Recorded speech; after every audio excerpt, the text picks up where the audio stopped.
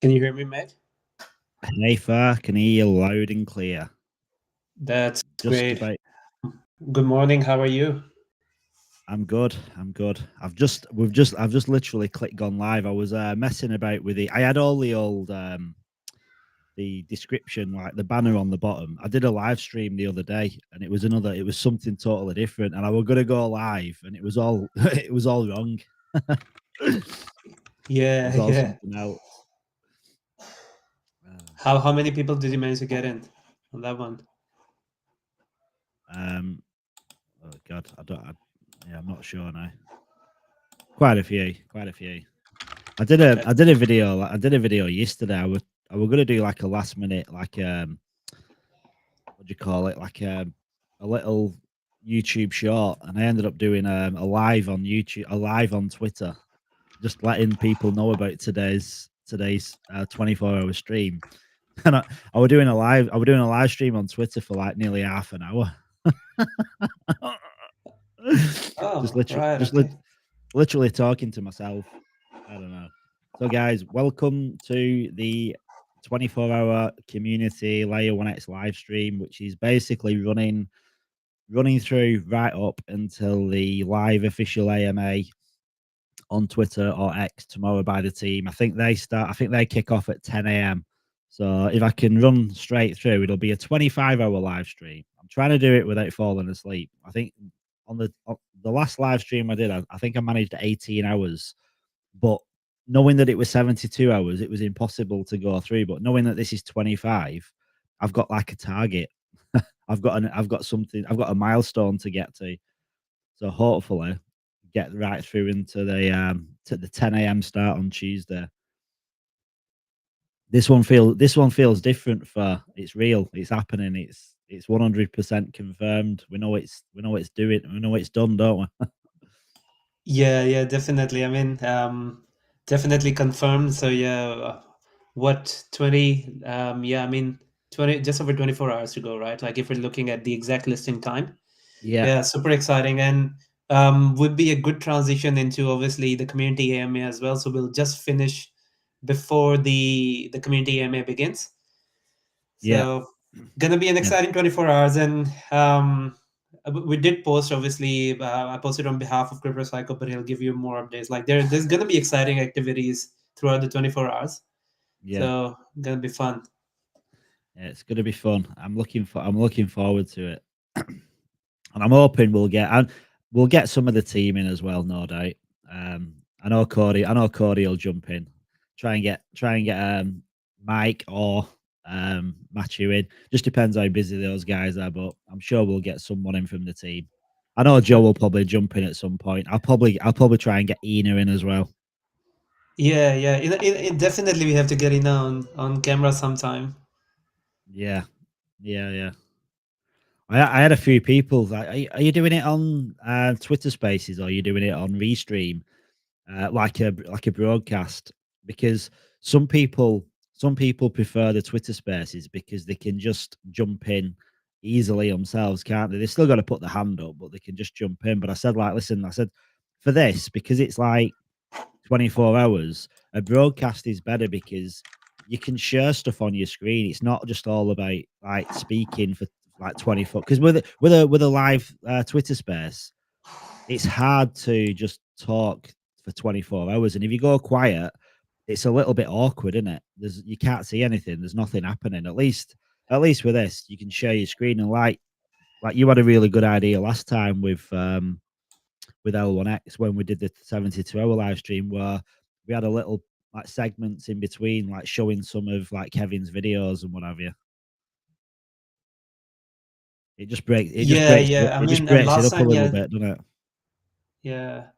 Yeah, last time I remember, like obviously as humans we need breaks too. So this one is, I think, yeah, more suited to that. Yeah, you can just play a video, go eat, munch on something, and then come back later.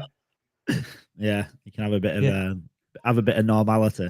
a flash yeah, a flash 20-minute cat nap if you need one. yeah, yeah, yeah. I'll turn on my camera in a sec as well. Just It's all good. It's all good. yeah, Have but you created an NFT for or anything, or have you tried to do a token on the token generator? No, no, haven't done one actually. Like been so busy with obviously helping the community out and everything. I still Yeah, need to generate my token. I've got a good idea on a token as well, and then yeah, we'll do some gens because I'm always doing image generations. Most of you already know, so I have some ideas, yeah, that I want to put out. Just haven't really got the time to jump into it. Like that's one of the, I guess, if you want to put a disadvantage of being a team member is like you you're helping people do the same thing, but you can't do it yourself. Sometimes you miss out. yeah. Well, it's like me. It's like I mean, I'm not even. I'm different because I'm like, I'm like a hybrid. Like you've got the genuine core team, and like yourself and like your moderators and your team that are like employed, if you will, like on the team, and then you've got me that's like community member and like doing this, but I still don't have time to do a lot of the stuff that I want to do because I'm always trying to do content. But when I want to do stuff for myself, it kind of plays second fiddle because I don't have time. Yeah, yeah, definitely. You might hear some of my kids in the background, so it would be good fun to hear their voices sometimes as well. Yeah, but just a heads up, just in case you hear screaming or children voices. It's keeping it real, isn't it? Oh, it's all yeah. Home. It's very much like a home environment, right? Like very casual stream, just like Yeah, last time. yeah. Yeah. That's good though. Like because that's the thing, is it? With like this space, I mean, 99% of people work from home, don't they? Or they take part. They like Web3 is something that just fits in with daily life. It's not like a full time job for most people. It's just something that fits in when they get time. And even a lot of projects. I mean, L1X is different because it's got like a business kind of layout. It's got that corporate kind of background to it because it's really big. But like a lot of projects, they still kind of run from home, aren't they? They just fit in with people's day jobs and what have you. Yeah, yeah, you're right. Like it's how do you put it in words? But I think to say it specifically, you could say like it's a remote first kind of work environment. So you always remote, no matter what position. Like even you see Kevin is sitting at home too, right? Yeah, Most of the time when he's doing the stream. So that's basically how it is. And a lot of people who aren't in Web3 don't get it. Because I mean, people did it during the COVID period, but blockchain has always been like that. And I yeah, think it kind of led the way. It was kind of led the way with how people, telling people how you can effectively work from home. yeah, Because you have these projects, there's so much going on, even with like projects like meme coins, there's so much going behind the scenes that people don't really get. But yeah, it all comes together. Like people are working together. Sometimes they haven't even met, and they're still sitting together, on computer screens, and they just make magic happen. yeah. Yeah. Yeah, I mean, I think the difference is with blockchain and like when COVID happened, I think like with people that were working from home, like I think they realised it's not about like I was like sat behind a screen or in an office. It's about results, and that's how things should be measured, isn't it? As long as the results are being done, like being achieved, that's the goal. If you're doing what you're employed to do, or like your project, you've got all these tasks you've got to do. As long as you get through them, that's all that matters. Yeah, you've nailed it. Yeah, it's a very outcomes based job. So it doesn't sometimes, yeah, I guess you can end up working long hours, like especially around launches and stuff, which we're most of us are finding too now. But I mean, but at the other times, like it's very flexible too. Like um, me in my personal situation, like with kids and stuff, I think I prefer it, and I Yeah, wouldn't want to move to another industry, even I've had a chance, because I'm done with not spending time with my kids. Like didn't get to see my firstborn grow up, and they grow up so fast too. So it's one of those things, yeah, I really enjoy about blockchain. There's obviously pros and cons to each and everything. Sometimes you may feel isolated a bit too much, but there are ways to manage it, and we've learned it over time. It's a learning process. you get used to going to the office, or going to your workplace, and then you have to figure out, what you have to do working remotely. And if you haven't done it from the very beginning, it can feel a big change, can take a mental toll sometimes as well. Like first, just being example in COVID, with COVID, like I was still working in Web 2 when COVID hit. I was still doing crypto, but it was more part time.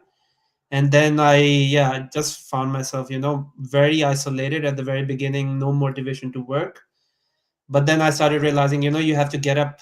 I just forced myself to get up every morning at 9, before 9, take a shower, just get dressed properly, and then sit. That kind of get me in the mood to work at least. So yeah, I mean, the whole point of saying that is like, just, yeah, there are ways you can manage isolation too. Yeah, And then obviously you get more time to go out. You can always, during breaks, you just get out of the house, just take a walk around the block or something, which you can't do with work, obviously. So I do enjoy it. I can go make tea, my favorite tea, anytime. Just the coffee, just the way I like it. How many times I want to drink it, I also end up finding like myself drinking too much tea. So I have to cut back on that too eventually. But I love tea too much. yeah, me too. Yeah, I drink way too well, to be honest, when I'm doing these live streams, I have to drink a lot of tea or coffee. I need the I need the caffeine. Oh yeah, we need caffeine. Yeah, I remember you having coffees last time. Yeah, how you? I believe you'd be ready for some more today as Yeah. well. I've already got my first dose. Yeah, nice, nice. My wife will look after me. She moans, but she's like, to be honest, because she knows I work for myself, so I don't get holiday pay or anything. Like literally, my my time, I get paid for my time. So like when I'm doing this, she said, when does Layer One X launch? I said on Tuesday. She said, well, why are you off work? She said, you need to go to work on Monday. She said, you should have Tuesday off. I said, well, I can't. I said, I've arranged this 24-hour live stream. She said, but you don't get paid for it. I'm like, well, I kind of do. It's like, I said, you're just not seeing it yet. I said, because what I'm doing is just contributing to growing L1X, but she don't want to hear all that. She just thinks I'm just talking nonsense. So You I just just coin felt, people, right? yeah, just coin people. So she's not interested. As soon as I start talking about like community, if I say community to my wife, it drives her up the wall. She hates that word. She said, all you ever say is community. uh,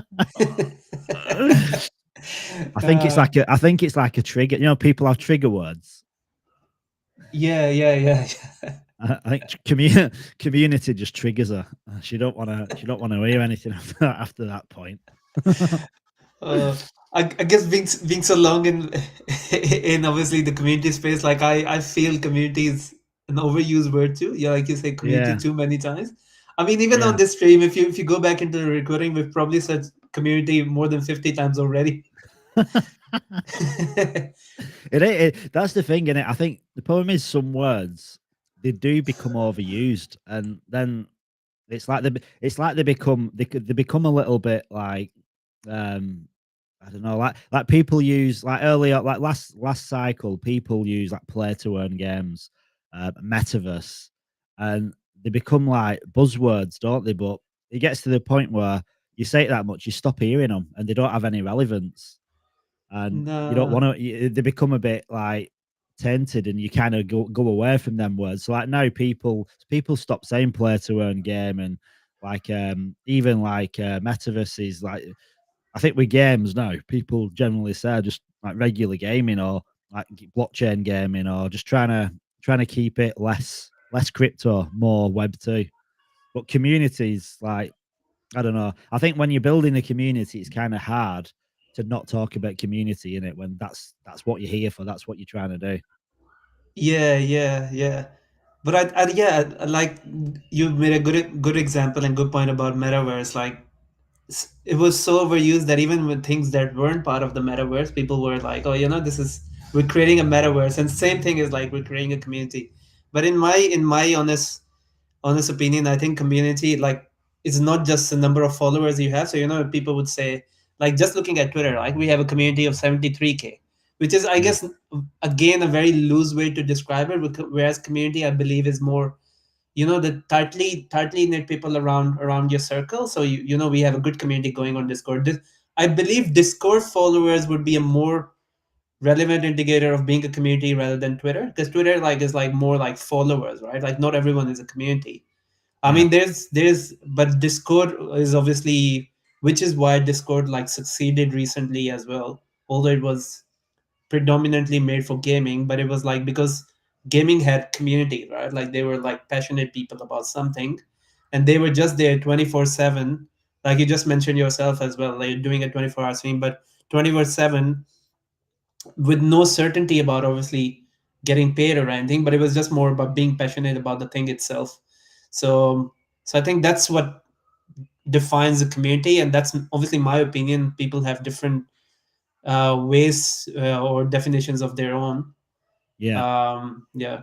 Yeah, I were doing the live stream I did. Well, I've never done one. Do you know this is I've done lives on Telegram, and obviously I've done these broadcasts on Twitter, but I've never actually done a live stream um on Twitter, like the video, because it's the first time yesterday I did it. So we're going to post a little I'm going to post a little like a YouTube short, and I thought, no, you know what, I can't be bothered. I'll just go live. So I went live, and this is it here. So, and I only plan on going live for like five. No, that's not it. 5 minutes or something. Not long at all. But I was on there for like 25 minutes, and I got talking about community, Yeah. and like I think I actually referenced like V from Discord, and I said, like, when you've got like a solid kind of community behind you, I said sometimes it's not all like sunshine and rainbows. Sometimes it's the complete Mm, opposite. And if you've got a Discord community, when you've got passionate people that believe in a project, sometimes you've got them like elations, them euphoric excitement feelings what people give off. But sometimes you've got the complete opposite, where people are pissed off with like delays and things going wrong. And but the thing is, if you've got someone in your community that's pissed off and they're angry and they're upset, that shows that they're a community member, because they give a shit. Because to love, you've got to hate, and to hate, you've got to love. So when you get mm. people really kicking off or really upset, that's good, because it shows you how powerful that community is, because they care. So yeah, so I said V. I said, V, you know who you are, but I said everyone knows who V is, and I said he's been here for so long, and I said, like, sometimes things affect people, and when you care about things, it bothers you. And it's a good example of, like, it's not always like happy, is it? That's like with families. There's good and there's bad, but you get through it together, don't you? Yeah, yeah, and it has a ripple effect as well. Obviously, if one member of the community is disturbed, you can feel it like ripple through the rest of the community. So yeah, agreed there. Yeah, Yeah. it's not all rainbows and sunshine, like you said, like, and delays Yeah. are obviously delays are, as we keep saying to members as well, like delays are not uncommon, especially with layer one solution, right? So Yeah. that's one thing we really need to like understand, I guess, as collectively, is that it's a layer one project. It's not a project on layer one. It's actually a layer one project. Yeah. So makes a huge difference. But yeah, I mean, we're getting there, right? Like we're Bitmart almost there. Yeah. Mexi, as they announced in the last AMA, is like close as well. Yeah. And while we're talking about obviously layer one too, people keep asking like, why is Mexi not launched yet? We've seen like meme coins go there quick enough, like just takes days for them to list. But it's because it's a layer one. They have, and it's a new piece of tech, something which has never been done before. Like integration has been a learning curve for the exchange too. So I mean, they're going through it, but like Mike and Matu assured as well, like we've learned our lessons too. So the future ones that would happen, the integrations would be a lot sooner. So we'll be able to help, and Yeah. definitely more listings are gonna come. Like it's inevitable. Bitmars is just the beginning. So Maxi is gonna follow soon. But yeah, I mean, LFG time.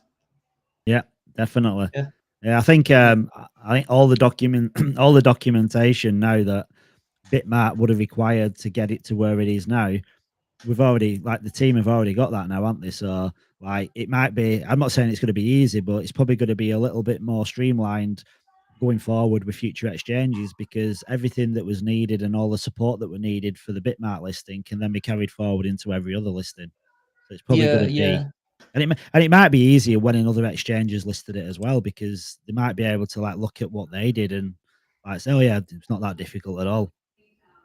Yeah, yeah. I mean, in terms of obviously base documentation and stuff that they require for you from someone, like we already have that, so that saves a lot of time too. And it's a lot of there's a lot of red tape with these exchanges too. Like I mentioned the word red tape, but that's exactly how it is. Like because they have a documentation process to follow. Sometimes it's for obviously for legal reasons, but have to go through that. And yeah, definitely going to be more streamlined on the tech side as well. So Yeah, yeah, I mean, can't wait to see what the future holds. And it's definitely going to be a near future too. So yeah, we don't need to wait too long, do we? That's the thing.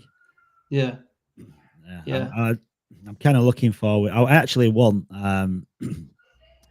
to be honest, all I want to do is look at it on like these charting sites. When you look on like CMC and you can see trading volume, and like you go on to like Dex Tools or Dex Screener, and you can just see a chart. You can see buys, you can see sells. I think when that happens, it just makes it real for everybody because up until being able to buy it, it doesn't feel real, does it? Because I think most people have been here for so long now.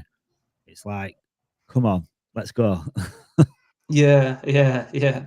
And we had a few people yesterday. There were new joins in the Discord server too, asking like where you can buy Almanex coins. So it was the right time too, because we were able to tell them, yeah, it's just tomorrow, right? So it's not, sorry, it's just in 48 hours.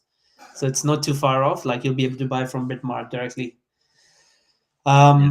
And just while we're talking about listing too, obviously a lot of people may not know the exact time, but it's going to be 1 p.m. UTC, right? So it's 1 p.m. UTC on 7th of May. So that translates to, correct me if I'm wrong, Crypto Psycho, but that'd be 9 p.m. AWST and 11 p.m. AEST. We have so many time zones. Sorry for the confusion Yeah. there, but It's yeah, funny. It's funny. It's launching tomorrow, but for you, it's only just launching tomorrow. It's almost Wednesday, isn't it?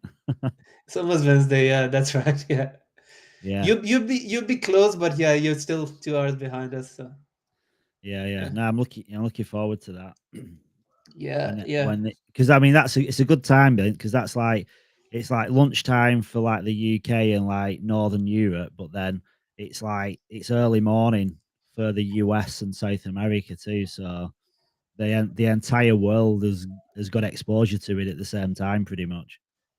yeah, yeah, 100%. Um, And I would say if someone is keen on trading, they should make their accounts in advance. Because sometimes you're obviously with verification and stuff, your accounts can take time to activate. So if you haven't done that, go make an account on Bitmart already. Do Do you know what? that. Do you know what? I've not even created a Bitmart account. That's that's ridiculous. I've not even created one. I've not even given it a thought. It's only now you're saying it. I thought, damn, I've not got a Bitmart account. It Yeah, probably would be a good idea to get one, wouldn't it? yeah, yeah, 100%. And and good idea to do it like now than later because, like I mentioned, could take some time for it to be approved for Yeah, trading. So yeah. Oh, also, if anyone wants to jump in the actual conversation, I've actually put it. I've put a link in the tweet on my page. So where am I? I just put it in the comment section. So if anyone wants to jump in, it's easy. It's easy for anyone to jump in and like, have a chat rather than put it in the Discord. I thought I'll just put it in here because you still need to kind of click the link and then jump up and see if you can get on anyhow. So yeah, to be yeah, honest, it's not that much different than like if you're used to Twitter Spaces, like you'll jump in a space, you'll be listening to it right now, and then you'll join it, and you'll literally put your hand up if you want to speak. And now in this, obviously, this isn't a Twitter space, it's a broadcast. But if you go to like my account now, and I've got it pinned at the top, if you click on the message and then you go into, you'll see the comments. And then if you click this link here, if you just click here, this restream, that'll actually take you into the broadcast itself, and then you can request to jump up, and you don't need to be on camera. Like if you prefer to stay like anonymous and just go on like audio, as in a Twitter space, you can do. So it's basically no different. And we can have, I think, on Restream, you can have like up to 10 people, which is very similar to Twitter Spaces. The only benefit really to this is I'm sharing this on like 5 different social platforms, and it's got some visuals to it as well, so it can make it a little bit more engaging. Like if we want to share anything too. So I just thought I'd put that out there. Hey Joe, Joe is in the house. Yo, yo. Yo. Good to have you here, Joe. Are you excited? I'm always excited. I'm excitable. Joe was born excited. Absolutely. Joe, so fun fact, a lot of people don't know this about Joe. Joe was actually born with a beard. It's, I don't know what to tell you. It's just what I've got. Just come out like that with a beard. Just like nothing on the head, just the beard beard. first, would you believe? Beard first. It's all about the beard. Now, not financial advice, but there's a beard coming to L1X very, very soon. You might even say it's already there. It's already here. There. The beard is already here. It's just waiting. It's lurking. First meme coin, I believe, something like that. Yeah, the first cross-chain meme. Have you got any scoops on that beard token, Joe? Oh, scoops! I've seen. Joe, have you got any? Have you got any alpha? I love a bit of alpha. Everybody loves a bit of alpha. No, I've seen that there's some a bit of minting happening in the background for that. So, yeah, a lot of I think a lot of good things coming from that. Just as a community token, I suppose you would call it, very community centric. But the guys there I know have really taken it and run with it, as opposed to it just being we've created a shit coin per se. It's going to have some real utility, and they've really got some stuff they're building there. So taking the community idea, keeping the community vibe, but also giving it some level of legitimacy too, which I think is part of the fun. Yeah, I think that's what makes it different as well, because it's being created by like early L1X members, and there's already this kind of trust and camaraderie between everybody, that people have got the trust in the meme coin because they know the people behind it, which you can't say for most meme coins. You've not got a clue who's behind anything, have you? So this puts it on a different kind of pedestal straight away. Yeah, but that's it. I think you look at all other meme coins, and I think you just need to venture into the Solana ecosystem briefly to see that sure, there are some that survive and some that are there to, I suppose, have some form of long-standing, whatever you'd like to call it. But most of them are pretty pumpy-dumpy style. Yeah, and I've experienced nowhere near as many as some people have, but I reckon I've probably been in only about 20 actually Solana projects, and I'd say there's probably about 17 of them have gone. Oh yeah. And I think that's the thing with crypto too, right? There's plenty of legitimate projects as well that aren't memes that I think earlier cycles. Now we're coming into a section of cycle of crypto where I think that people are becoming more legitimized about the reality of what it takes for a project to survive long term.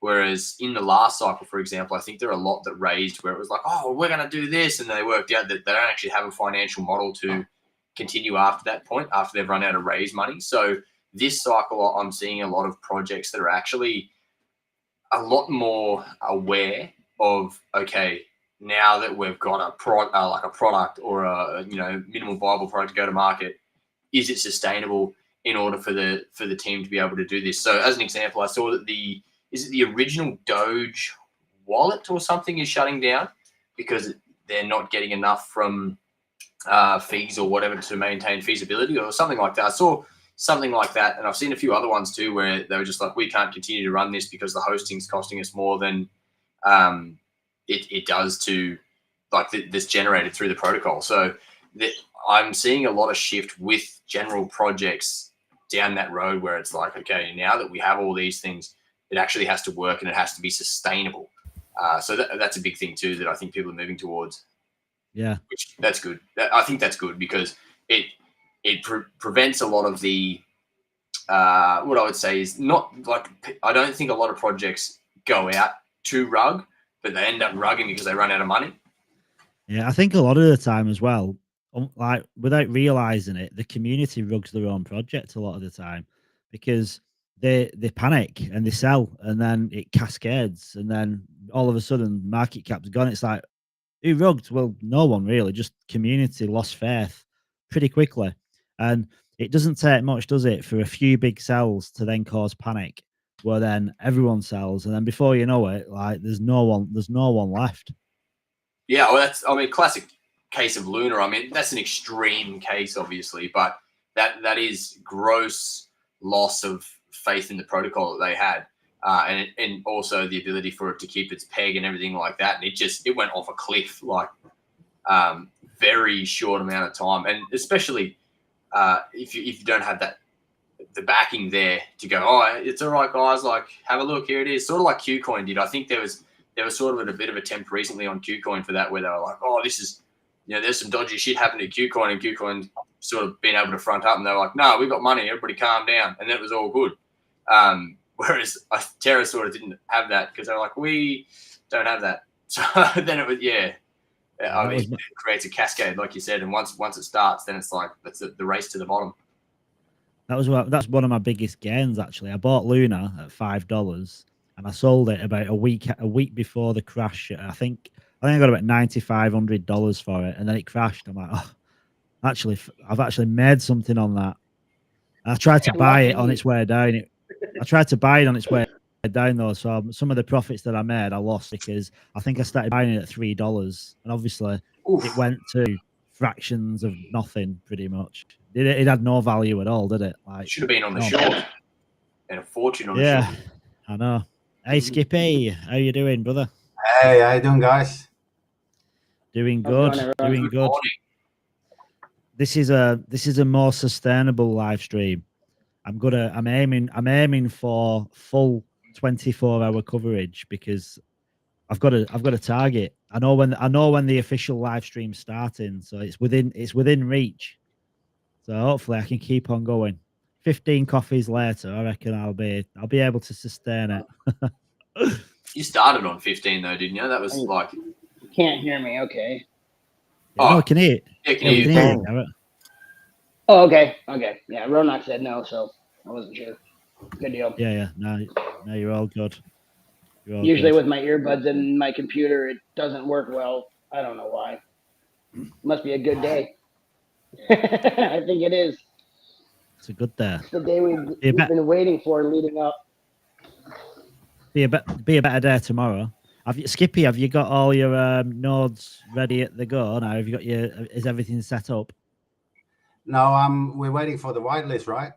Right, Joe? Yeah, no, but you got your computers and everything ready. So we had a big conversation about that whitelist, obviously, because it's it's a first come first serve type thing, which how do you make anything fair, right? How do you make anything fair? But then we had this big conversation about it as the team. We were like, well, what if those first come first serve people aren't ready? Like, it's not fair to have people that are ready then waiting, and then if you just keep bumping down the list, how long do you give them to, like, let's say you open it up to 80 and all 80 of them were like, no, we're no good. And then so you go to the next 80 in line and they're no good as well. How long do you keep giving them? Is it 10 days, 10 days, 10 days before you're like, wow, we're out at like 2037 and poor Skippy's still waiting here to get to his that can't work like that. Two things, mate. I mean, one is, my situation, so I don't have to explain it, but in which is a couple of other people that had the same issues. They were waiting for their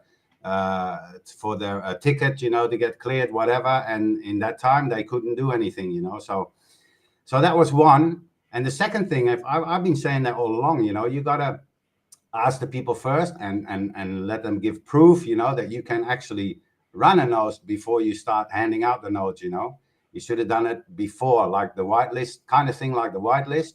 If we would have done that before, it would have saved a lot of hassle. But anyway, you know, I'm happy to get out here. As soon as it gets out, I'll fill it in, and let's see if we can get it running. Yeah, we went through a bit of a process to get to that. And like I said, a good discussion with the team about, okay, how can we make it so that, because at the end of the day, what is the goal? The goal is to have as many nodes online to create security for the network, to create ease of transactions, all that sort of stuff. And yeah, in order to do that, we need to have people that are actually able, ready to do so. So having that whitelist really helps to accelerate that process, I think, because inevitably there will be some from the first come, first serve that go, yeah, that's perfect, that's me. But I think too that there is a good majority of people that are sort of like, I'm ready, but I'm in September. Like I'd even put myself in that boat where I'm like, I think mine's July or something like that for my wallet. But I work here, so you know, it's just how the game goes with first come, first serve. And we've put in place now an ability to get the guys that have the, you know, everything there ready to go to be able to slot straight in as soon as possible as well. And that'll just keep extrapolating out until we're all online. So is it the best solution from the get-go? Like, and this is what I say about a lot of things with anything blockchain, right? If you were to take everything we've learned in the last several years of running this, you know, even from any standpoint, from tech, from community, from whatever, and you go back to the very start, or you zoom yourself out and you go, what are all the bits and pieces we do differently? Would we do everything the same? Absolutely not. Like, you would change lots of stuff, but at the same time as well, it's how I express to people. It's like climbing a mountain. You go, okay, it's exactly 5 kilometers from this point as the bird flies to the peak, but as you're going, you don't know that you're going to come across cliff faces and things. You got to circumnavigate around. You've got to, you know, backtrack. You've got to, like, you get to a certain point and you go, that's not going to work. This approach isn't going to work and we need to adjust. But the problem is, I think when you give a time frame, you go, well, 5Ks to the top of the mountain. If we're walking at 5Ks an hour, that takes an hour. But it doesn't take into account that you have to go around or come back or do any of those things. So exactly, I think, because we already did that, you know, because the first time, you know, probably a lot of people that were already vested. I had already 2 full nodes when it was 50K, you know, 50K coins. So they'd already done that. And then, you know, we need to run back down the mountain and do it all over again, you know, and then not everyone has the time to sit 24/7 behind the computer. You know, I work also 12-hour shifts, you know, so you got to be a bit lucky. I was good on the first run. The second run, I had some issues and I was late to the party. But yeah, it's like you said, you know, you went up the mountain, but then you roll down again and you have to start over again. And then all of a sudden, I'm the one that set everything up, bought everything, said everything. I was excited, you know, I put it in the chat and everything. And then I come to see August, like the last one, you know. How is that possible? I mean, that's crazy. Yeah, and that's it. So we've got that workaround now, I think, where it allows people like yourself that are ready to be able to push themselves into a better queue. Hindsight's 2020, isn't it? You can always look back and think, oh, you'd have done things different. But I do think, like, what they're doing now, like the first 80 people, like the group of 80 people, there's going to be lots of people what aren't even interested in getting a node. They just wanted one, but they didn't even want to host one. And like you've said, a lot of people, they're going to be ready, but when it comes down to it, they're not going to be ready. They won't act. They'll just delay. They've got the node. They don't care really. They're not too bothered. So I think doing this, it's going to be good because you're going to get people that might not be ready on the list until September, October time, but potentially they might be able to be one of the first to get into the party and start hosting because they're proactive. They're getting out there. They wanna do it. They want to start earning them extra L1X as soon as possible. Yeah, I don't know, mate. I mean, I see a lot of people that do actually want to run a node, but there is a lot of people, maybe 70-80%, that is waiting, that don't know anything and haven't really dived into it. They're just thinking, okay, I'm going to do a VPS, you know, I'm going to run it on a third party, but I'm going to wait until I get the instructions, you know, and they're all waiting for those instructions. They're not like ready to run a host yet. They don't even know how everything works. I mean, I don't know exactly how everything works, but I mean, I set my stuff up for my home because my internet, everything is good here, you know. But a lot of people Yeah, wanted to host on a third party, and they're just waiting for some instructions on how to go about that.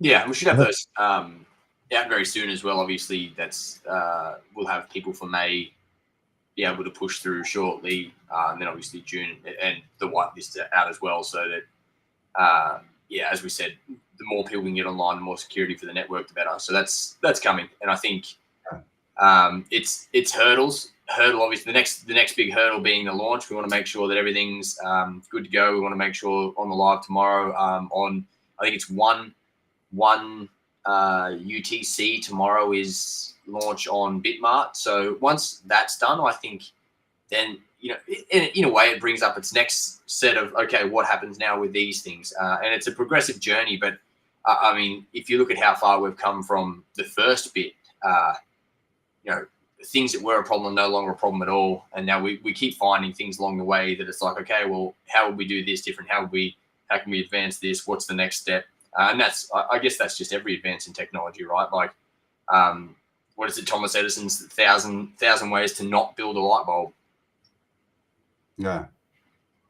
Yeah, I think as well, most people don't ever go through this kind of scenario either. Like most people, like if they get into a private sale, it's a private sale of a meme coin. Well, literally, you're just flicking a switch pretty much. There's not a lot of stuff going on behind the scenes. Not many people get opportunity to get in a private sale of something of this magnitude, and it's not something we're used to. Most people, generally, you get told about something. Yeah, you just go on Pancake Swap or Uniswap and buy it. There isn't any of this beforehand where you're going through all what we've been going through, because it's not the same. It's something way bigger. And then even the listings getting onto like Bitmart and that's obviously proved more timely, because obviously it's got its own virtual machine. It's not as straightforward as what the exchanges thought it was going to be. And maybe that's partly as well because the team is new to this as well, doing what they're doing, and like knowing how much time is going to come into doing listings. It's just one of them, innit, where you can't foresee everything that's going to happen. I think is just to jump in on that as an opinion piece, right? If you've never invested in a pre-sale, a seed, or private, or anything like that before, where you're actually funding the project, like normally people at a level of a community standard retail come late to the party. They get it at the exchange, they get it on launch day. Maybe they can get in on a launch pad at the round before launch, right? But very rarely does any community member get the opportunity to be in the private sale where, you know, you're one of the first to the party. And I think that's one of the big things that maybe a lot of community members don't understand too, is that when you're in that, the expectation is that there are going to be a lot of changes along the way, because that's what you sign up for. That's why you get the better pricing. That's why you're there. Like, so I've been a part of a VC fund before, and there are projects, and I think out of 500,000 invested in this fund, there were projects, I think, out of 10, for example, 5 are completely dead and didn't even launch. They didn't even get off the ground. There are other ones that are getting off the ground 3 or 4 years later than when they were originally earmarked to get off the ground.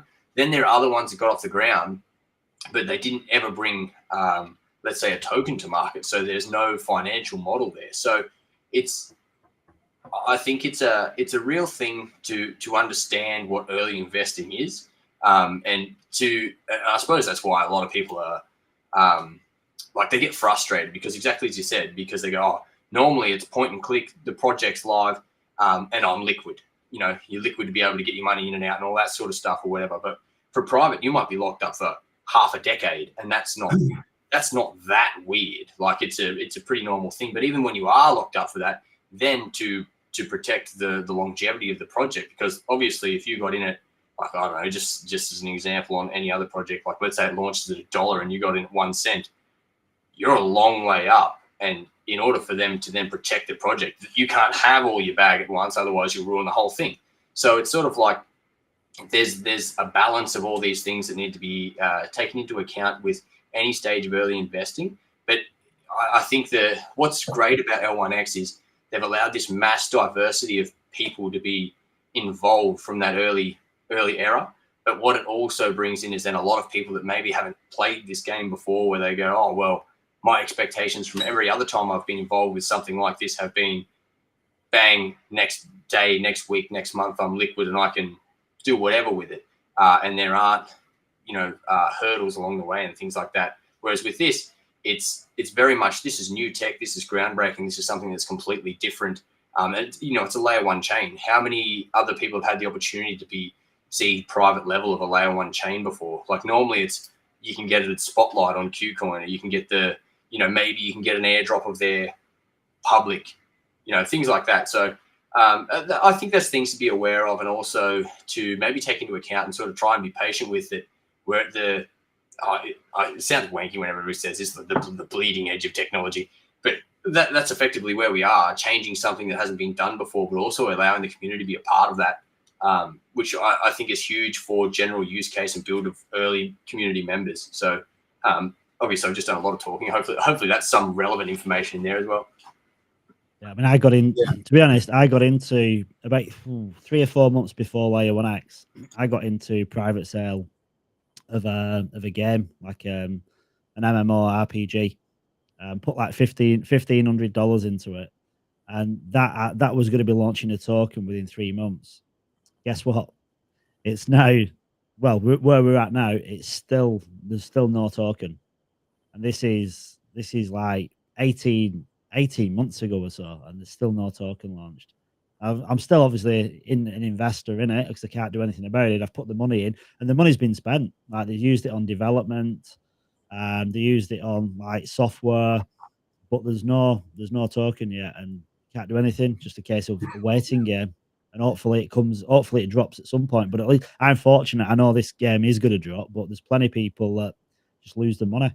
That's why VCs now are so reluctant to buy in. It was because when we were trying to raise for this game, so I ended up being on the team and trying to raise for the game, and we had all these meetings with VCs, and they said, like, if you'd have come like a year or two, like the last bull run, you'd have got the money in an heartbeat, because they were just throwing it out because they'd made all the money. But like now they put all the money in that many projects that have died. Now it's much harder to get VC funding. They want to see a lot more. They want to see like a MVP where they can have like a playable demo of a game or something. And like it's a lot harder now to get the funding in the first place. Yeah, I listen to Joe. He's right. When you go into big projects, they sometimes wait for years until they really, until they launch. So but these are big money guys, so they don't care. They throw in 100 million and they just wait. And then they have a long vesting, like you said, that's all right. They get a very cheap price. I mean, they'll get rewarded in the end. Yeah. But the difference with this one is with the Layer 1X is that it was very complicated, mate. This ride was very complicated. I mean, when we started getting the wallet and we needed to go to V2 and we got the app, and everything, we needed to do a lot of stuff, which those guys don't have to do. I know they wait many years, but they don't have to do anything, They'll just get their airdrop, after 2 or 3 years, whatever. We needed to change a lot. It was very complicated, actually. And I'm still laughing, at how we started. We're gonna make it this easy so that grandma can do it. Grandma's out the window, mate. I mean, a long time ago. It's very complicated. Well, you're telling me your grandma can't do this, Skipper? My grandma is not alive anymore, but my mum, she's 80, I think, and she probably could because she's very smart. But I mean, most people, even me, sometimes I was like confused. I mean, I'm a smart guy with computers and stuff like that, but sometimes it was pretty hard. Also setting up for the nodes, I had to go to Linux. I've never been on Linux, and then that Docker program, that was a disaster trying to set that up. But yeah, I think it's pretty complicated. Yeah, I think that the thing is with the V2 though, the V2 was like an after that. The V2 wasn't obviously on the original roadmap, was it? The V2 is basically as a result of this POX phase, so it's been brought in. It's been brought in later. I think that's originally I don't think V2 would have been a thing, would it? It's just because some things have changed as well. Yeah, like we said, it's up and down the mountain type thing. Like, why did we build extra whatever? Is because it was necessary. But I suppose like, because I've some mates that are completely crypto oblivious, but they obviously grab some L1X, and because of who they are as people, they haven't done a single thing yet. Like I have trouble getting them to sanitize. I'm like, I know the guys personally, but the thing is, for them, if they haven't actually engaged since they invested in the private, for example, the steps for them aren't that drastic. Like, because they've sort of skipped this middle part where we also went in and come back out, went in, come back out. So in a way, if you just invested and left it, you're kind of far better off. Because you can just come back in and just go, oh, it's all good now, click. Yeah, the guys that have not participated in the community at all. It's like, It's a bit of a remember when we had to change our wallet because it wasn't updating automatically. Oh, so we had, and normally you'd go, with the seed phrase, but this time you had to go with the private key. Private key. So, and that was a disaster, mate. And I have friends the same like you, Joe. I mean, they are, one of them, he can't even turn a computer on, mate. So for him, I have his, his logins, everything. So I needed to do everything for him. And then I have another couple of friends who I need to call. We're on a WhatsApp video, whatever, and I needed to walk him through every time. And he's like, "Oh, fuck this, it's not working, and I'm giving up." I said, "Slow down, we do one by one like that, But every time something changed, I needed to help them. It was not one person, mate. It was. That's like I said. It's very complicated this time.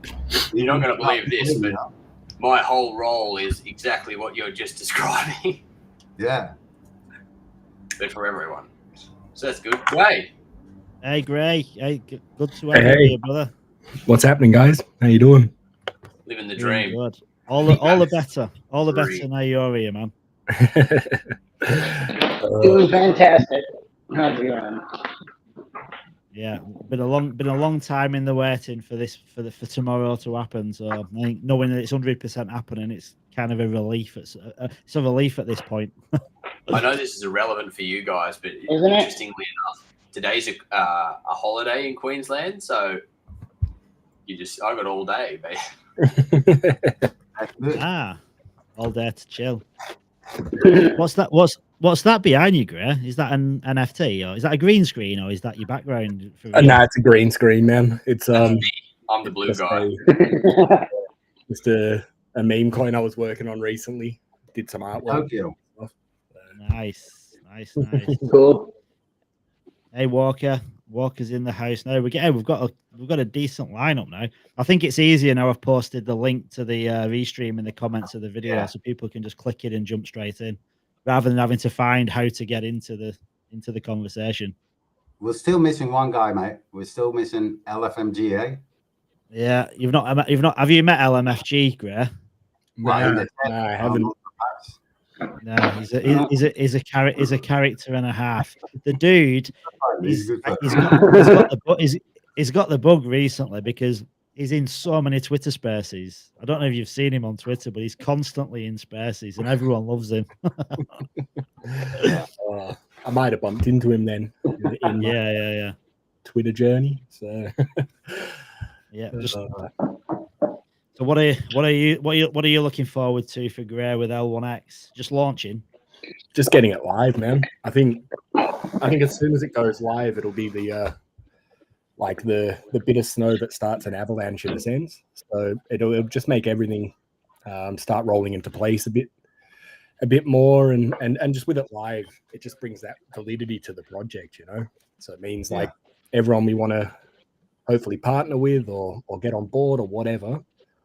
They can see a legitimate project, they can actually see it playing live. Makes a world of difference, man. So I'm just pumped for it to get live, be accessible to people, be able to get my family and friends to invest, and just get it rolling, It's gonna be a big few months, man. That's for sure. I mean, we waited a long time, right? It was August last year that we've been waiting. I mean, some people seem to think, have a little patience, whatever, but we've been waiting a long time, especially the guys that are here from the beginning. I mean, we went through a lot, and I feel it's great. I just wanted to launch too. I think it will settle down, once it's launched, everything can settle down. And projects can actually launch, you can actually show people, look here. Yeah. exactly right. It'll make a world of difference, man.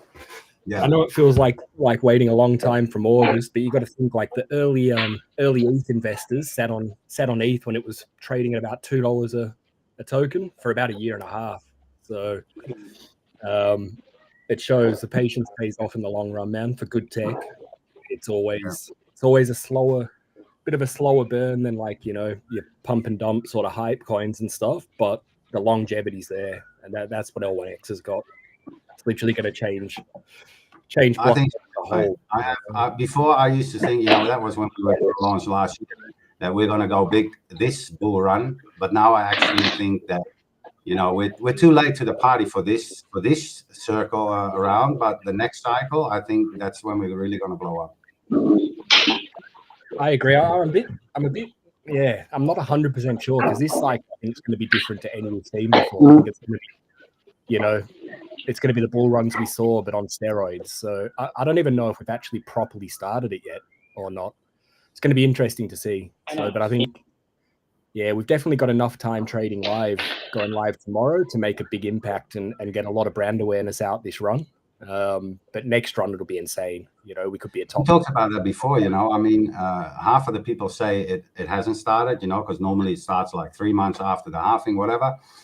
But the other half say it's already started because it made all-time high before the halving, you know. So it's very hard to say what's going to do. I have people, YouTubers, and not talking small YouTubers, but big YouTubers, say that the height is going to be in November this year. I don't believe that, but you know, you have people saying that. It's this time around. It's very hard.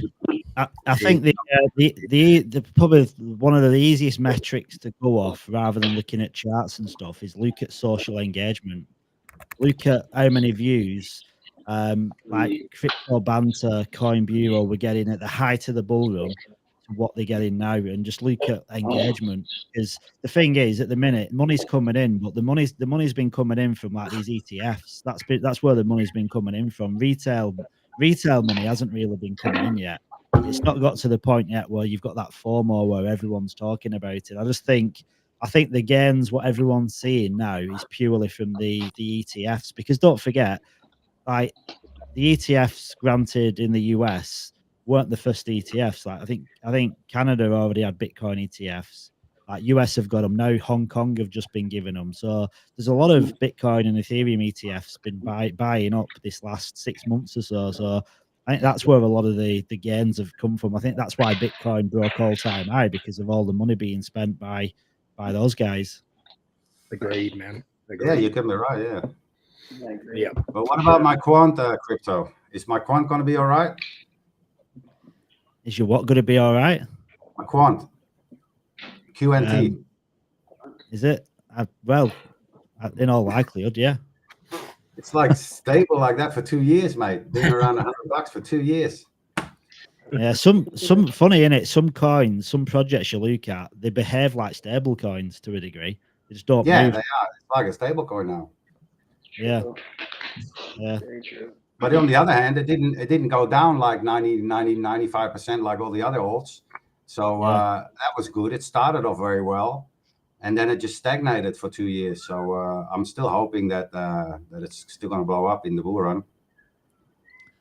Yeah, I think a lot of things are going to move in this bull run. Like, I mean, the thing is, when you look at previous cycles and the amount of people that was into crypto, this time round, in comparison, I suspect it's going to be like there's going to be no comparison.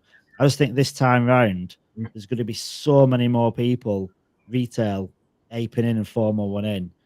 I just think when it does go parabolic, it's going to go at such a it's going to make the last cycles look like nothing. And it's a scary prospect, because if you'd have been involved in the cycle that we've just had and you'd have got into something in, like, I don't know, if you were buying in 2018, 2019, and you'd have benefited from what went parabolic in like 2021, I think this time around it's going to be so much bigger.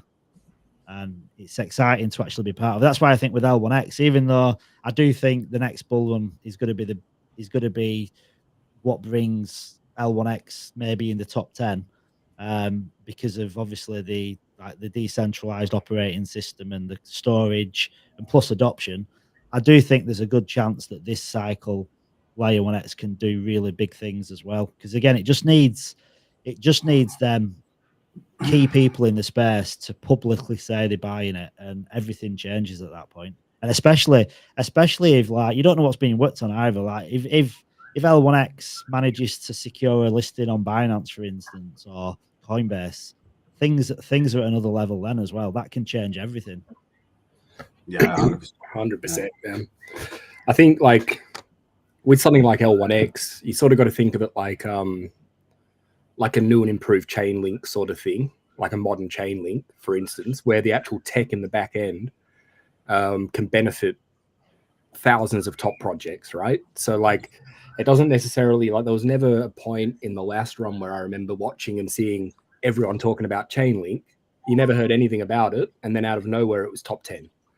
And I think L1X will do similar in the sense of as soon as the token's out there and we're getting some brand awareness and stuff, then projects can see and really do a deep dive into what it can bring for them. Then these projects get involved, and that's when it locks up all that liquidity, right? So like as soon as the L1X is locked up in its own ecosystem, that's when it can really fly. So I think this run definitely, like I'm not thinking, but I think this run's going to go for a lot longer than the last ones. But I think we'll be, yeah, definitely a top project, man. As long as we get other projects and everything lined up quickly and utilizing the tech, there's no reason we can't be like a top 20 coin this run, you know, with the tech. Oh, great. You say you think it's going to run longer than normally it would end like the end of 2025, you know, October, November, December, somewhere around there. Yeah. And you think it's going to run well into 26, right? Yep. I'm thinking mid-year 2026 probably. And I think that the floor is going to be totally different than anything we've seen. You know, there's not going to be the same percentage of drop across the board that we've seen before, just because now we've got, you know, BlackRock and some real big players as well as nations backing it. You know, like nations are putting Bitcoin in their federal reserves at the moment. So once you start locking up vast amounts of Bitcoin in like the United Arab Emirates Treasury, the US Treasury, the Chinese Treasury, then you've got a floor that just can't move like it used to, right? So it's... I agree on Bitcoin. I agree 100%. Yeah. And if Bitcoin stabilizes more, then the whole market stabilizes more. You know, so that's what I'm thinking, but I'm just going off. I partially agree. I agree with Bitcoin. You're right. You know, all the points you're making is spot on. But I still think the altcoins are going to go down 90%, 95% again in 2026. But let's see. I mean, I hope you're right. Yeah, me too. Fingers crossed. If not, I'll try and find the top there and then buy back in at the bottom. But never been very good at that. So yeah, exactly. That's always hard. But like Crypto said, you know, I mean, that's what I like about the host, you know, because we don't know if it's going to run this cycle, like really run like to $100, you know. It should be easy for a layer one with our technology to go to $100 plus. I mean, like Solano, you know, and Avalanche and whatever you call all of them, they all do 100 billion and no problems. But I think maybe the next run. But even if it does or doesn't, that's why the nodes is so important, you know, because with the nodes, you can keep those rewards and stack them up, so that even if it doesn't run this cycle, you'll be sitting very pretty in the next cycle, you know. Exactly. If you save your coins, I mean, you don't want to sell them for a couple of bucks, you know. You want to keep them. Exactly right. Yeah. Yeah. I think like the big difference with like L1X compared to every other major protocol that's launched. I don't know of any other protocol that's launched that hasn't had any VC backing, and it's the VC backing that gives it that accelerant. It's like putting frigging paraffin on a fire. You've got VC backing. They've got their own influencers on board. Their own influencers have already invested. They've already got the catalyst because they are the catalyst. Whereas with L1X, it's us small guys which are the catalyst. And unfortunately, with the 6,000 follower count being a YouTuber for myself, my catalyst isn't that much at all. So it's impossible for us to replicate what crypto banter can do. or any of those guys. It's not possible, is it? And but then if Layer 1X went down that route, none of us would be here because we wouldn't have bought in at private sale. Exactly. We'd have just been buying in at launch. Yeah, maybe. I mean, I also bought. I bought actually a dollar amount. I spent more in the public sale than I did in the private sale. Yeah, Yeah, me too. Morning. It is what it is. I think. Oh, Garrett, I can hardly hear. Morning. Morning, Crypto Walker. How are you doing, brother? Can't hear me. Hey, team. What's up? Yeah, now I can hear you now. You just gone quiet. I'll turn my mic up. Is that better? Yeah, that's better. That's better. Okay. Cool. You get your token, Walker. No, it's still saying failed. What's the Mark keeps have they having the fixed trouble it? too.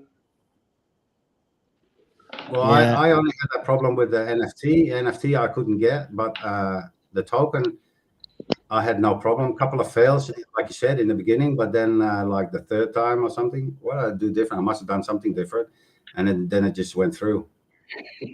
Oh yeah, that's right. You get like on the page itself, you know, where you mint, Yeah. but you have to do it on the pop-up from the wallet. When you do it like that, it goes through. Pop up on the wallet. Yeah. You press submit. Yeah, because there's a mint button on the app itself too, and then it just fails most of the time. But if you do the mint, not that you verify, you know, you have to do that too, but also the mint part in the wallet itself, in the small pop-up, it will work. Yeah, I couldn't get it. I couldn't get it to work. It was just basically. If you can't get it to work, just vote for Skippy, you know.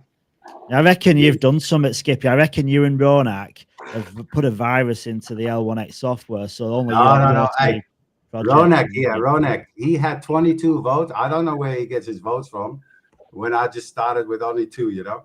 So I don't know. I'm gonna call him Mr. Bot because how can you get 22 votes like that? He's got some OG friends. He's got some good friends in the L1X community. he DM'd me too. He said, you know, vote for my token. I said, what the fuck? So I looked at my token.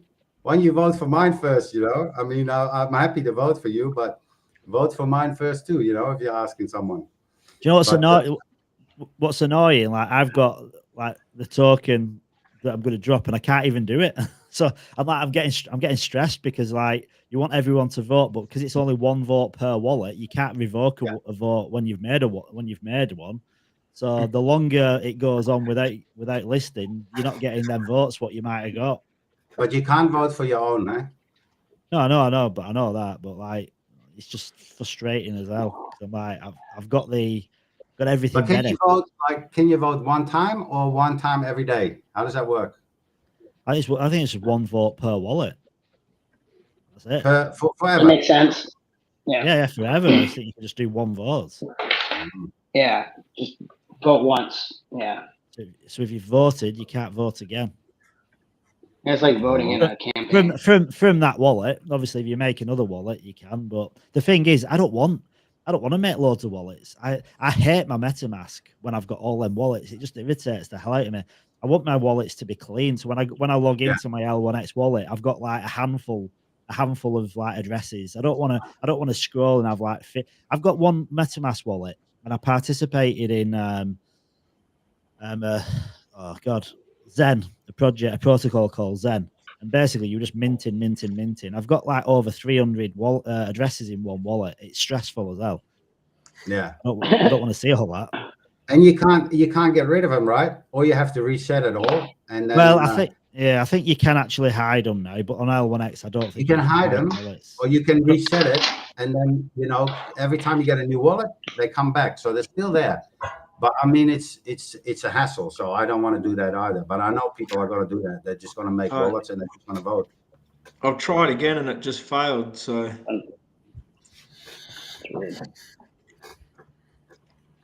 What do you do? What do you do? How do we go to try again? Try. Let's see. Airdrop. Try again. Create your token. How do I get to the tokens? Yeah, here I see the tokens. Yeah, you know. I can't even do it when I'm doing this live stream because I'll end up doing something I shouldn't do. I'll reveal. Why is no one I'll voting? reveal No something shit, I right? don't want to reveal. Hey, Yeah, or you'll disconnect and lose the stream or something. Yeah. Garrett, What's up? go up and vote for me, mate. I still have only 5 votes. Good for you. I'm kind Yeah. of biased. I'm sorry. Who do you I want gotta to vote for then? Crypto Psycho. I'm sorry. Oh, you don't have to. You don't He have He to. got me into L1X. He brought He me hasn't into even got one. L1X. So I get biased. Do you know what? I want to reveal what it is that it is, but until can't make it real until it's an official token on L1X, because if I dropped it in here, Gray had also killed me. But it's not Yeah, even dude. Someone had just said, "Oh, thanks for that JPEG and the idea," and they'll say, "Oh yeah, I can mint." Oh, thank you. Oh, if you say it, the universe will make it so somewhere else, so you can't say it. It'll pop up on Yeah. Solana 20 minutes later. Yeah, that'd be good. I'm excited for like meme coins to go live on L1X, to be honest, because like it's something that'll take L1X, because if you think about it, right, you've got all these like major projects launching. Like you've got like Red Curry, which are coming on board. You've got Eldaroon, which are like doing the game, like the game studio coming on board.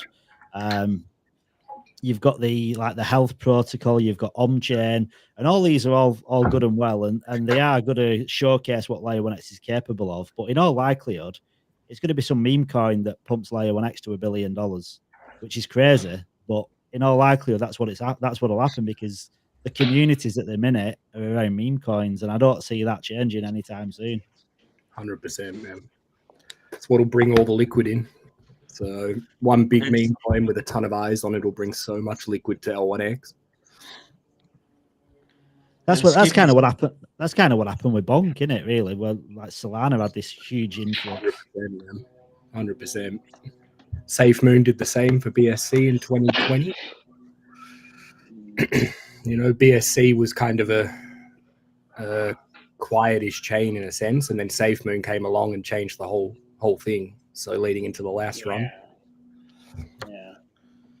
Bonk, this could be the narrative. SafeMoon for BSC, Bonk for Solana. Yep. I can't say what it is for L1X, but something for L1X And as well. the unnamed meme coin to make L1X the leading blockchain. Well, yeah. The crazy thing is, because Layer 1X is launching now, and obviously meme coins are going to be launching within a month or so. Like, if Layer 1X does well, it's going to push every project that's already launched on Layer 1X. But then if the meme coin or any project on Layer 1X does well, that's obviously pushing Layer 1X. So the two, any project and the blockchain, because it's so early and no one's kind of knowing about Layer 1X yet, as soon as one of them does well, it doesn't matter which one, it's going to push the other one.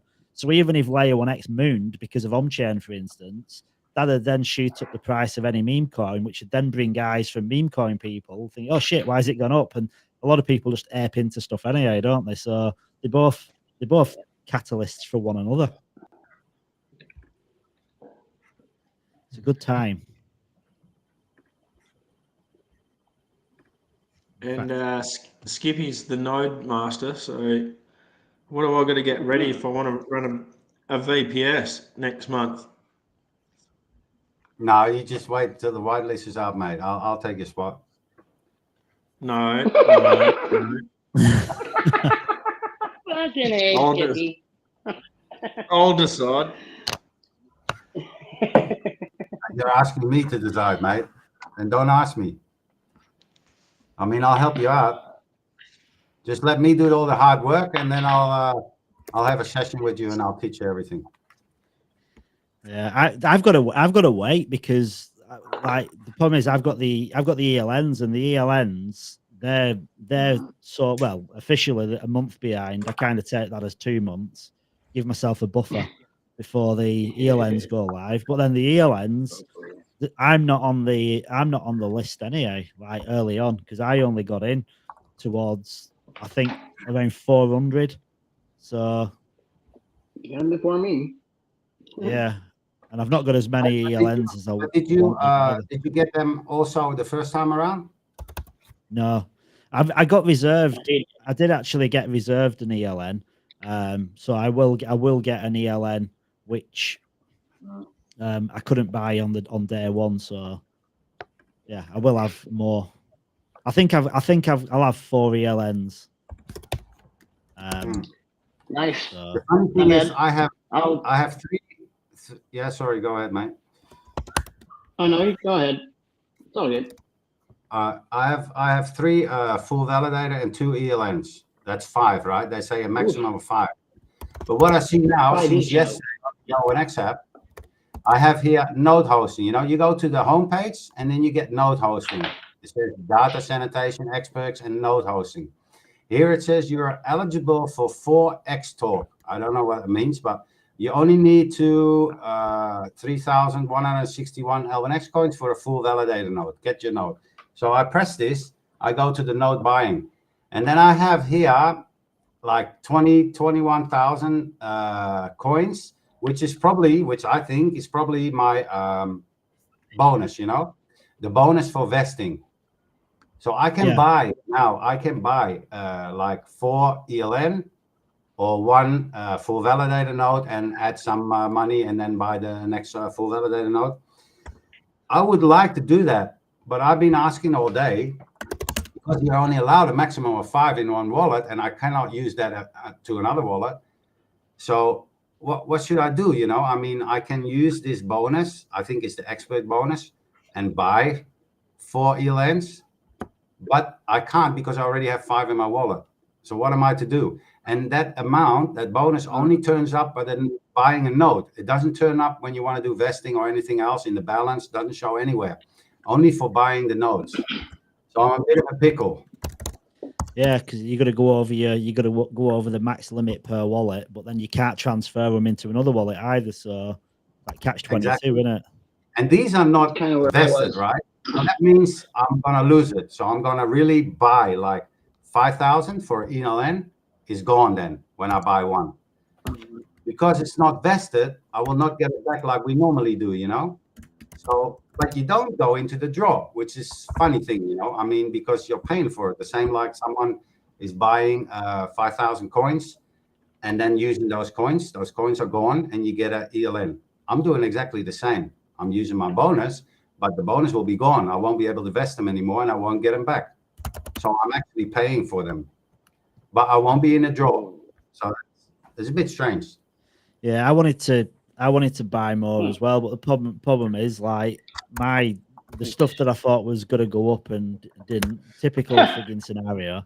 What you need money, and you think, well, when this does profits, well then it's always the same, isn't it? Things go the opposite way. Things go down in value.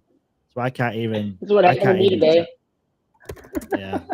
I bought something hoping it was going to go back up, and it went straight down. Yeah, I mean, I've been buying, and this project is going to do some numbers, but it's not going to do them in the time frame that I want because that has to be today. If it's after today, I can't do it. There's literally 13 hours left, like 13 hours. Yeah, done.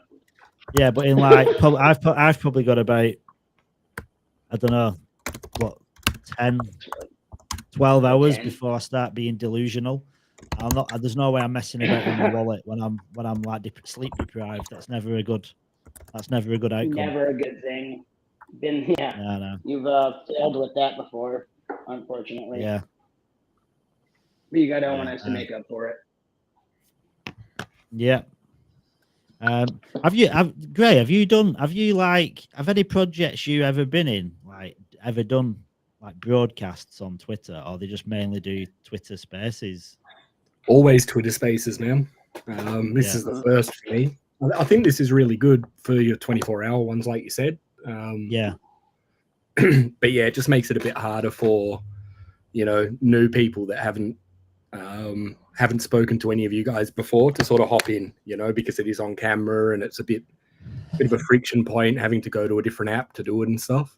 Yeah, I suppose even if they don't want to come on camera and they stay like with the camera off, because they can see who they're speaking to, there still might be a little bit of intimidation there as well. Very true, man. Very true.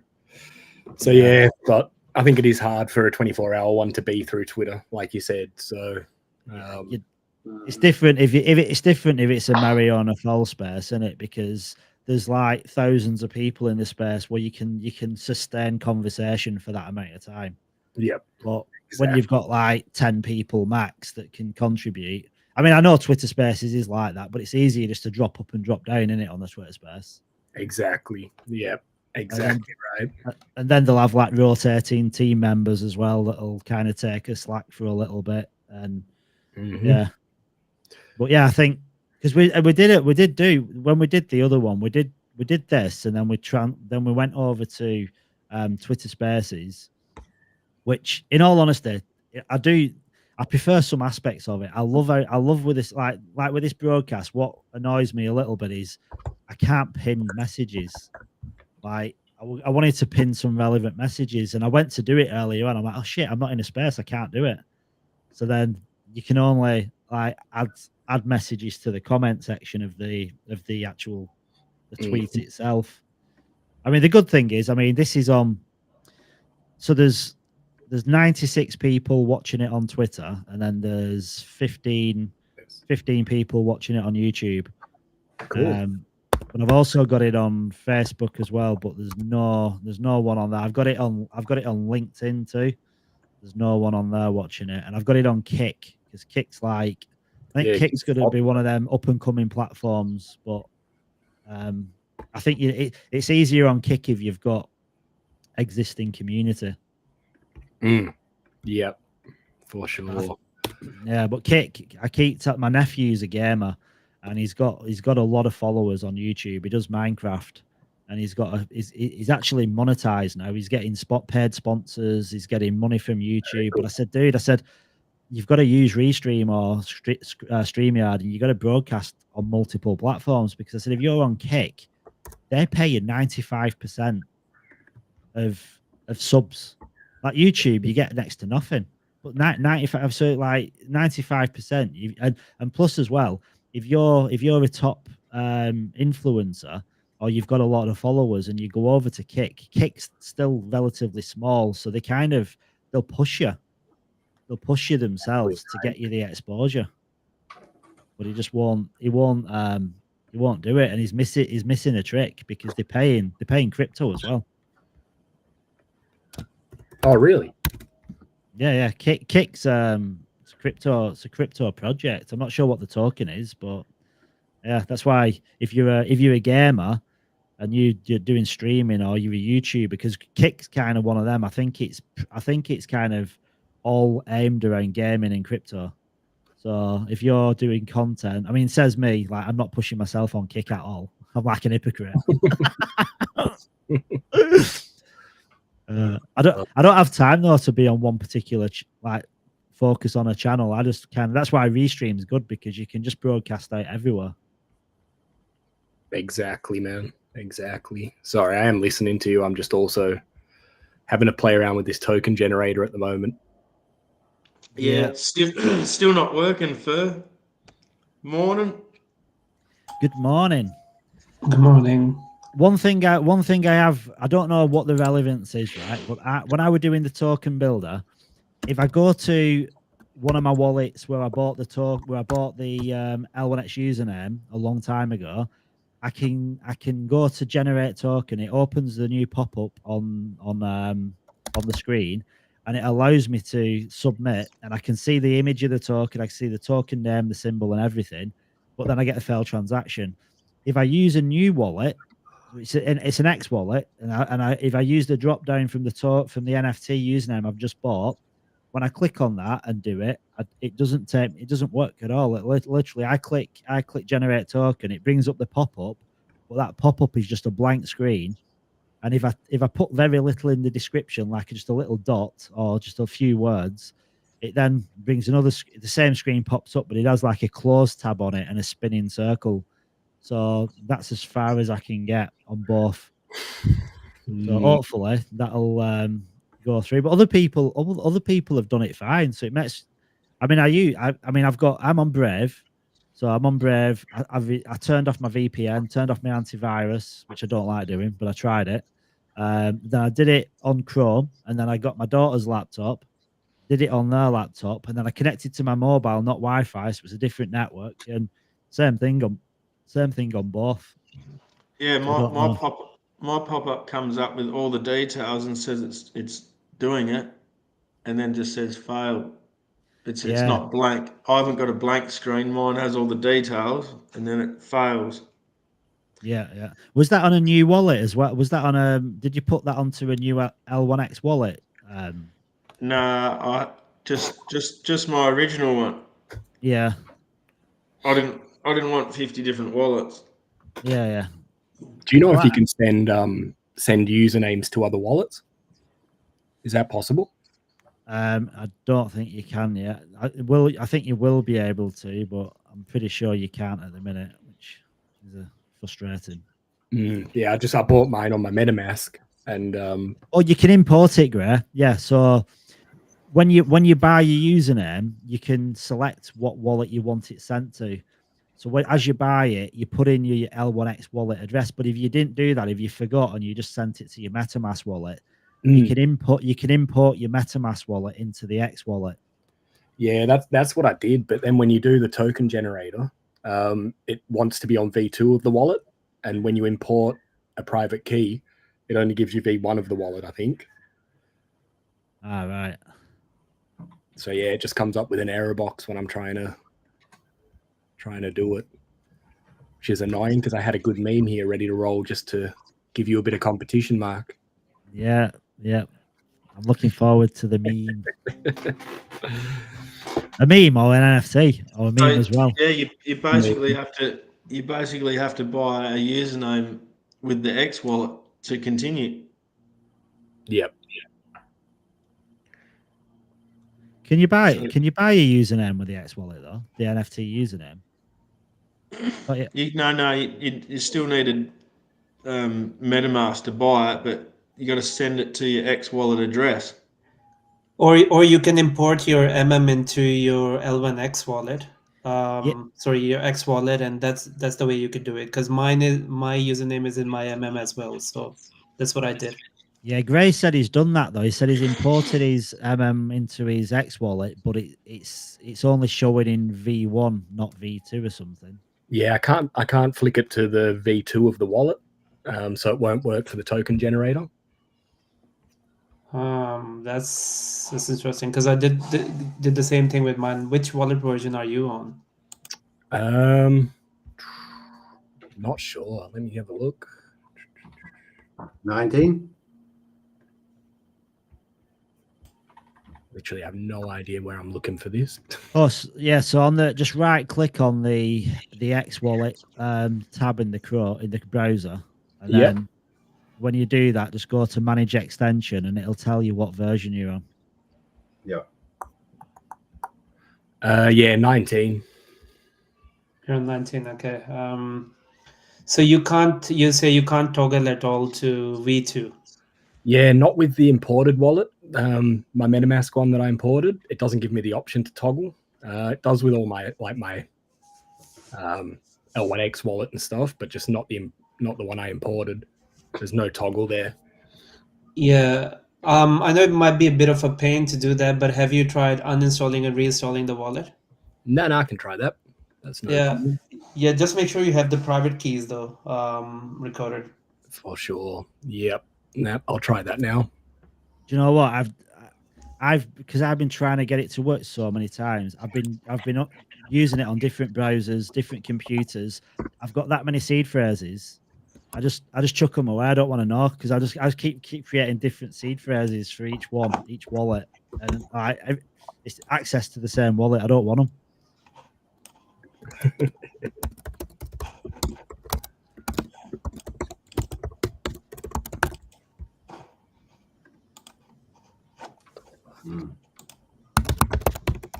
What time is it? What time is it for you, Skipper?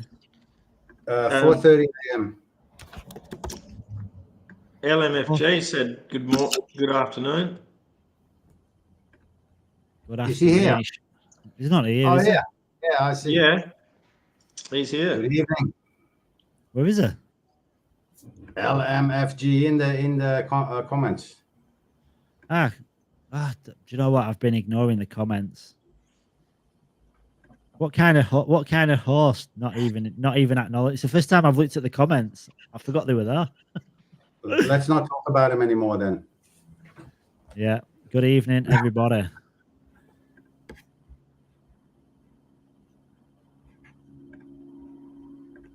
Yeah, I can't get it working anymore too, Crypto Walker. No. I got one done, but I can't get any. I can't get it working anymore. It gives me fail all the time now too. Yeah.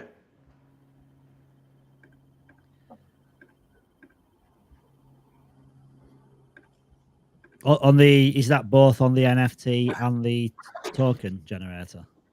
Yeah, the NFT is not working, and then when I tried the token again, it says you can only do once a day. But I've done mine 2 days ago, so I don't understand it.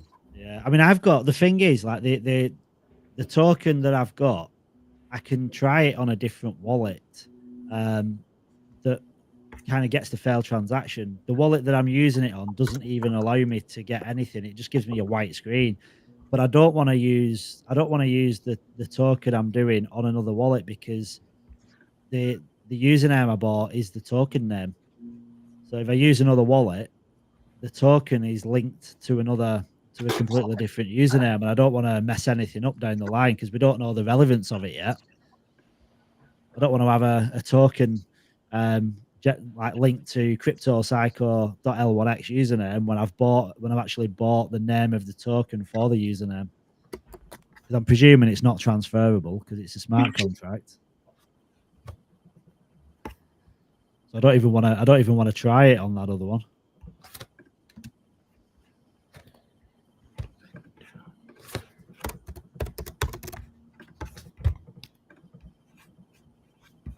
I'm not trying anything when I'm on a live stream, because I know whatever I do will just go wrong anyway.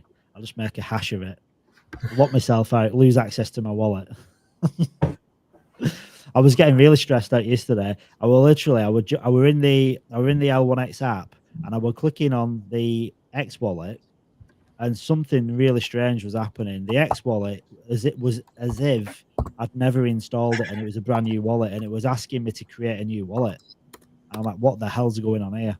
And it must have just been some glitch, because eventually it worked and it just opened up normal. LMFG, they're on standby, mate. The 7 eyes. I mean, I've only set them up and I turned them off now, and just waiting until Crypto Walker gives up his space so I can actually run those nodes. Nah. He's he's asking how my 7 eye Intel is working. They're in rest. Soon they need to go 24/7, eh? Yeah, I definitely don't want to hand me node space over, because I want to retire fucking now. You will not retire with 30 coins a day, mate. No, well, you don't know how many coins I get. 30 coins.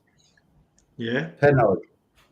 You get 30 coins a day per node. And like how many nodes? How many nodes do I have? I think you have 3 or 4. 10? I don't know. Do you have 2 wallets? 5 of each. Walker's the OG. Too many. Nice hat. He's just fucking with us. I know. Yeah, I know. It's not. It's not running the flat brim. Bit of a curve. I'm a curved brim guy myself. I have an L1X T-shirt, double XL. Oh. And my wife is from Asia. You know, Asian girls are small, right? And she just fits them, and it's a double X. Yeah. When we was at the Australian crypto convention, we had all them T-shirts out, and we're basically just giving out Excels to everybody because they said if you're anything bigger than small, Yeah. it's not going to fit you. No, it's crazy. Where they get them from Laos or something? I don't know. Somewhere in Asia. Yeah, they weren't Western sizes. No, They were super definitely cheap. not.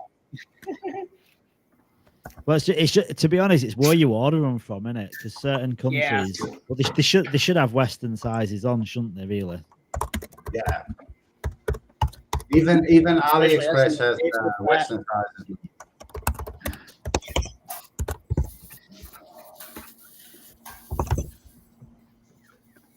Thanks, bro. 35 L1X you get a day, don't you? With a one 35, FVM. Yeah. Huh. 35 And you know, crypto, it doesn't really matter if you have an ELN or they both give the same for the first like 3 years or something like that, because it's coming from a pool, right? Yeah. Yeah, it kind of makes sense to just have, I mean, I know I want an FVM, but it kind of makes sense to have ELNs, doesn't it? Because they're cheaper as well. Yeah. Yeah. But when you have 5 already, go on. So I think after 3 years, you're gonna see a difference. The full validator nodes are they're gonna be better. But for now, for the first 2 or 3 years, whatever, when the pool ends, that's when it doesn't matter. Yeah, but then Matthew was also saying, well, I don't know if it was Matthew or Kevin now actually, but he was saying that the ELNs, because of how they work, but they're basically, the ELNs are like the oracle that connect all the different blockchains, and like it was said that as they keep adding more and more chains, the ELNs are going to be doing a lot more work as well. So they don't even know like how lucrative the ELNs are going to be in like 3-4 years time, because you think if, I mean, I don't know how many blockchains are going to be connected, but if ELNs are basically interacting with 10, 15, 20 blockchains, who knows what the ELNs are going to generate? It doesn't matter because it's 25% of the pie, and the full validator nodes are 50% of the pie. And for Which now, you can run along the full validator node because it doesn't do much. It doesn't need much RAM or whatever. Yeah. Is there a difference in the cost of running a full validator node to running an ELN? Well, you can supposedly you can run a full validator node and an ELN together. Yes. But well, yeah, I mean, something like, around as far as like separately, does one cost more to run than the other, basically? No, only electricity. It uses a little bit less electricity, but other than that, it doesn't change. It doesn't, because you need one machine. Normally, you would need one machine, but like Crypto Walker said, you can run one ELN along with a full validator node on one machine because it doesn't use much. Yeah. So is that what you're going to do, Skippy? Just have one of each on per machine? Yeah, that's what I'm going to do. And then I have one full validator node left. I will probably host that one, or maybe buy another machine. I'm not sure yet. Buy another machine. I might have to buy a machine versus hiring a third party. I don't know. And you said you shouldn't have to buy machines if you're choosing a VPS. If you choose a VPS, you don't have to buy a machine, but you can take a dedicated machine. You know, like they have a machine. You know, like real iron, or you can do it in the cloud. You know, there's different kinds of ways you can do it, even when you're hosting.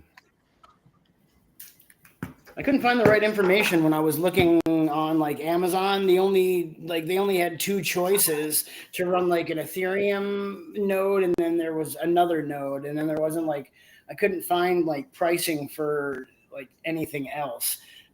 But it looks like it's quite expensive to run an Ethereum node. I guess I need some more. I need some guidance. Yeah, I'll give you a. Don't ask Skippy. What the fuck, man?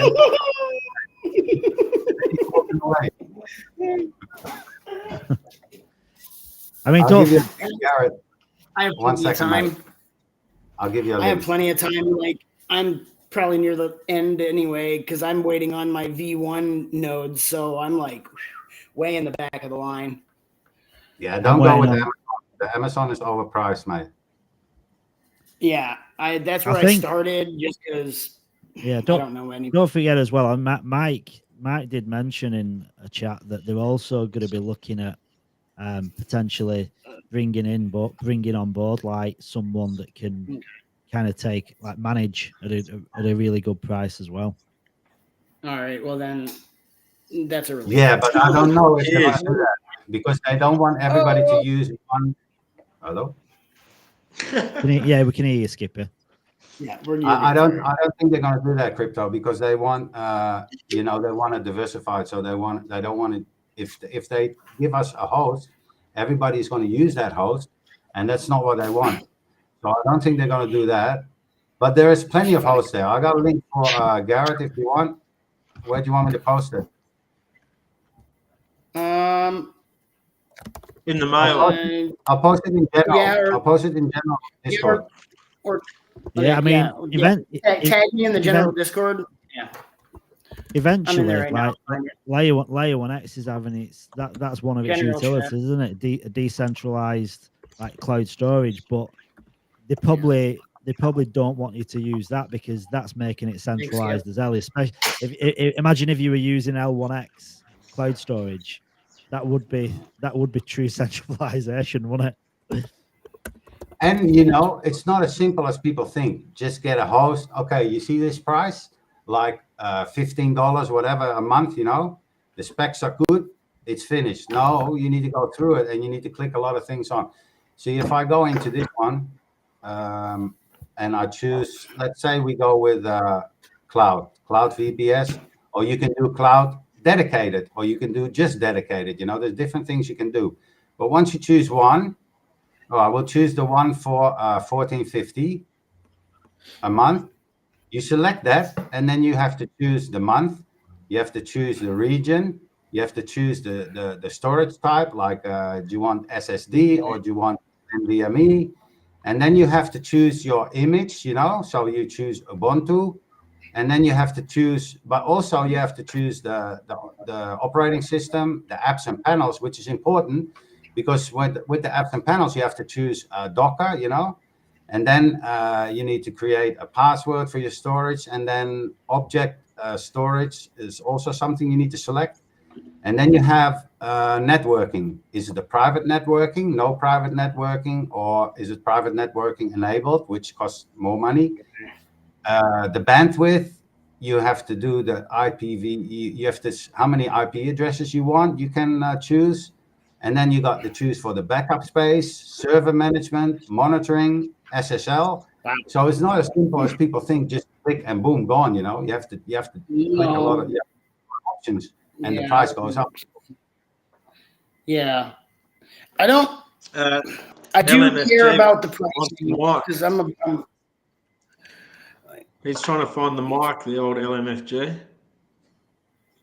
Like. How to get it?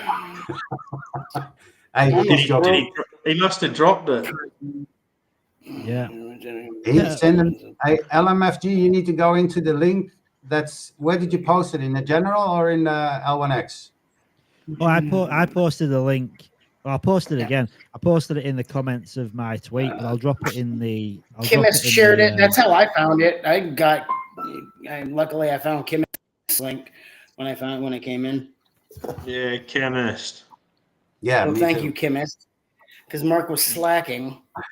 Chemist. I posted it. Fur posted it in the chat, and I posted it in the comments of the live stream on Twitter. No, he posted on the YouTube and Twitter. There you go. I just invited him through Twitter. All right, back to cooking. I'll be back. All right. Your eggs are cooking. What are you cooking, mate? Cooking off. He's making I can't wait I'm cooking ham steak over easy eggs with a bagel and cream cheese and some nice sliced tomato with some coffee. Right, did you say ham out of a tin? No, ham steak. No spam. I'm not a spam fan. Not a fan of spam. Oh, the Try it. missus whipped Not out. good. The missus likes asparagus in a tin. Asparagus in a tin. Asparagus is good. It's a little bit more mushy. It's very in a tin, popular. In my country, it's very popular, asparagus. What about dried possum in the tin? Dried possum.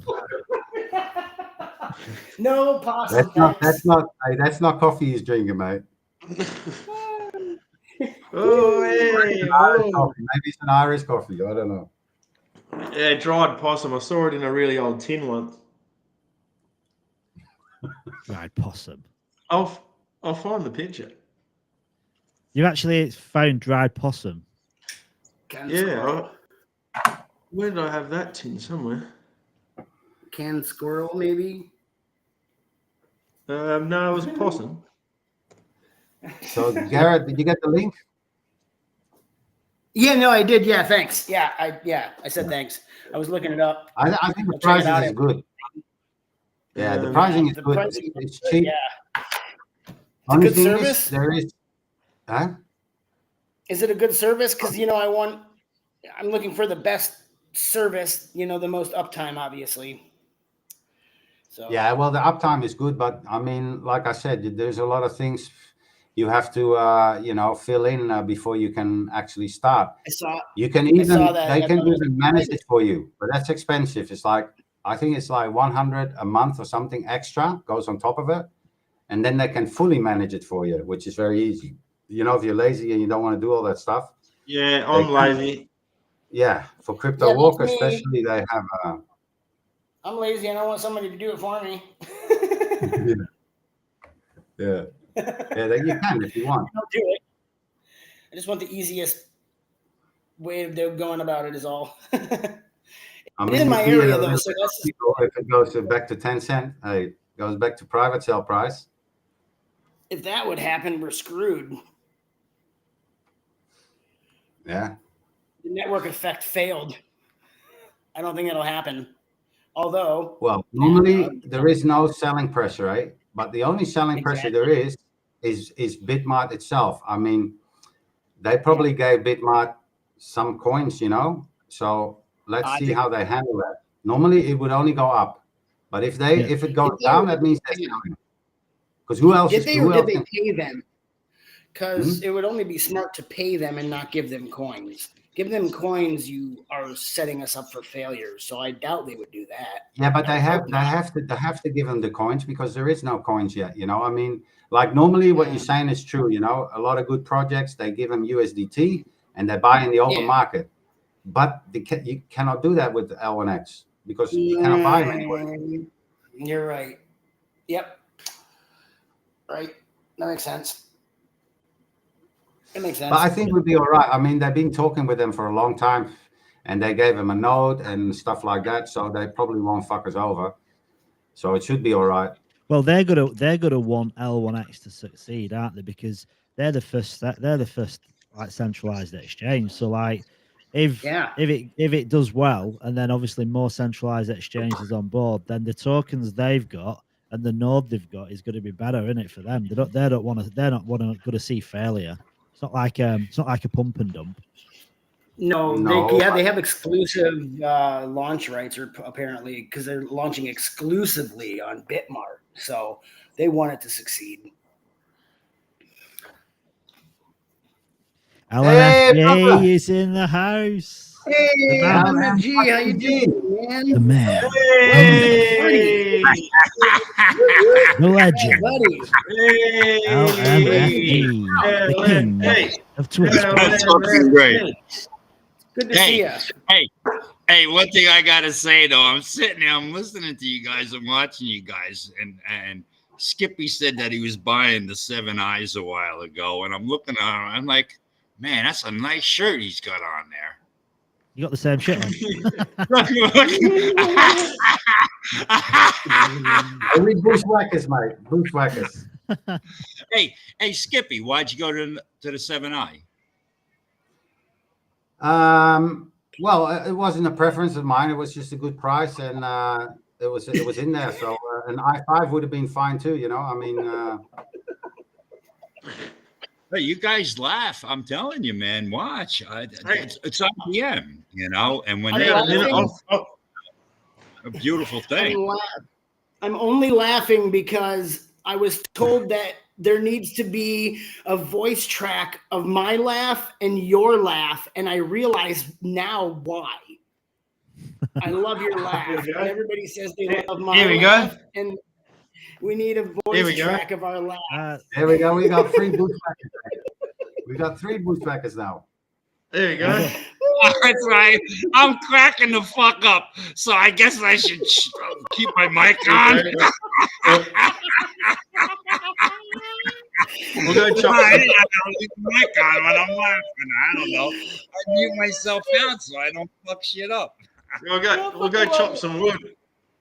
We'll go chop some wood. If you bring the sun-dried possum, and we'll go chop some wood. Yeah, you're right in the scene. Hey, Crypto Psycho, I sent you a photo of sun-dried possum on your phone. Ah. Have a little gander and see if you can bring it up. You guys are clowns. It's beautiful. It really is. Is that real? So yeah. Let's fucking go. So LMFG, have you ever heard of sun-dried possum? Actually, oh, you have no idea, man. When I moved down here, so we're hanging out, and the kid up the street, Jesus, and he's hanging out, and all of a sudden he goes, "What's the kid say?" What he goes, "Did you ever taste? I don't know. No, I think owl. You ever taste owl?" And I'm like, "No." He goes, "It's pretty much like chicken." It's like when you go to the South, it's like they eat. When I bought this place, I had to clear a lot of woods to build this building that I'm in. Right, I built a big building, hurricane proof, all that shit, whatever. But the company that I hired, they came in. There was like 30 traps in the woods where they had to clear everything, and the kid was like, "Man, you got a lot of traps there. What are you going to do with them?" And I looked at him and I said, "That's your tip." He looked at me. They had these things piled up on the back of my house, like 30 of these big ass traps. He looked at me like he was in heaven. He went, "Whoa," you know? No, I'm serious. Hey, dude. And to me, screw you, man. If you don't, you live off the land, man. Skippy, right? You agree with me? You can do that, and you got the balls enough to clean an animal and put it on the barbecue. Have a nice day. You can live off the land. All hell breaks loose, and you can just that's your friend that you want. And you can make like possum and possum jerky, eh? Yeah. Hey, bury that shit in some salt, put it in the ground, come back half a year later. There you go. You got some jerky, right? Yeah. Fuck. Hey. Nobody knows how to do that. I really do. We do it up in the hills. Hell breaks loose. Yeehaw, there we are. Yeah, sun-dried koalas. Hey, you go down to Florida, you get all those friggin' what are they? They're paying people to shoot them. I think Crypto Psycho's got a few sun-dried koalas on his roof. Sun-dried koala? Fuck. I've never people even. Eat koala? No, I don't think koalas like I don't know. I think they're protected species, aren't they? They should be protected. You think? Yeah. Skippy. Hey, Skippy, I get the same damn shades, but they're in the truck, so they're outside. Go get them, mate. Go get them. Should I? Yeah, of course, mate. I will. All right, I will. Yeah, they're endangered. Yeah. Yeah, they're endangered. Dang. Well, I think it's more so as well from the them bushfires they had over east a few years ago. Like they basically killed off a lot of animal life, and most people don't know, but in Western Australia there aren't any. Well, there probably are, but officially there are no native koalas. They're just in zoos and Caversham Wildlife Park. I think Yanchep's got like a little sanctuary for koalas, but they're not. Apparently, they're not native in the bush. I'd imagine there probably are some out there. I guess somewhere. it's a little different color, huh? Displaced or something. Hey, Skippy, I got a problem. Now I can't see. I got to put these on underneath. Hey, Skippy, I'm so slack that I don't even have laces on my shoes. I've just got a button that I press. I've just got a button. I can't see. But there you go. There's the picture. My working shoes, they have that too. You just turn, right? Yeah. Yeah, I know. They're easy. They're good. They're really good, eh? You just press it I and use them for turn, my work. and then you're off. Yeah. No need to do laces. Do you know these ones? LMFG. Do you know these boots? Who's singing? You know when it Sorry. says reboot That's your me. computer. When it says reboot your computer, it actually means just grab a boot, just start booting it. That's what you do. Just smash the hell out of it. Smash the hell out of it.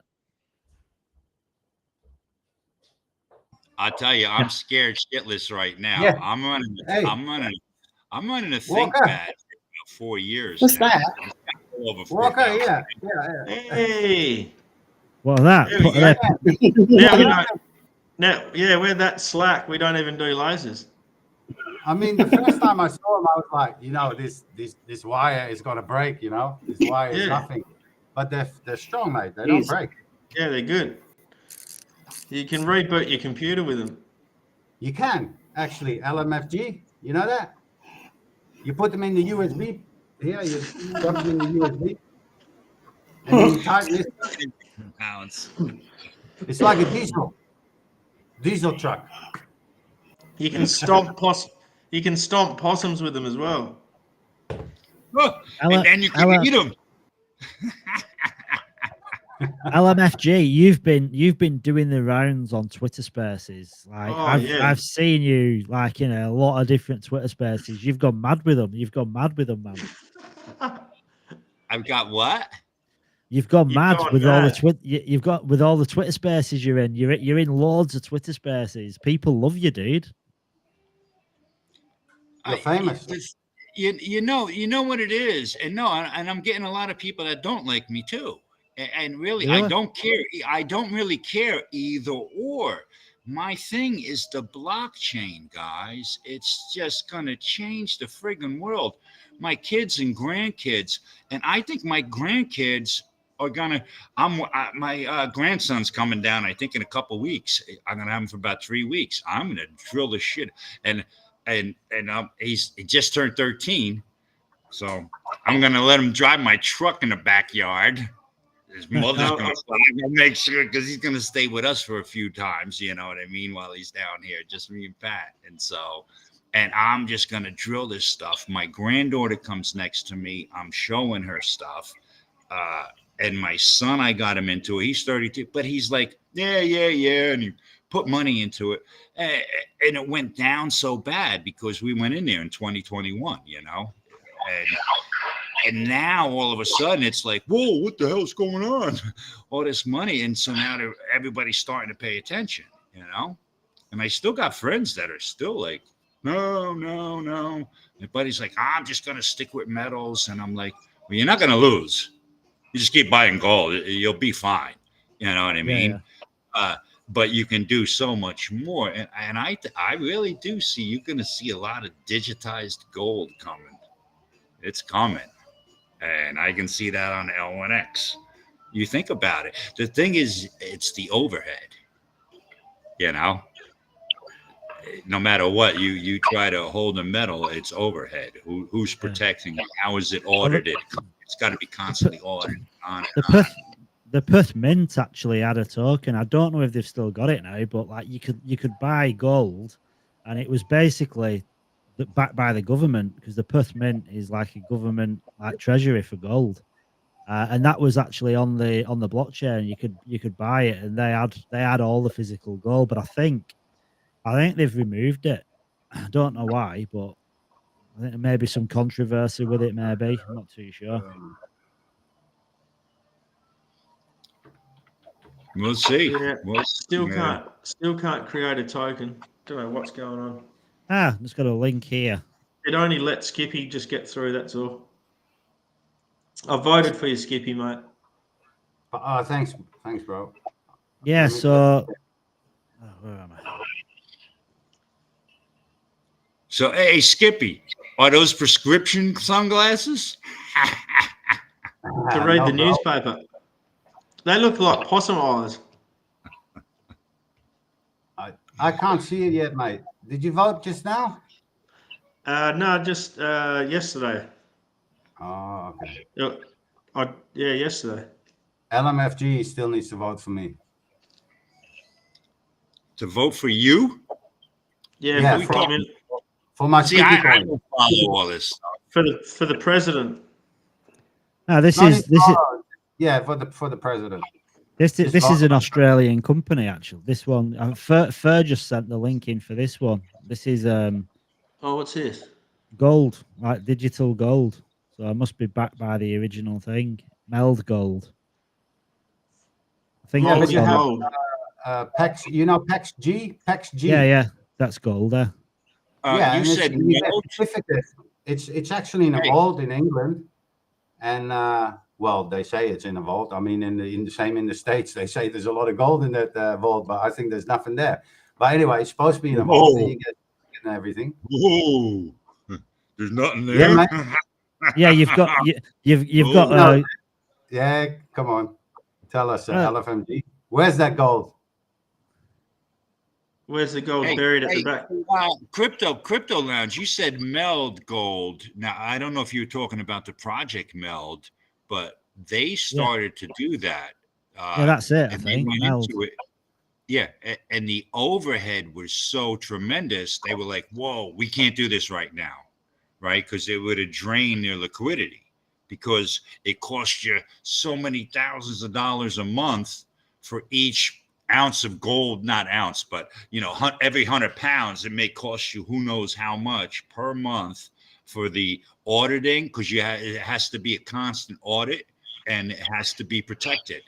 So you have it at Fort Knox, or you have it at the Texas Bullion place, whatever, right? So that overhead, so they dropped that and they got out of it, and they made that Meld G coin for that, and now they're just holding that coin on the side. I follow that project. It's probably all right.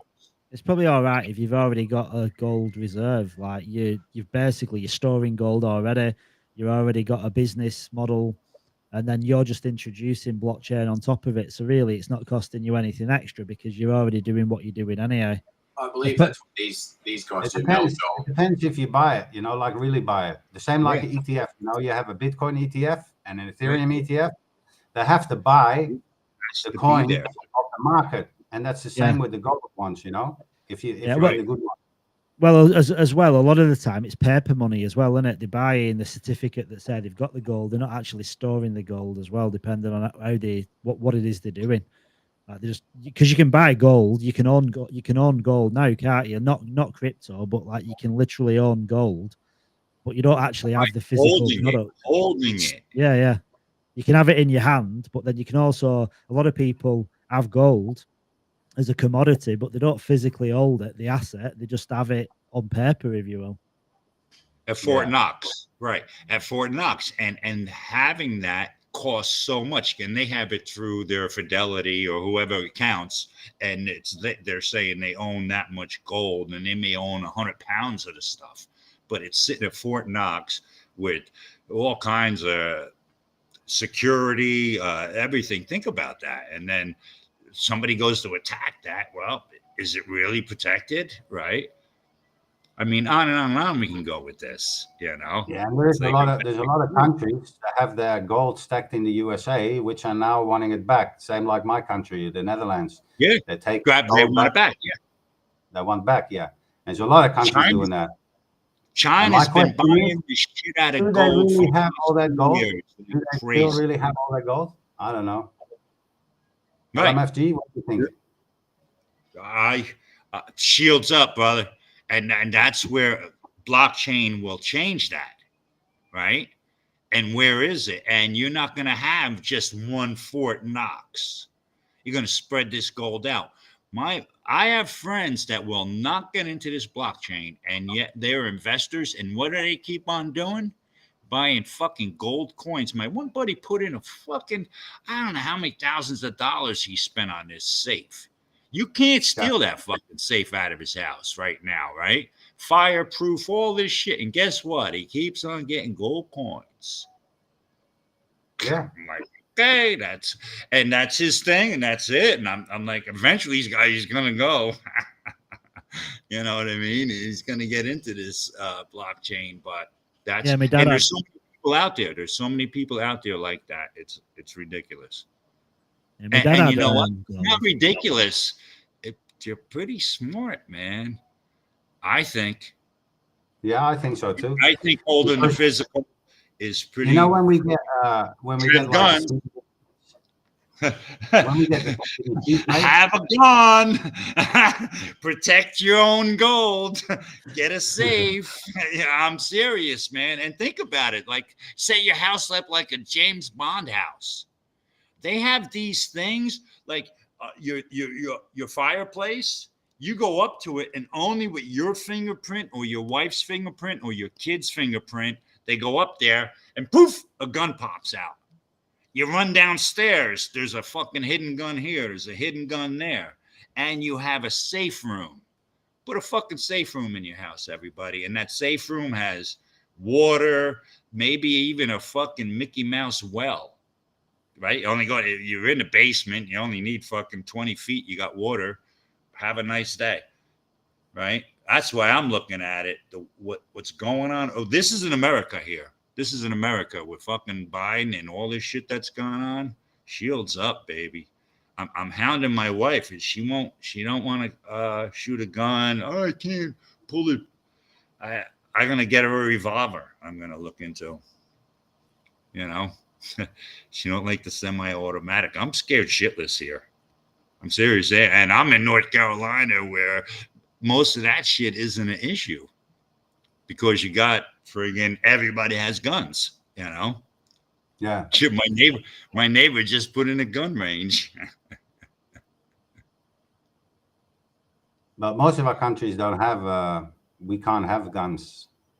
In my country, in England, in Australia. Australia before you could, right? But they changed the laws there too. Yeah, you could, but they had that. Australia's only ever had one massacre in Tasmania, I think. Yeah, I read about that. Yeah, and then they just confiscated guns. They had an amnesty. Everyone handed them in, and there's never been a mass shooting. I mean, no, that's not a lie. There's never been like anything of that kind of magnitude before. This caliber, right? And you know what the worst part is here, though, in the United States, all the gun killings, they call them mass shootings. Like 90% of it is in the inner cities. And I'm not kidding you. It's the blacks killing the blacks in the inner cities. And nobody wants to say that because you're a racist and all that. But that is the statistics. And I forget where it was. I seen it. If you took all those killings out, United States is only like down like number 3 or number 4 in the standings. Right now, we're the worst. United States is the worst for fucking mass killings. Every weekend, there's like 40, 50 blacks killed by other blacks in these inner cities. It's the gang violence. It's innocents getting killed because now these kids, they're printing guns. Not only can they buy, now they can't buy them, right?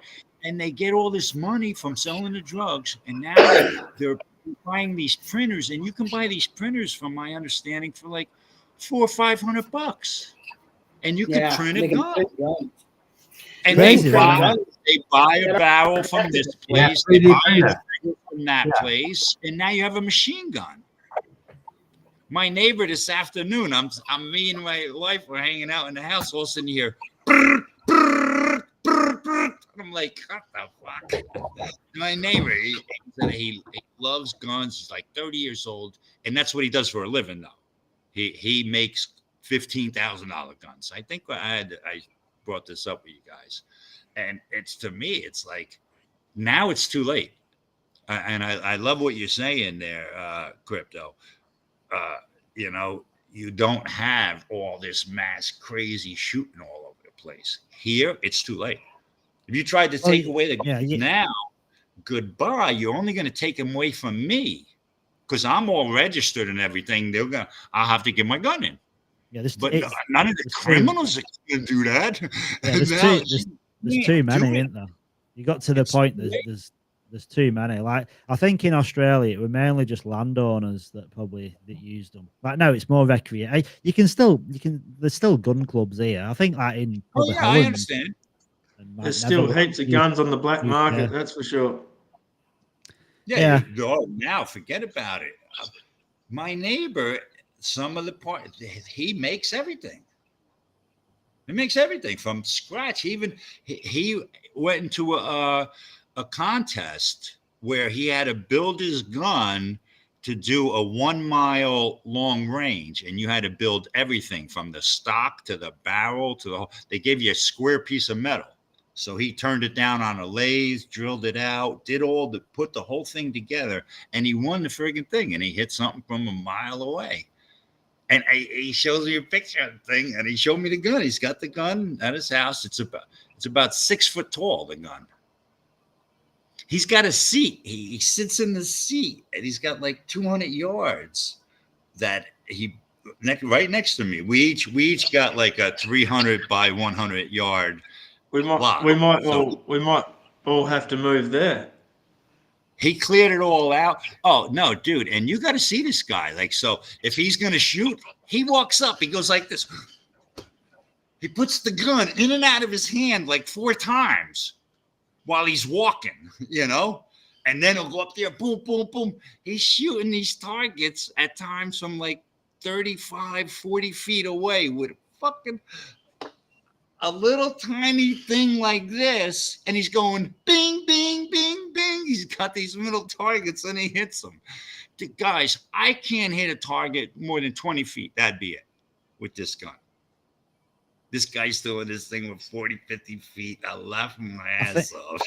I think the most dangerous thing I've handled in my life is a slingshot as a kid, and I was shit scared of that.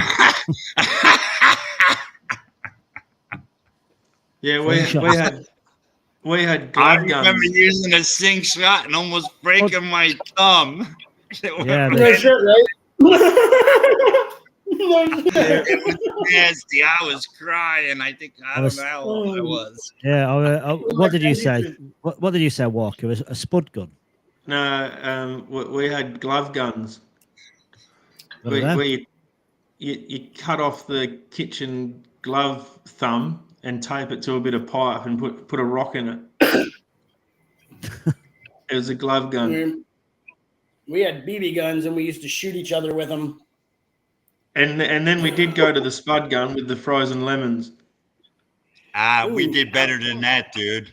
We shot each other with shotguns. With all that jacket, I'm not kidding you. Jesus. Shit, don't really want to be shot by them. Yeah. 20 gauge with 20 gauge. Not ideal. Hey, when we were a kid, there was a thing, Smitty Woods. The guy used to own the whole Roselle. So it wound up being Smitty Woods. And we would go hang out there. And it was an old guy. And he did not like us. So he would come out with salt gun. And he would shoot at us with this fucking shotgun with salt pellets. One day, me and my buddy, he hit my buddy in his ass. Oh my! He's screaming. We freaking ran to his mother's house. And here's the thing: this was beautiful. You know what? What happened? She was a nurse from World War II, right? And she freaking, well, I'm sitting there. She puts him over, and he's gonna spank it. She opens up his pants and cuts it out and pops this freaking salt pellet out of it. And he's like, ah, and that was it. Didn't call the cops. Didn't leave that old man alone, she said. today, holy shit, that'd be a fucking lawsuit, huh? Yeah, well, I think Yeah, there's a lot. I think there's a lot. that's called getting assaulted. Hey, Yeah, you know what? Damn right. And that old man had the right. We were there fucking punks. That motherfucker had the damn right to shoot us in the ass. That's what I see with all this shit right now going on in all the colleges right now. Just go in there with assault guns. Anybody that goes to the hospital, boom, you're going right to jail. You're fucking have a nice day. You know what I mean? And you're kicked out of school. Little beanbag guns or salt guns, yeah.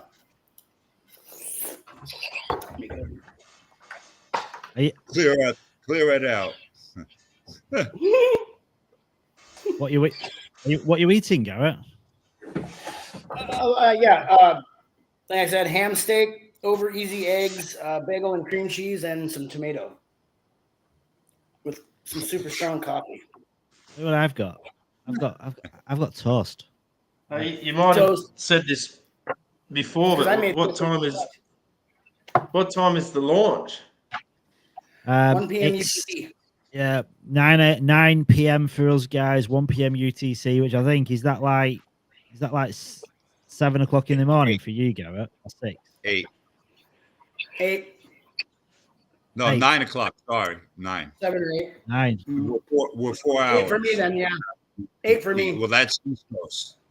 It's funny, isn't it? Because most people think like when you've got like time zones, there's a bad time zone like for someone, but in reality, like this launch 1 p.m. UTC, it's a good time for everyone, like from the US all the way across to Australia, which is basically covering the entire planet. No one's asleep. It's not like it's perfect for the US and South America, but like even Australia, even on like Queensland in Australia, that's only 11 p.m. at night. So it's not really a bad time zone anywhere. I think the only bad time zone is probably like New Zealand. Have you got has anyone here opened a Bitmart account? I have one already. I had one. Yeah. Oh, have you used Bitmart already, Skipper? Yeah, I used Bitmart in the past. I have an account. Hey, I just put a thing up on the time zones. It says private chat, but does everybody see that? That thing's pretty cool. Yeah, worldwide time, buddy. When you go on it, you can save with any time zone. Check it out. It's pretty wild. Yeah. It's cool. Oh yeah.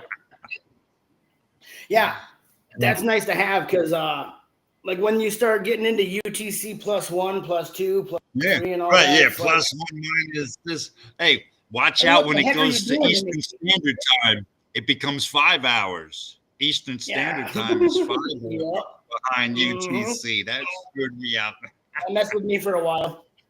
Then they started adding +1, +2, +3, and then you really got me. Yeah, what the hell? Yeah.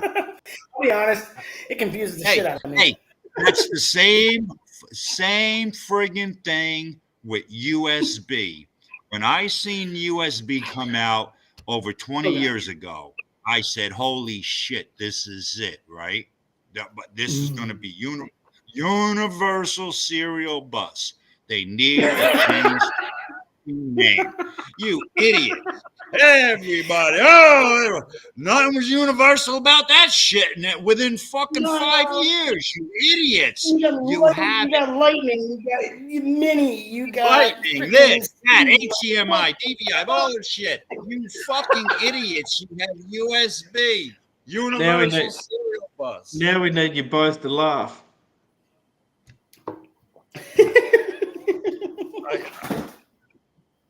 I just can't believe it. I just can't believe it. It's so stupid and typical, you know? Typical. Money. It's all money. That's all it is, guys. You know, they're going to keep on doing it. And they're going to keep on. You watch. There's going to be, there's a USB 16. Here you go. You got it. And now it's a different connector. And now we're running at 2.4 volts and XX amps, right? And 100 times the speed. So it was a lot. It was a lot better than before. I mean, I remember before USB, and then you had like you had the parallel ports and the SCSI SCSI ports. So if you had two separate adapters then, and then I think Zip products, they had their own little port as well. So it did make life easier. It just didn't stick around for long. Do you know V.35? Vita 35, was that another port? Yes. So I remember the HDMI. Well, you had your monitor port, didn't you? Right, big time with the switches back in the day. And see, I'm a switch guy, and I always will be. I hate the routers, and now the routers. Remember, I retired in 2008, so the routers today dealing with blockchain algorithms has to be a whole nother world from what I knew back in the day. I mean, back in the day, the Cadillac, we had $250,000 routers that only could push 3.5 gig of bandwidth on the backplanes. So today that's got, I'm not sure, probably 10-fold of that, 100-fold of that, I'm not sure. And then you have this CNFT, I don't know. I don't want to say the wrong algorithms and all that. I got so much in my head. It's crazy. I'm too spread thin, and I'm not dived into just one thing, But this is a whole nother world. Blockchain technology. Holy shit. I'm telling you, it only took me 6 months of reading. And that was back in 2020 to realize that this is going to change everything. Fucking everything. I can't wait to see what LNX does here, man. This is going to be something else. Imagine a year from now, a year and a half from now, and that's all you need is you turn on your computer, and you're not going to. Yeah, it may be Windows, and I don't give a shit. And that's what I'm saying. Maybe Linux it's going to run on, so you don't even need Windows. You don't need none of that shit, and it's just going to be an LNX screen, and you're going to have your tabs, your whatever it is, and you can break that up and spread that out underneath and block it down. Meaning, here's my will under this tab, and here's my medical, here's my social, here's my shopping, here's my just my private stuff. You know what I mean? Oh, here's my mistress. I just put a little extra thing on there. Nobody sees that. On and on and on. And it's only the same interface, just one LNX interface. And I'm telling you guys, it's LNX is not going to be the only one that's going to do this. There's going to be other ones that are going to do this. This is a huge undertaking. Huge undertaking. I can't wait to see the medical. Hopefully we're the first. Huh? Hopefully we're the first. We're the people that put the right in the door. Exactly. Man. That's what I'm telling you. And it's not the very first. And I really hate to hear this on a lot of projects that I watch. Oh, nobody else has ever done this. Nobody else has ever done this. Bullshit. Everybody else has done it before. And if they haven't, guess what? They're copying your shit and they're working on it now. So it's not an issue. And stop saying that. Everybody else is going to do this and it's going to snowball. LNX is blockchain version 4. Paul Chain is blockchain version 4. Guess what, guys? Blockchain version 5 will come out. And when I didn't think version 4 was going to come out until another 27 to 2030. I'm serious. And it's already here now. So how fast is blockchain version 5 going to come out? I don't know. But I bet it's going to be, I don't know. Again, I'll say 5 to 7 years from now, there's going to be something that's going to blow away L1X and Porchain. Going to blow them out of the water because it's going to do so much more. I don't know. We'll see. And there's going to be a limit. There's going to be where soon it's just going to stop, and then that's going to be the thing. And that's what I'm telling all my family and friends. They got L1X. They have L1X and they have PAW, and that's it. And you're only going to need those two interfaces and never, ever have to deal with anything else. You'll never need bridging and this. Right now, I try to teach my friends and family this stuff, and they're like, "Are you freaking kidding me?" Right? Oh yeah, you got to write down these words.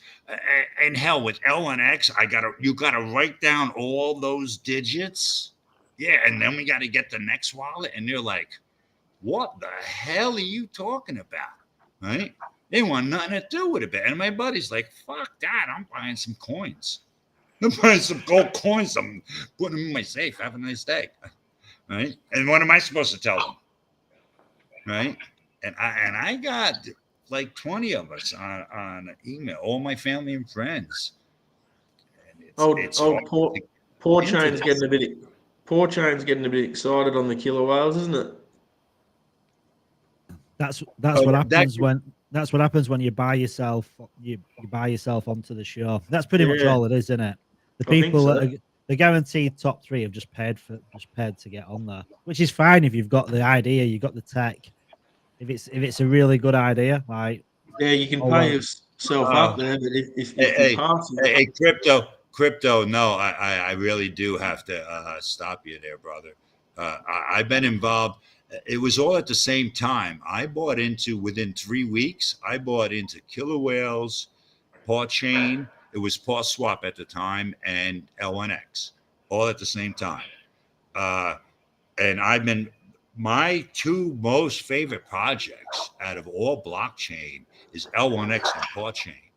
And what Paw Chain has done has actually upped L1X a little bit in a couple things, and I don't want to go any further than that, but their community, holy shit, man, rock and roll, and they had problems. They cut loose on Ethereum, so they're ready to cut loose on their own chain, and what they're doing is a layer 3, just like L1X. However, they're doing it through bridging and smart contracts.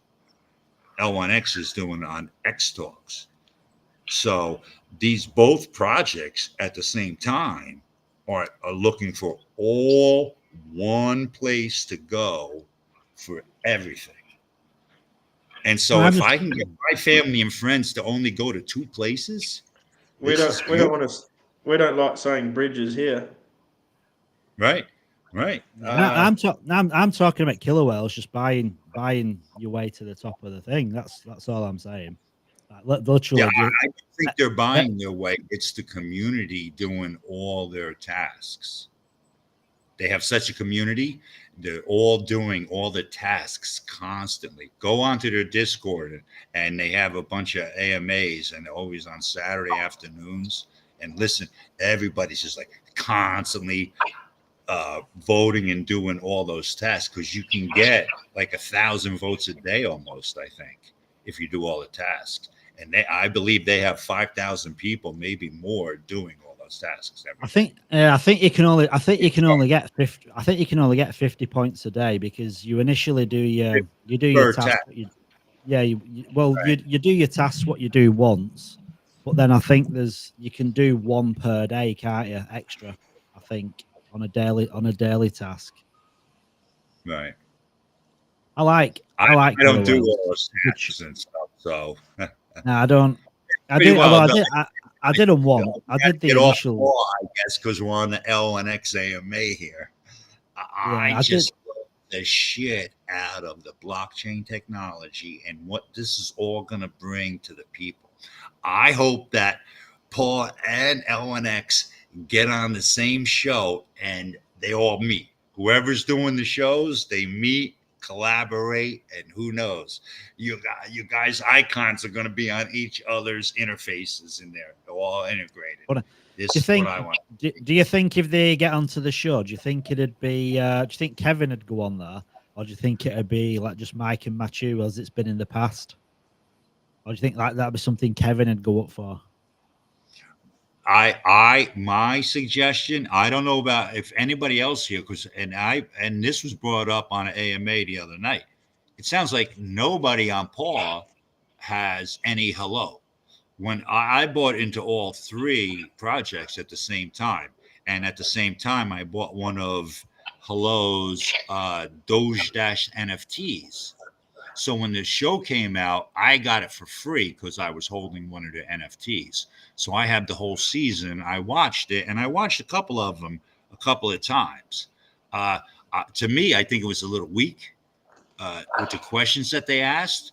And then at the same time, I think it may have been staged too, because there was arguments between Wendy O and she was one of the judges. Right? Everybody knows a Wendy O. Yeah. Yeah, I know.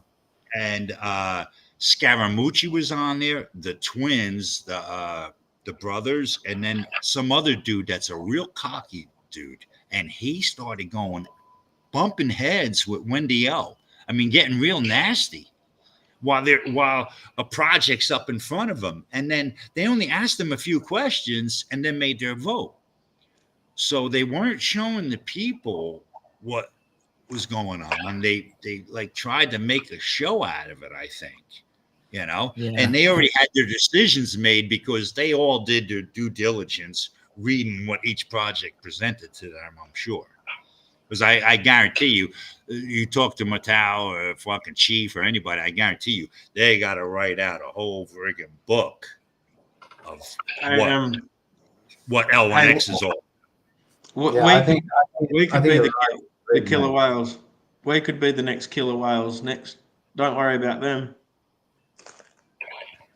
Yeah, we were talking. Me and Walker were talking about that yesterday. Like, you could have the next season of well, not killer whales, but like our version of killer whales for projects that come on board L1X. Because the thing is, it'll get to a point where like us lot here will be like pretty big holders in L1X as it starts progressing. So in like a few years from now, depending on what L1X does, imagine if like we are like the investors looking to potentially get into these projects.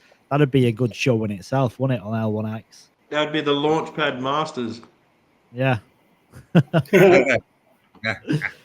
Imagine Skippy and LMFG on a panel. Oh, that'd be wicked.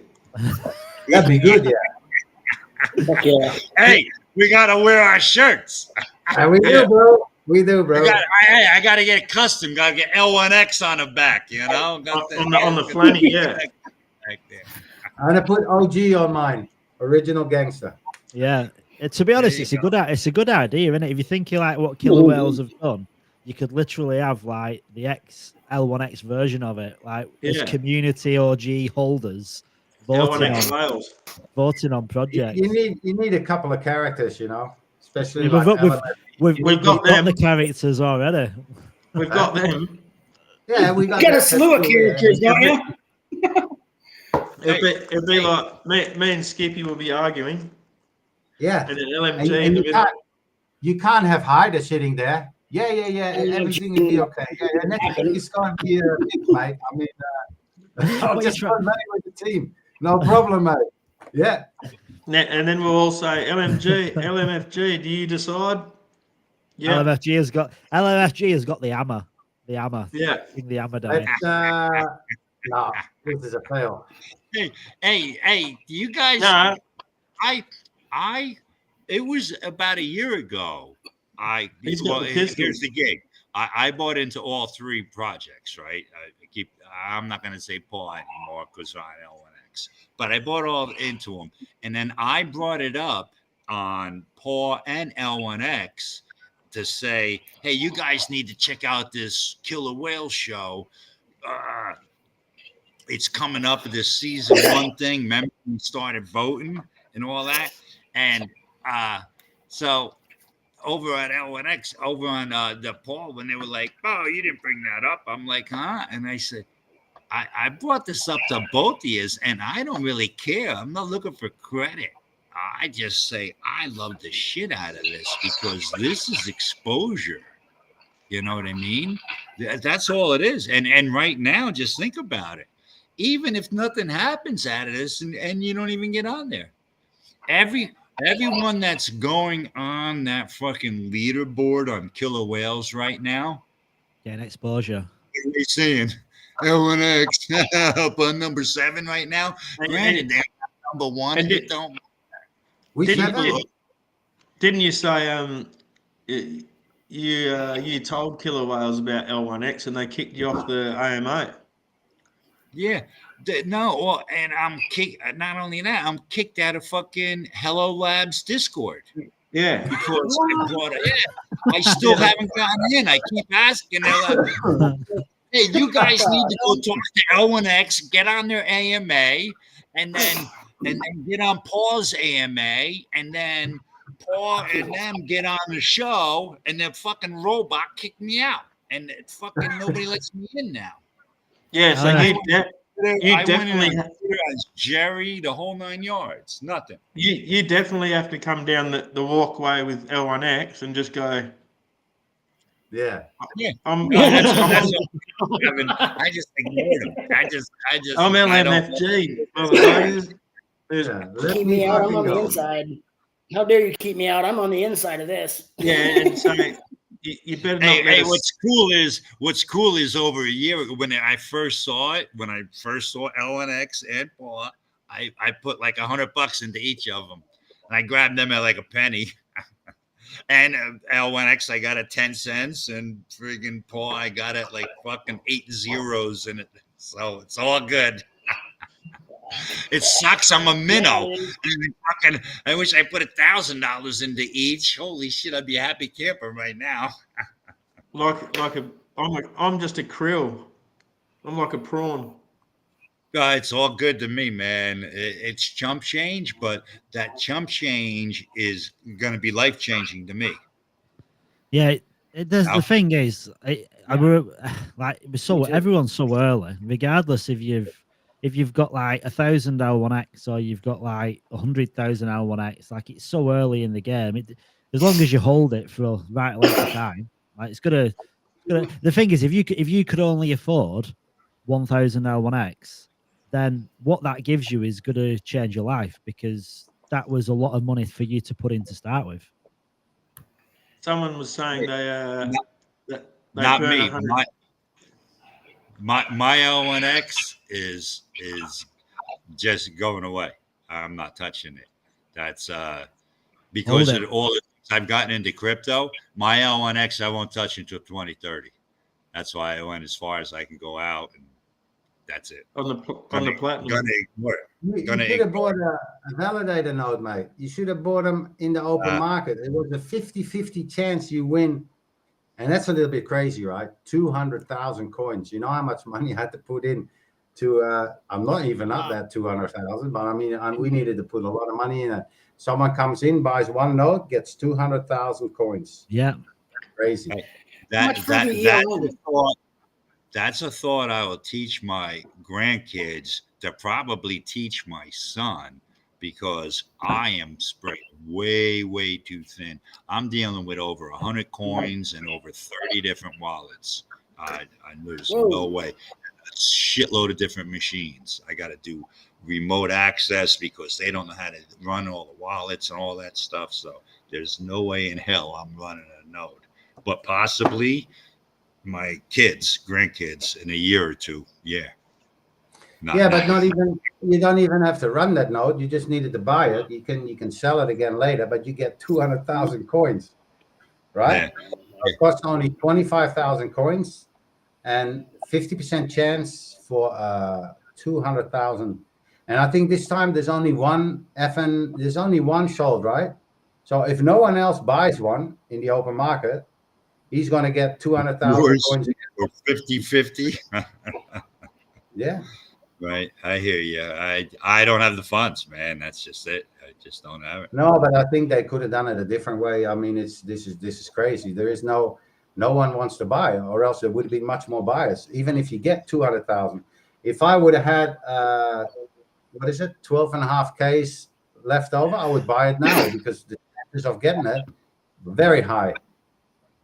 Yeah, I'd Right. buy. To be honest, I'd buy now. If I had the funds, I'd Yeah. buy. But I don't. The thing is, I could potentially buy one if I could use the L1X that I've already got, because I've got Right. enough to top up. But if they're not included in the thing, I don't have enough L1X to buy outright. I could top up an ELN, or potentially I could top up an FVM, but I just don't have the money for it. I have a question for you guys. Okay, if you had projects you could liquidate to buy an ELN, would you do it right now? Yeah. If it For the weren't draw. going to hurt projects and you're able to get them back later because of L1X. For the you think I draw, should do yeah. it? I can get the money. I can get my ELN, and I really want to. It's like those tokens. No, I would get a full validator node, mate. I don't have that. I don't have 12.5K, but I'd have to liquidate my entire portfolio for that, and that's not going to happen. Well, listen, but the put ELN, it this way, I can do. Garrett, you nearly guaranteed 200,000 coins for 25,000 coins that you put in. That's massive, mate. That's an 8x. I wish I could. Yeah, I mean, I would do it straight away. I can now. I can actually, in my app, it says I can do it. You know, I can buy the node with my bonus and put, I think it is 1,700 towards it, and then I can get another full node. But I already have 5, so I can't do it. But it's saying I can. I should also be in the draw. Yeah, I think you can buy one, but you can't run it, so it would just go on the marketplace or whatever. Yeah, that's what I thought too, Walker. But yeah, in the chat they're saying I can't. So I'm doing it. All right, you guys talk me into it. I'm liquidating everything. I think liquidate everything. We could be careful. We could get a full validator. Only one. We could get a full validator node for Crypto Psycho. Then when he wins, he can divvy it. Yeah. Divvy it.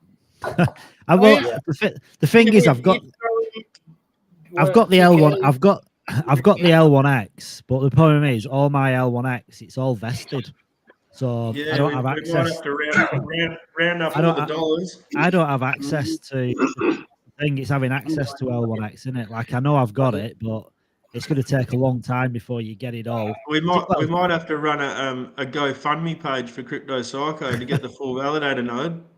I've got the ELN. I've got the ELNs. I mean, I can. How many guys is here? 1, 2, 4, 6. There's enough of us. If we spend 2,500 a piece, we could do it. Yeah. No one's spending fucking money. No, if we all pay, what is it, 1,500 or 2,000? Yeah, and then if he wins the 200,000, he could just. We'll send you 2,000 each. You buy that validator node, and then when you win the token, you give us some tokens back, and then you have your node as well. Oh, you could split. You could split out the winnings of the. That's if you win, because we all pitched in. That'd be 50 each, eh? But it might not win, huh? It's 50-50. Yeah, it's a 50-50 chance for 50. You just have to then reimburse. And then we're fucked. Hey, crypto, and then we're fucked if you don't win it. Two people, Yeah, 2 people in it, and the other person wins. Yeah. Tell you what, with my luck, liquidating everything for that, we'd certainly win. Potentially. Yeah, you're gonna win, Garrett. Just do it, mate. I would do it. I'm doing it. I mean, I'm scrambling now to just buy 4 ELNs. Even if I have 9, then who cares? I mean, they're letting me buy. Are you going to try and get your ELNs before the launch? Someone said there's 3 full validator nodes purchased now. Okay. Yeah, I think he bought one. Star-Lord. Did you buy one? How I many think you bought ELNs one, have right? been purchased? Do you know how many ELNs have been purchased? A lot more. Star-Lord's just bought two, I reckon. What are my odds? Someone just said Paul burnt 100,000 coins for the voting system. That's how they did it then. They burned tokens. If anyone's here watching me, I'm sorry if I Yeah, look he your bought salon. one. Star-Lord bought one. Star-Lord. Well done, Star-Lord. Okay. Yeah, well done, mate. Well done. Congratulations. I mean, I don't know if I have 25. I've basically I've got two wallets, and in one wallet I've got 10,000 L1X, another wallet I've got 12,500 L1X. Can't combine them. If I could combine them, I could literally top up the 2,500 L1X. Well, yeah, but you can't. Yeah, well, no, I can, but I have to top up. So because you can't use the entire amount. You've got to top up. So I've got 10,000 in one wallet. So I can't buy two with that wallet. I've got to buy three. So I need 5,000. I need to contribute 5,000 L1X. Why didn't you buy them before, when you could still do it? Because I bought two, and I was keeping one wallet for the full validator node. That was the idea. Oh yeah. But then I've never got the. Because I was planning on selling gains from other things to then contribute and top up and buy the FVN, but things haven't worked out. So things have gone down in price rather than go up in price. So yeah, I'm down about that's why $500. So that's why, because I could have bought 4 ELNs right at the beginning when you could just use your L1X, but I said I just got the two. But I am getting 2 more ELNs anyhow, so I will have 4 ELNs. I'm just getting the honey. I will have. Yeah, I'll have 3, more. possibly 4 or 2. Yeah. 3 for sure. I'm getting the honey out for the tea, Crypto Psycho. Yeah, I've got the same honey. Yeah, that's a goodie. In your tea? Tea and coffee. I've replaced. Yeah. I've got rid of my sugar now. It's good, eh? Yeah. Coffee. Only half a teaspoon. Oh, I do a big tablespoon. I do a big tablespoon. You got your honey? Yeah. Get the honey off demo. Yeah, some good honey. I need to get some good honey too, some good raw honey that we were talking about last time. Yeah, this is straight from the hills, Perth, WA. Ooh. Oh, look at that! Nice. Yeah, you can see the jarrah and you can see the red gun. Yeah, it's red, man. That's cool. Super red. That's awesome. You can send me some in the States, huh? Hint, hint. I'll put some in my shoes. Yeah, there you go. Eat your local honey, you get no allergies. Yeah, absolutely. Mm-hmm. Yeah, I need to start taking honey. Red gum. You sold me. I'm sold. And it's way better than processed sugar. No sugar. Yeah. I'd never actually had it. Walker blessed me with a tub of that honey, and I've only ever had honey from a shop, and it all tastes the same. Like it don't matter in the UK and Australia, you buy squeezable honey from a shop, it's got exactly the same taste. And I got this off Walker, and I tasted it, and it's like, oh my, you get completely different taste. Beautiful it is. So good. Mm. Yeah, it's got the proper nutrients in it instead of the shitty shop honey. My grandfather raised bees, and I helped him a couple of different summers and helped him actually doing it. And it was like manual. You had to like spin the hives, take the hives out of the thing. Holy shit, pretty cool, man. And then you taste that. Yes, that is. It was actually. So Star-Lord, he's not in the chat, but he's talking there. I see you set up, you put up a Linux and you set up a Docker and everything. Very good, mate. But are you able to host, or do you have to wait until because you just bought, right? So when can you actually host? Because I think if you like, let's say you're in phase 1, right? But you buy an extra. What he said was you can use your whole wallet. So does that mean you can host all, or do you have to wait? Starlord. Star-Lord to Skippy. Yeah, Starlord, he's come in. already answering. He's already answering. Over. With it, Star-Lord to Skippy. Yeah, you'll have multiple nodes, but when can you host them? The host with the most. Because it's like this, right? You have a node. You were in the first 80. You can host them. But then when you buy another one, like he did now, you're probably going to be able to host that one as well. Because like what Matthew said, you can host whatever is in your wallet. Yeah, but ELN's a little bit later. Yeah, ELN's later. I'm just talking about the full validator nodes. Yeah. Well, he could check with you, put your address wallet in, eh? In the node portal. Yeah. So let's say he's done that and he's in the Yeah. first, but then he buys another one yesterday or today. Another one. There we go. I've been put on the September list, but I'm going for the white list. Oh, I understand. Yeah. Okay. Okay. Thanks, mate, for that. September, June, July, August, September. Yeah, September. Same like me, also last. So you're September, Skipper. How the fuck did I get the end of the line, mate? I don't even understand it. Yeah, but if you go in the whitelist, you've probably got a good chance that you'll get there because you've got a good chance you'll get in the first one. I mean, I really don't think like all 80 are gonna be hosting a node on the get go. I There's doubt going to it. be a lot of people. Yeah, most people grabbed it because they could, and they don't understand.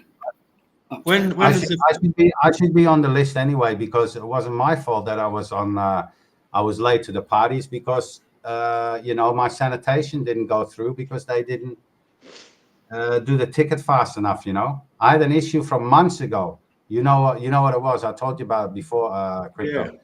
And this was 2 months ago that I told them. I told Kevin, and they didn't fix it until the latest time. So it wasn't my fault. I mean, I couldn't do anything about it. When does the first people start running it? Yeah, it's supposed to be soon. Is that now? Yeah, it's supposed to be any time now. But how can they host? Because there's no has the instructions been put out now? The full instructions? No, not yet. I think they might put them out at launch or something. I think they might be said there is some team that is already running, and you got the CEXs that are running, so they're probably fine. They're probably not going to rush it. Yeah, I think Kevin did mention in an AMA, didn't he, where it's going to be later this month. I'm sure he mentioned everyone the first people to host the nodes. Yeah, I think the nodes will probably come out this week, and then they'll have a certain amount of time to set it up. And then if that time passes, then you're out. You go to the back of the line. Yeah. Okay. 12 hours left, everybody. Yeah, I mean, does it matter? I mean, really, like the nodes are still going to be available after we've launched anyhow, aren't they? It's not like there's no mad urgency. They're not just going to get eaten up the second we launch. It still takes adoption, doesn't it, for people to come in and decide whether they want to get nodes or not. Yeah, it'll just cost a lot more after the launch is all. Yeah, but I mean, for anyone that's got L1X, like. Oh yeah. Yeah, that's the thing. I need to decide because, like now I've got 12,500 in one, so I need 12,500 for a full validator node. I could buy an EL, or I could get 3 ELNs, and I only need to contribute 2,500 L1X, and that'll get me 3 ELNs. Because the other one I've got 10,000 in, so I'd need 5,000 to get 3 ELNs. But I don't really have $2,500 that I want to sell of anything because I'm down on stuff that I've got into. But it's so annoying because like the Just get 2 opportunity. ELNs. You have 4 ELNs. Mate, that's fine. That doesn't really matter. Yeah.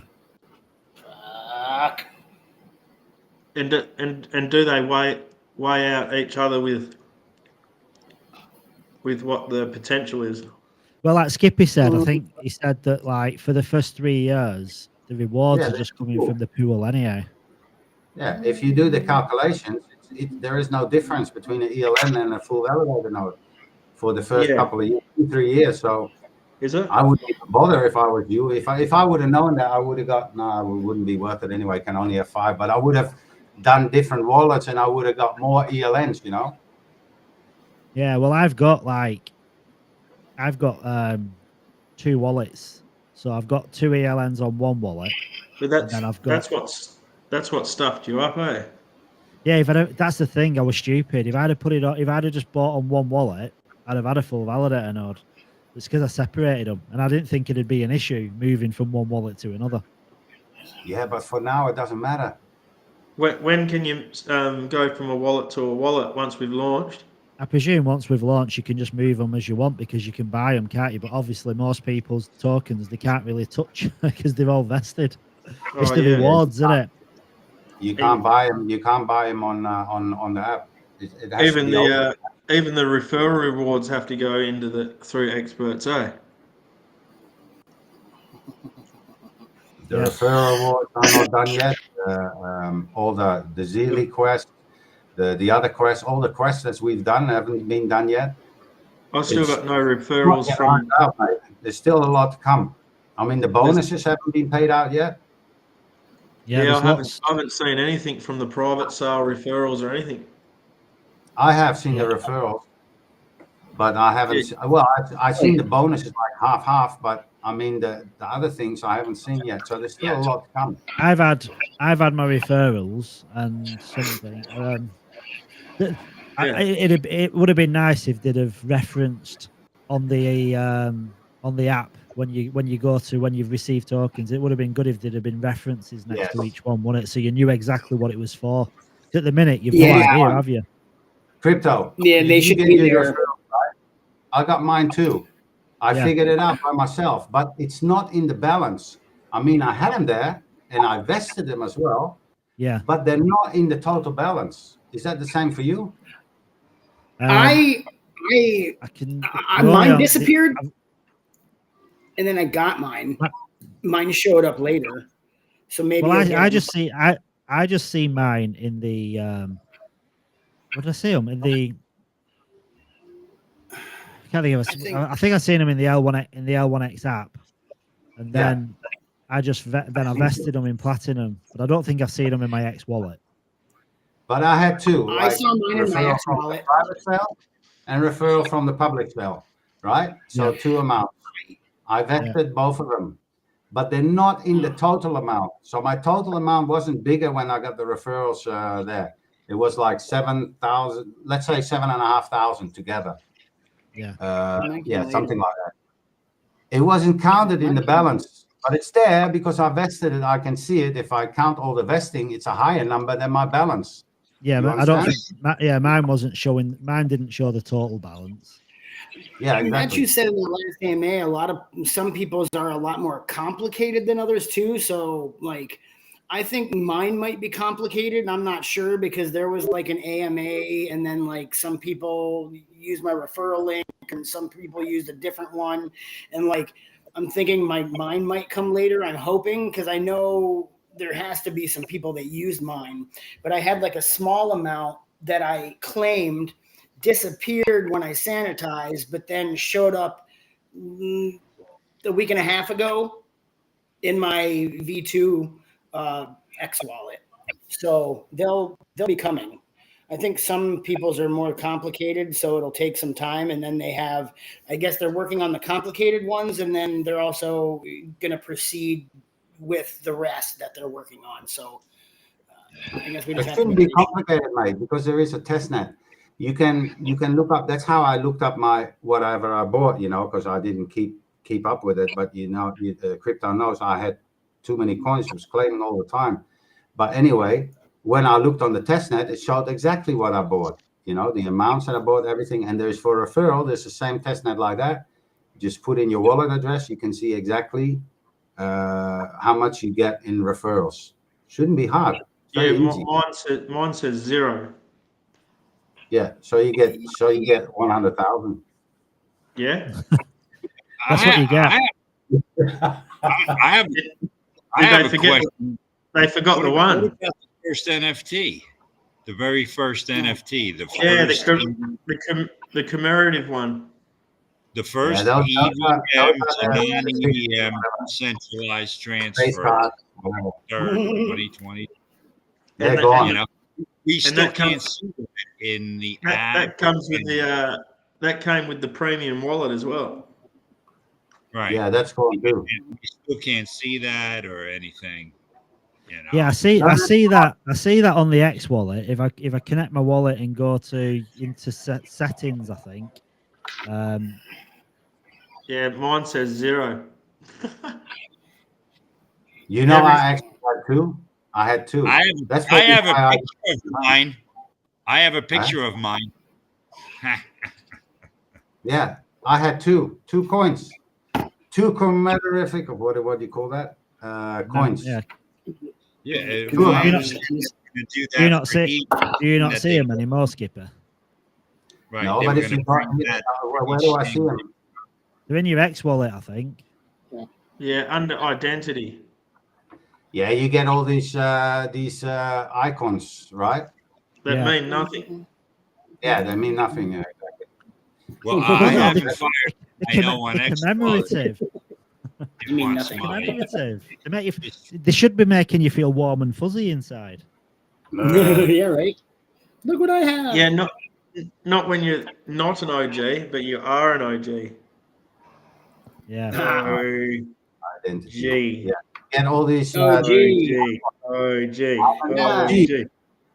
I have that OG tag. Access, peer-to-peer, public sale, peer-to-peer. I have two peer-to-peers and two public sales, and one early access, and one I'm an OG. I have 6 icons, but that's not the same as the NFT that you guys are talking about. Well, it is actually. It's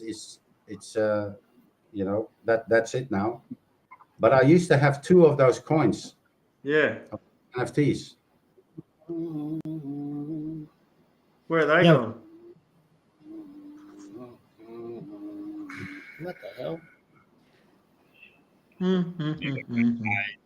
Like, hello. No. Hey, LMFG, we can hear you. Just somewhat. Your video's gone off. He's been hacked. Yeah, I did that up. No, I think he's fallen down the well. Has it? Nah, I'm all good. Skippy, if you have it available, can you put the testnet in the private chat for me? I tried the testnet link that I could find, and it didn't pull anything up. With the nodes or the testnet for like looking up what like referrals and like what you bought and everything. Yeah, I think you just go into L1X app and then claim. In the referral claim. It's here. It's in the links. Now the links. You need to look in the resources and links. Yeah, look in the links. I pulled it up from the links and it sent me to a dead page. It sent me to like one of those nothing there. Yeah, I saw it that. just had like like a GoDaddy fucking page or some shit. Yeah, that's what I noticed. The official links. I couldn't find the official links. Got resources and links. The official links, and it was like a GoDaddy web page or something. Let me see if I can still find it. Yeah, because it was in the official links of Discord, and when I pulled it up, it was a dead link. Exactly.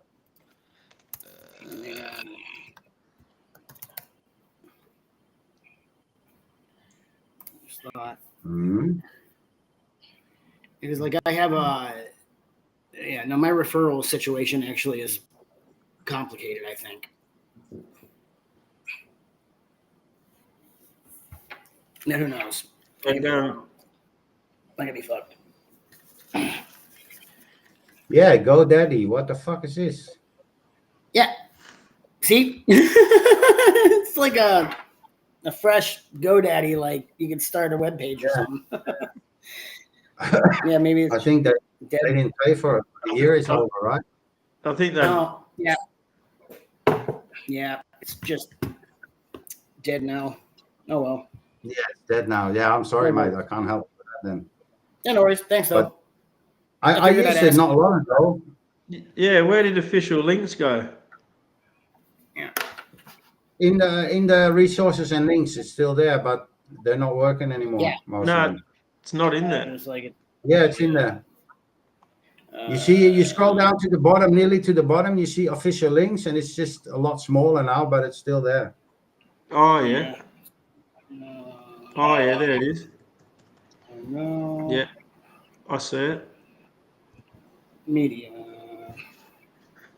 Need the Oh, reading glasses on. Yeah, you're either getting older, getting blind. I was supposed to work today, and I decided no, not working. Oh yeah, I forgot. I Oh, forgot that's about nice that. to do. You weren't I supposed forgot- to be here first job. I t- Oh, I totally, I'm 12-hour shift soon. totally forgot it was Monday. Yeah, You can it's do bedtime that. for me, guys. I gotta get some sleep. I got 12-hour night shift later on. Hey, So- soon, Oh. You soon guys, we'll be- crypto, you're gonna be up the whole time? I'm gonna. My intention is to stay up until 10 a.m. tomorrow, until it Alright. launches, until the live stream. So you'll probably be back then.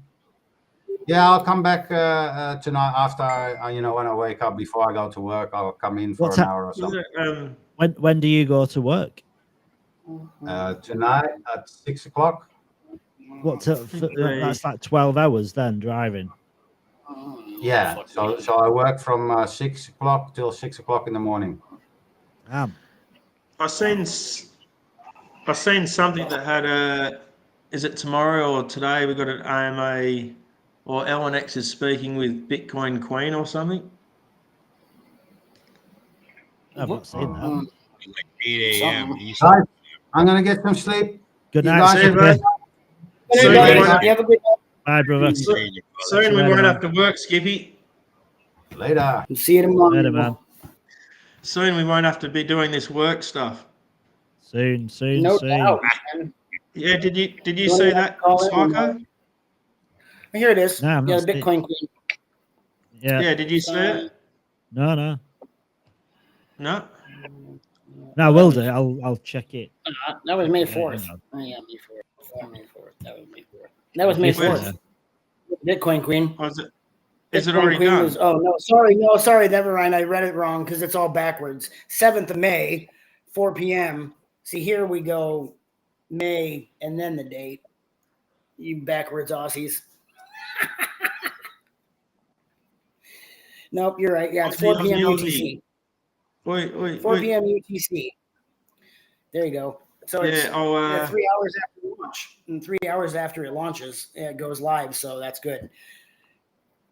I didn't So realize they've they got had to so many spec- KOLs. I'll, Like 160 KOLs that they're got and working. I'll so share it. I'll share That's it gonna to you, Crypto Psycho. Yeah, now yeah, I've got it here yeah. now. It's going to be Cody, innit? The Bitcoin Queen. Come listen, our very own CXO Yeah. discusses uncovering the best crypto projects. Yeah. Bitcoin Queen. There'll be a lot more too because they said that in the AMA there was 160 KOLs and 100 of them were already working, and then the next 60 were going to roll out. So I didn't realize they had that many. That is absolute great news. Yeah, and 120 projects. Yeah, Yeah, and the then a whole project- slew of tier 2 and 3 exchanges to roll out as well after the exclusive launch. See, they have things Yes. working. Everybody complaining about when's marketing. Well, they were sure working on it, weren't they? They got a lot. They had a lot going, so. They know what they're doing. The people that are whinging don't know what they're doing. Exactly. The That's thing why is, it was like, just don't worry. Just don't worry. Yeah, it's just a different way of marketing. That's all it is. Like, it's not like Cody said, it's not all hype, is it? It's not all FOMO. It's like they're onboarding. That's what the X Talk Spare series is. I'll leave it to the professionals to do their job. Have I ever built a blockchain before? No, definitely not. Yeah. Right. Have any of these community members built a blockchain, and do they know what it really entails? No, we don't. No, they don't. No. So just as one of my mates said, I'll let the professionals do their work, and I'll back them. Oh, I bet I do. I'll just be here to support. I bet I know what it entails. Where did you go, LMF? Well, yeah, you. Yeah, well, you're one of the few who could probably. 100%, guys. I would have my own blockchain, and most likely it would have been outsourced right off the start, and maybe within a few years, come up with a $15-20 million a year budget to have a half a dozen people working for me running like a POA blockchain. You know, I worked for a company with, think about it, access to 15,000 servers, right? So think about that, and let's put up some nodes, right? Now my own, and let's start mining Bitcoin with it. I don't give a shit, whatever.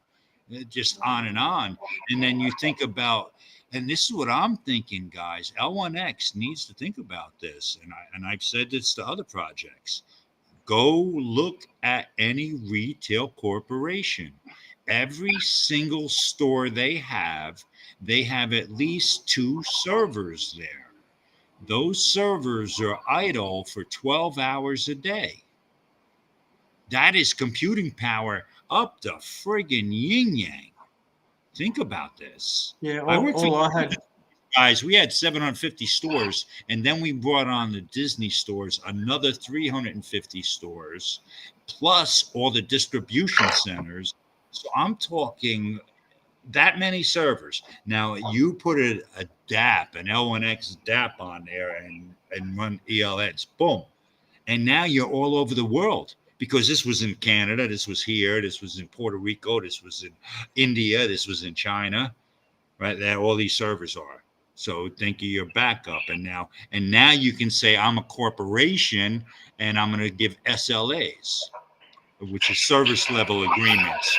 You get incorporated on some of that, and you start giving out service level agreements.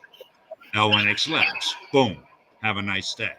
This is so we're in such immature a part of this coming of what I see, and what sucks is it's going to take years. What sucks is I just hope I'm still able to. All I had was a kid was a Sega Master System. That's it.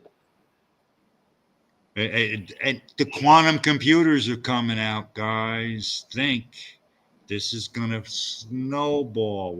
What's coming is so beautiful. It's so fucking beautiful. When I started reading about this 4 years ago.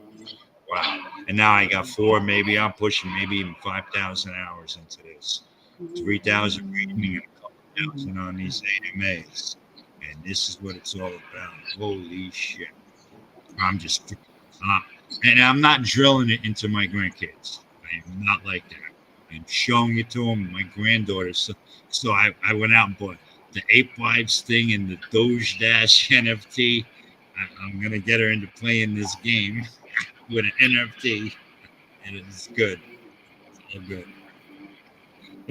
This is it. It takes people like yourself, LMFG, that kind of just keeps pushing and getting out there, like getting in these spaces and telling people, and like not ramming it down people's throats, but just joining the conversations.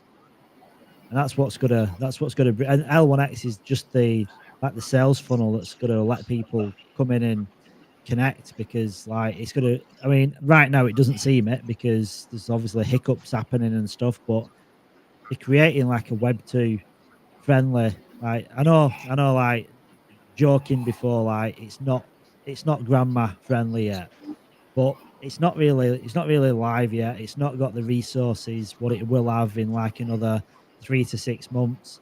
And I think once everything's ironed out, the platform will run smooth and it will allow just normies to come in and take part and be a part of blockchain and buy crypto, learn about it, invest in it, and it will be an easy process. And that's what it's all about, isn't it? It's making it easy for onboarding people, because when that happens, and that's when adoption happens, and it's not through all these buzzwords like metaverse and get and like play to earn and blockchain. It's just everyday utility like social media, music, gaming, video. It's just that's what'll bring adoption, not all the buzzwords and all the shit. That'll just be on the back end of it all. Exactly what I've been telling all my family and friends. It's going to come down to one or two, and that's it. And you're just going to need this one interface, and it's all going to be familiar, whether you're dealing with your, again, I keep saying this, it's, whether it's financial, social, shopping, medical, it's all going to be that same simple interface, all integrated into one. Easy peasy. Exactly, and you say like, oh, the Web2 people. Yeah, it's just whoever uses the web, man. Did you just have a cone or something? I can't say I had the people, but probably a third of the people on the web today are using blockchain, or their traffic is on blockchain and they don't even know it, especially with a lot of the video. I would think if we look into like Vivo and start getting into it, I bet you see a lot of shit running on Tron and all these other networks because it's pennies there, right? Yeah. I think that's why I think this project Render is pretty wild, man. The graphics and I'm telling you, I just love blockchain. L1X is going to make it all integrated into one. Yeah, it's going to make it run so much more smoothly. Help unite instead of separate. And if Shano's listening, big hello to Shano. Shano, mate, Shano. I don't know. He's not visible at the moment because he's actually doing work, hitting shit with hammers again. Yeah, I think he'll probably be in at some point later tonight when he's finished work, when he's got off work for the day, and it's Friday. I keep thinking it's Friday. It's Monday. Damn. I can't wait for this. So get a few of my mates and not have to work so hard. Yeah, I want the nodes to work for me. That's what I want. I want the nodes to go out and work their asses off 7 days a week, 365. If a node was a person, you could give them all the tools in the car and they drive off. Yeah. And then you put the invoice in when they finish for the day. I want to. I just want to get on the. I want to while my nodes are earning my dollars. I want to jump on a plane, land in America, and just do a bit of traveling and visit everyone. Absolutely. Yeah. Come and do a live stream from LMFG's shed. Oh, we could all go visit him. There you go. How many rooms you got? You got a few ranches for all our kids and stuff? I get him set up a whole shitload of tents. Fuck yeah. Probably got sleeping for about 12 with airbags and stuff in the house. Yeah, that's sweet. And then you got the garage, 25 by 30 there. Well, I know I don't want to go surfing in Mexico. That's for sure. Nah, you want to rough it. You want to? I would love that, man. Any of you guys, come on out to North Carolina, man. I'll pick you up at the that'd airport. be sweet. My wife will pick you up. I don't know. It's a rough ride for me. Well, How far is it from? how far from the coast? Hey, we might be able to hire a helicopter to yours. Oh, there you go. Hey, guys, I heard you guys talk about that, and I'm not screwing with you. I can go back to my emails that I've sent this group of my friends and family, about 20 of us, and I told them all that we got to save and we got to buy an abandoned airport. And what I want to do is get that airport, and then most likely it's all fenced in, and I want to buy more property around it at the same time. Then right down the airport, on all the way down, you put in houses and half an acre, right? Each house has a half an acre. In the airport, you already got those hangars. You're going to build a community center like you've never fucking seen in your life. Built-in pool, tennis courts, basketball court, you name it.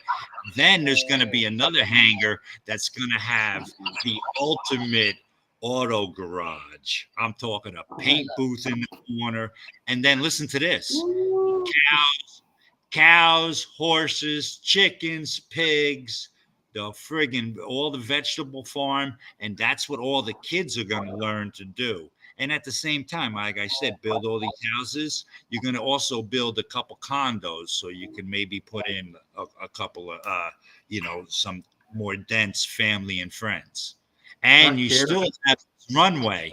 You still have this runway. Hey, I've got security. I've got security plans, so that's all right. We can fly security over. There you go.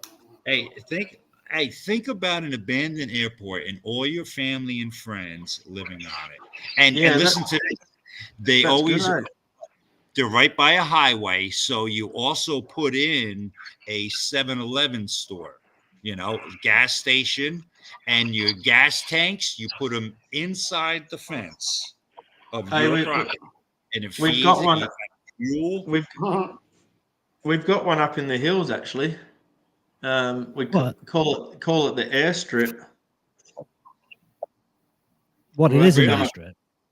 Yeah, it is an airstrip. Yeah, up in the state forest. Smart, dude. Think about that.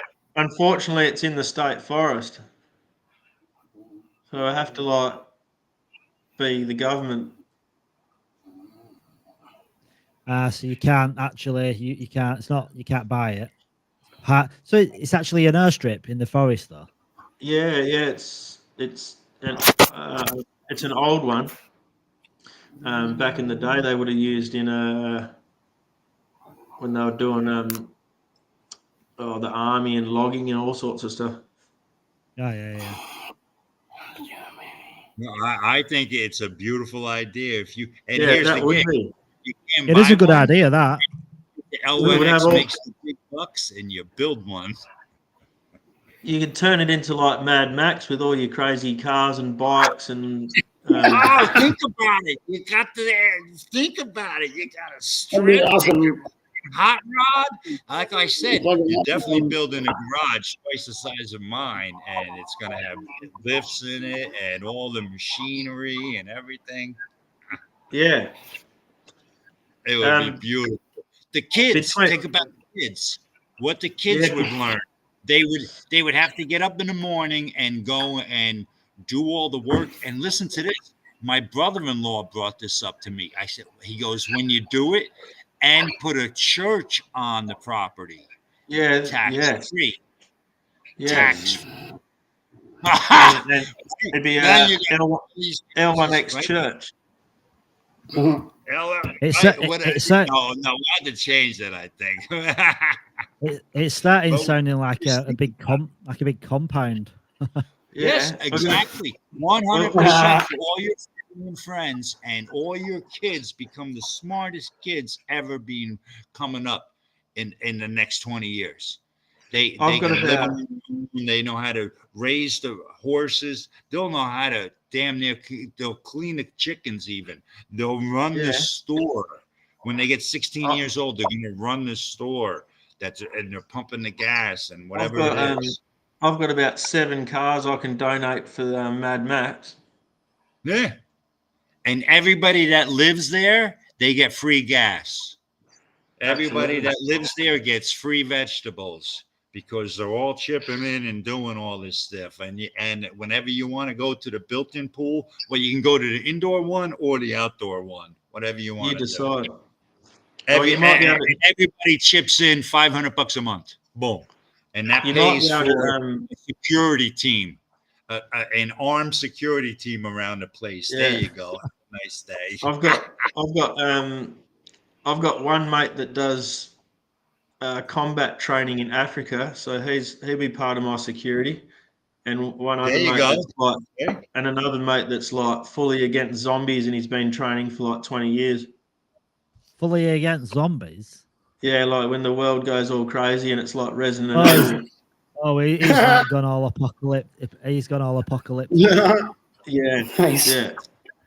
So I've got a variety of security. I told them they don't have to work anymore. They'll just come with me and drive kids to school or fly them or something. Just be your own little foxhole buddy, baby. That's your foxhole buddy. And the African gold mine dude, he trains like against all the hell terrorist people, so he's pretty onto it.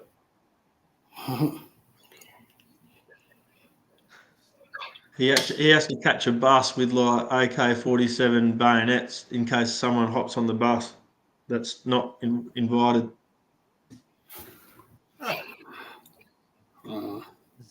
So he's in Africa.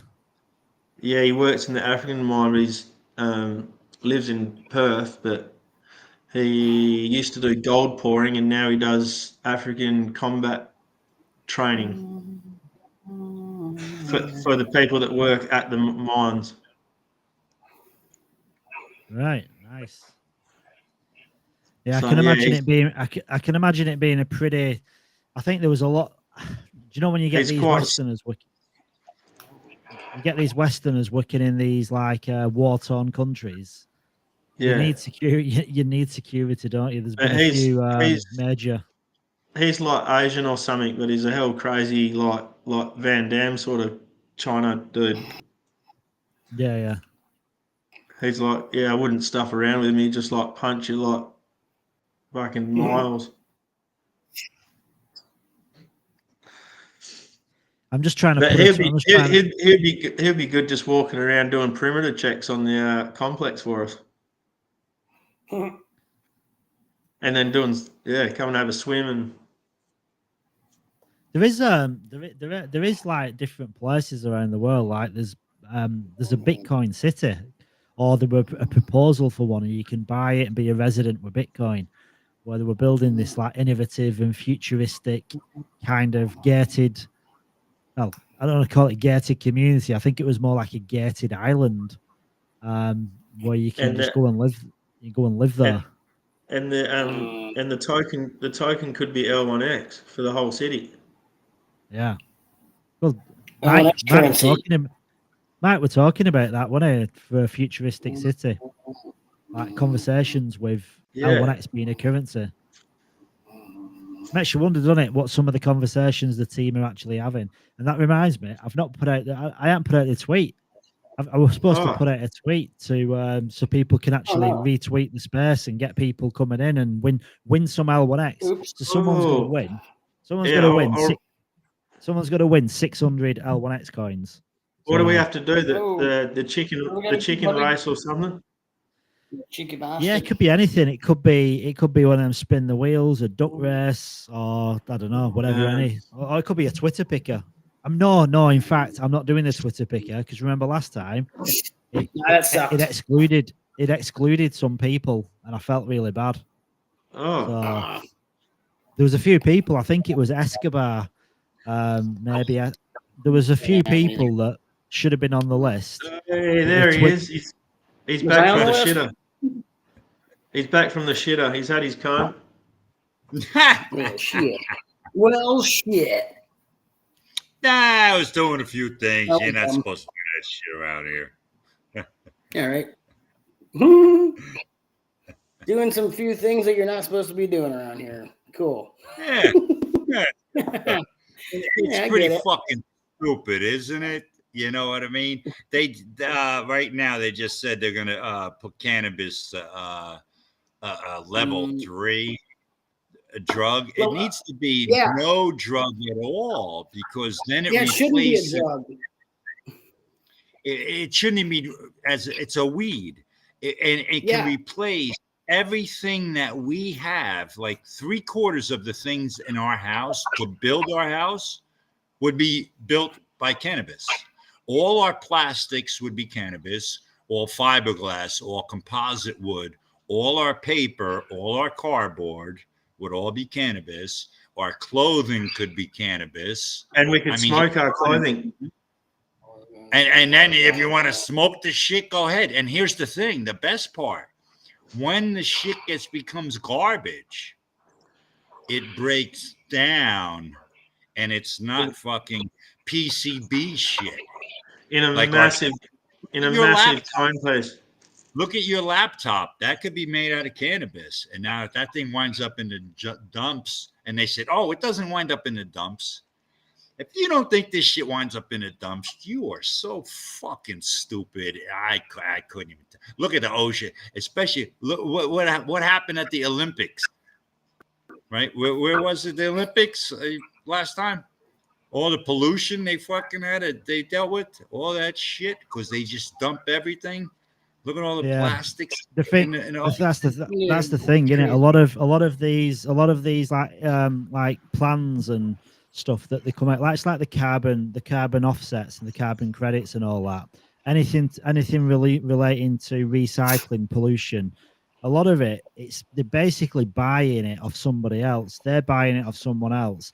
And somewhere down the line, someone's basically taking the brunt of it all. And a lot of it, unfortunately, it's developing countries. So all this shit gets sent over, gets passed, and all these companies, of like Western companies, we're carbon neutral, or we've recycled, or we've done this, that, or the other. But somewhere down the line, that's just getting fed and fed and fed till it gets to somewhere where it can't go any further. And then you end up with country. I mean, I was watching a documentary, and it was somewhere in Africa, and it showed this tip where they were recycling lithium-ion batteries, and they were basically just dumping it on a landfill, and it were getting to a point. It were finding its way into a frigging river, right? And it were basically it was toxic. It will kill our fish. The people have no fucking clue what this lithium will do. I come from back in the 70s, late 70s, digital electronic engineering. And I seen this shit and I was like, well, nothing has changed. And then they come up with this lithium shit. There's no friggin' way. This is horrible and horrendous. Right now I believe, and you're in the UK, right? No, I'm in Australia, but Australia. I'm English, but Australia. But Australia is big time, right? Everything's like, oh yeah, gotta go this way. So they even went out and made cement dump trucks with lithium batteries.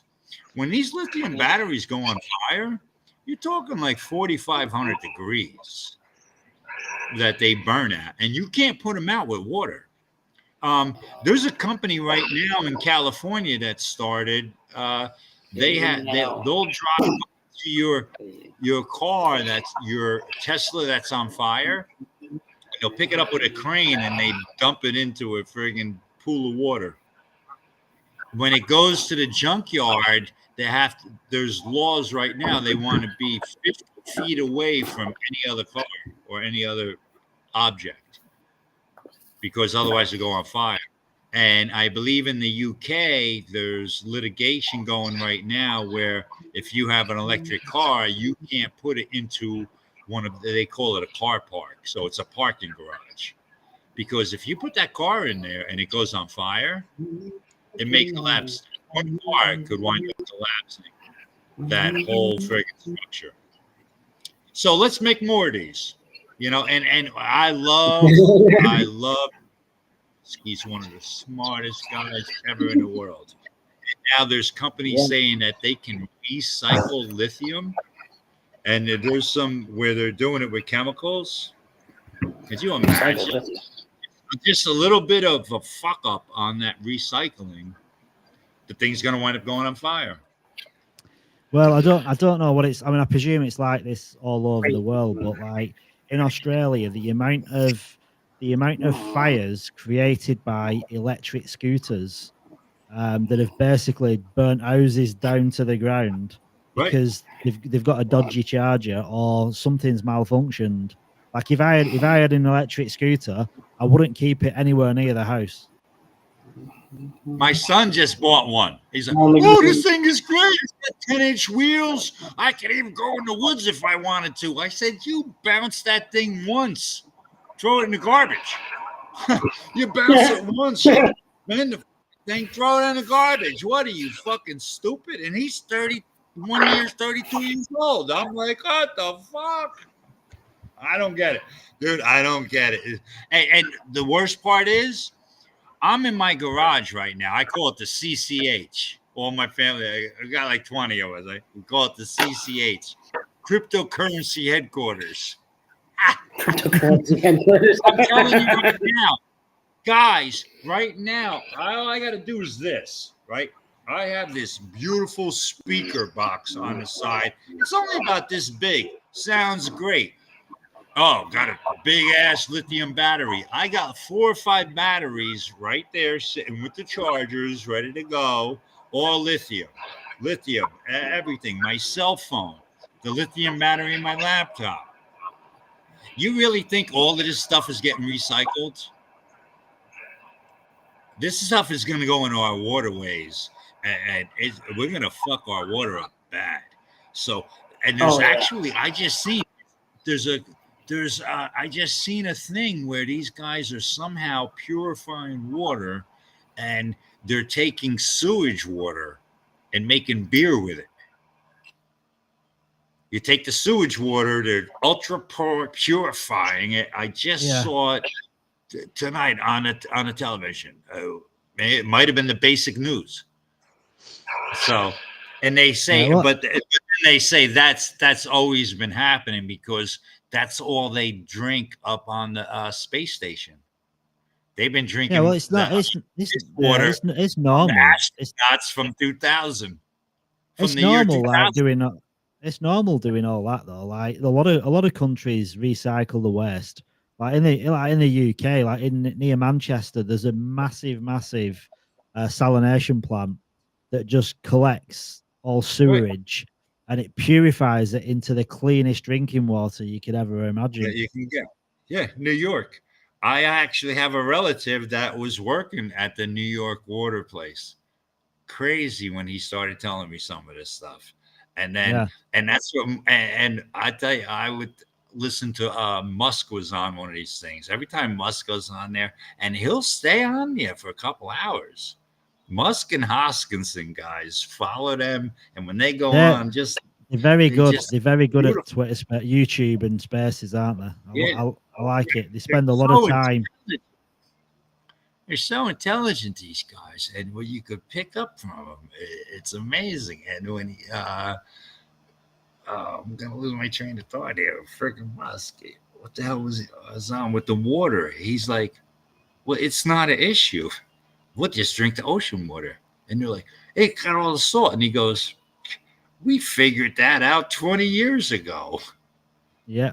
Well, all the ocean water we want. It take us, we build a little friggin' thing, we filter it out, and boom, we got water. Well, that's what they do in many. That's what they do in many countries, anyhow, isn't it? That have got like even here, like where I live now, we're just building.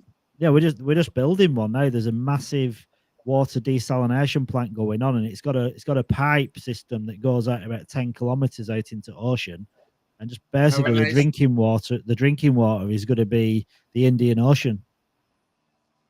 I went up years ago. I'm going back now, 30 years ago. So my buddy's got a cabin up in Maine, right? And so it's on a lake, and You've got a friggin' 1.5-inch pipe with a thing in the lake, sucking the water into the house. And that's the water we're drinking, brushing our teeth. And then we go in there and he goes, I peed in there before.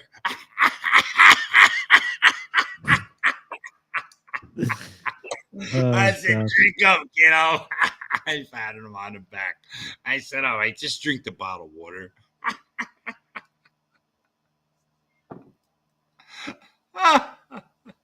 Crazy.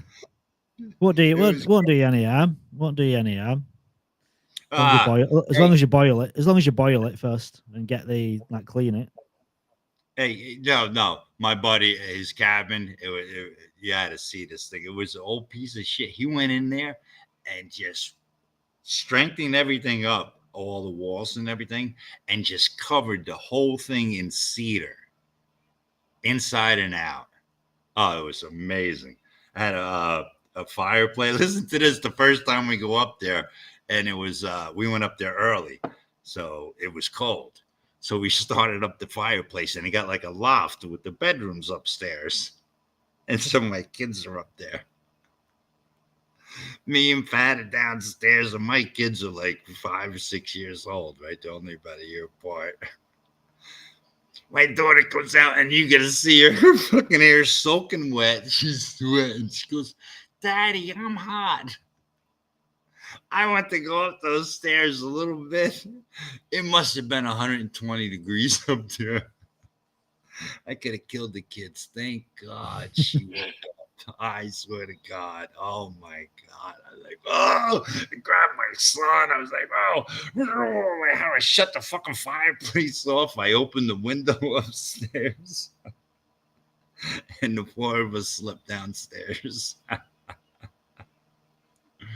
But hey, I tell you, that was beautiful. My son looked at me, goes, that's the water I peed in there before. I said, yeah, it won't kill you. It'll be right. It'll be all right. Hey, to me, guys, you want to get as much germs in you as you can. I've lived my whole life that way. Listen, I agree. It was like I think chicken pox parties, you know. I think that's why there's so many people that have got all these bloody like allergies and stuff now, because they've not rolled around in the shit long enough when they were kids. 100%. I 100%, brother. Dude, I'm telling you, I haven't taken a fucking pill ever. The doctor told me a little while ago. She goes, oh, well, you know, this is off a little bit. I said, well, what it is? She goes, oh, whatever, with my blood, right? So I go look up. I said, oh, well, if I eat more spinach, that'll chill that out, right? So I go eat spinach. Okay. So friggin' 8 months later, I go in, another blood check. Oh, no, everything looks good. Yeah, that's it. Yeah, I do. I think that's it. I mean, if more people, because the thing is, like kids now, some kids play out, but like when we were younger, there were no technology with us. So when you played out, you were playing out. You were making dams. You could be rolling around in dirt. You were in waterways like rivers, streams, lakes. Like we used to make traps like in the bush and make like aerial runways with wire and stuff, and always getting just dirty, getting full of shit all the time. And like no one really had allergies or anything back then. And like now it's like every other person's got a bloody allergy to something, haven't they? Yep. Hey, here's my water cup. I don't wash it ever. That thing's about 4 years old. No, I did wash it. I think like a year ago. I washed it. That's all right. A year ago, that's enough. I wipe off the cap, and it gets all the dust from. I'm sitting in the garage or in the backyard or on a deck. It gets all the pollen, and I sip it and all that shit. I drink it, and guess what? That's what keeps me healthy. I'm telling you guys, I don't even take vitamins, and I smoke cigarettes like a fucking fish, like an idiot. Drinking, yeah, like I'm drinking beers right now, but I'm not, hammered or anything. I don't like to get hammered, It's just, I think all the pills, and that's all you see on the TV. Oh, take this pill, take that pill. Everybody needs a pill. Throw all the pills. My mother-in-law was really having a real hard time, and my sister-in-law is a retired nurse from she was in World War II, I forget what, maybe Afghanistan, whatever. So she knew what she was doing, whatever. So when she went and looked at all the pills that my mother-in-law was taking, she was like, "What the? This contradicts this. This one cannot contradicts that. That one contradicts this." And it's 3 different doctors that are prescribing these things, and none of these guys are talking to each other. Come on, L1X Medical, 100%, because it'll put the. You know what Carol did? She goes, "All of them gone." Whew. Guys, I'm not fucking with you. Not even 6, 7 days, a week, maybe. What a difference. All of a sudden, Barbara she was alert. She could talk. Amazing. Unbelievable. Now, here's the thing. She did wind up with problems, right? And she wound up going into Alzheimer's. And that had nothing to do with her taking her off all of these drugs that were screwing her up. You know what I mean? And it was about 2 years there. This woman was 100% totally different. No issues. She lost weight. She moved around. Friggin' beautiful. Screw the drugs. Eat food.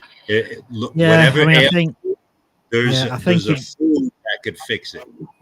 Yeah, I think I think that's where people get lazy as well, isn't it? Because it's easier to take a pill than to change your diet and get good nutrition.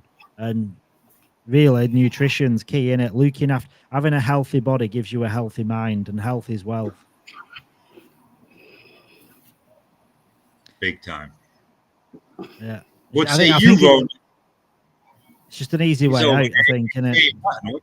What is he doing over there? Sleeping? Ronak's gone. Yeah, he's gone off. He's not on camera. He's usually on camera. Hey. Ronak is in the house. Oh, he might have woke up. I walked away for a minute. Camera is not working. Damn. Never mind. Nah. Yeah. Yeah, So still can't create that token. Nah, I can't even try. I'll figure it out. Have you created a token, LMFG? No, not at all. No. I'm listening. Cool. So do you eat healthy, LMFG? Do I what? Do you eat healthy? Huh? Do you eat healthy, like healthy foods and stuff? Oh yeah, I always try to eat healthy. Have you got some honey? You got to eat vegetables, meat, and starch at all times. Yeah. Hey, the Lord put that shit out there for a reason, and I am not religious, but I say that because Mother Nature put that out there for a reason. And being respectful to all people, right? I'm a man of science.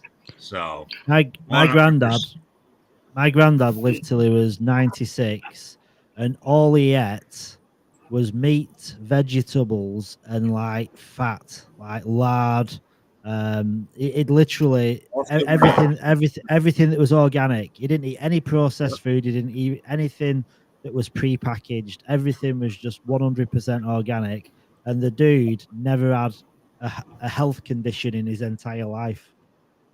That's incredible. My grandmother's sister did that, and he smoked non-filtered Pall Malls for almost 60 years, and she died when she was 99 years old. Have a nice day. Yeah, Never took a never ever. guys, she was 96 years old when I went up there and met her, and they had just put water in her house. She had just stopped having to use the outhouse. She goes, when she opened the door, her fingers were yellow. Oh, you gotta come see my new commode. She was so freaking excited. So we walk in the house, and her sons they got water from, because the street just put water in. They got water in the house. Here's the toilet in the middle of the living room. They didn't put the bathroom up yet around. So here's the couch, TV, and the toilet up against the wall in the middle of the living room. Talk about convenient. So ecstatic. She was so ecstatic. Guys, I squeezed. I went to squeeze her. I almost hurt her. It was so beautiful. It was really beautiful. But and think about that. But think about that, right? And so now today, all of a sudden, now you're getting all these 30-year-olds with friggin' colon cancer all over the place. Oh, let's drink more Red Bull. Yeah. What the fuck is that shit? You know what? And a lot of you guys, and some of you might be on doing that shit right here. You're drinking that Red Bull shit. You're out of your fucking bird, man. Coffee and water. Coffee, water. that's sometimes good. Tea. That's sometimes about tea. It. Don't go further than that. If you Tea, need coffee, more than water. that, Fruit juice. then yeah. Do natural. Don't get that stuff. My kids drink that shit now and then. My son's a bartender, waiter. And he's, so many shifts. I'm like, you're crazy. Well, sleep right and eat right. You'll have energy. Right. You know. Exactly. To me, that's simple. Drink some coffee, maybe, if anything, but all the extra chemicals that they put in is a little bit much. Well, it's like now, like I'm gonna be staying awake for like an excessive amount of time. There's no way on earth I'd have a Red Bull, but I'll have the coffee just for that caffeine. But like, yeah, I don't really do all the energy drinks. Not my kind of thing. Coffee's enough. Coffee's something that's been around on it. Coffee's actually organic. It's a natural thing. Yeah. Coffee and tea are organic. They're grown. They're natural. Tea. They come from the earth. And your tea is even better. Yeah. Well, it's got antioxidants in your tea, hasn't it? Yeah, absolutely. Yep.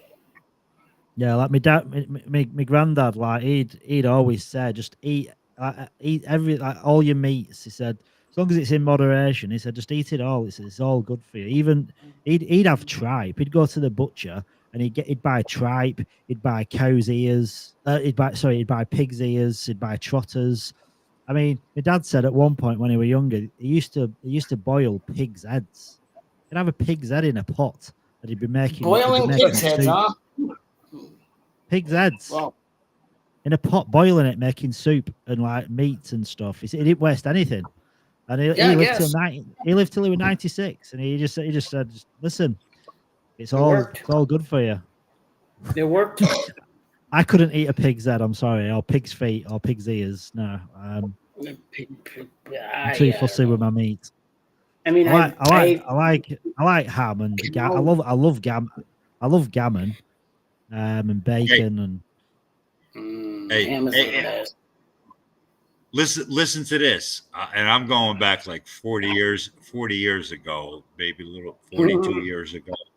So we all wanted to have a pig roast, so we all chipped in and we rented this pig roast thing, and we bought a pig, and it cost us like $300. Think about this. 42 years ago, it was so expensive, it was ridiculous. So we get there, we get this thing, right? And we got the pig through the place that we rented the roaster. That's why it cost so much. So we all sat down and we all took measurement. We're like, we could make one of these. So we put down measurements twice the size. My buddies, I don't know, somebody in there knew a butcher, this, that, and the other thing. So a whole bunch of us got together and we built this friggin' pig roaster. You had a Cadillac, man. Cadillac. My brother was a machinist, so it was like a 6.5 foot stainless steel rod, about 1.5 inches, and he built the prongs that could go in and out, and then built duals so you could put other things on there. We had parties where we put like 3 26-pound turkeys on it. We cooked a 300-pound pig on this thing. It was awesome. We put it on wheels so you could hook it to the back of your pickup truck and take it somewhere. And here's the gig. I wanted to do the motor design, so we pretty much did it for nothing.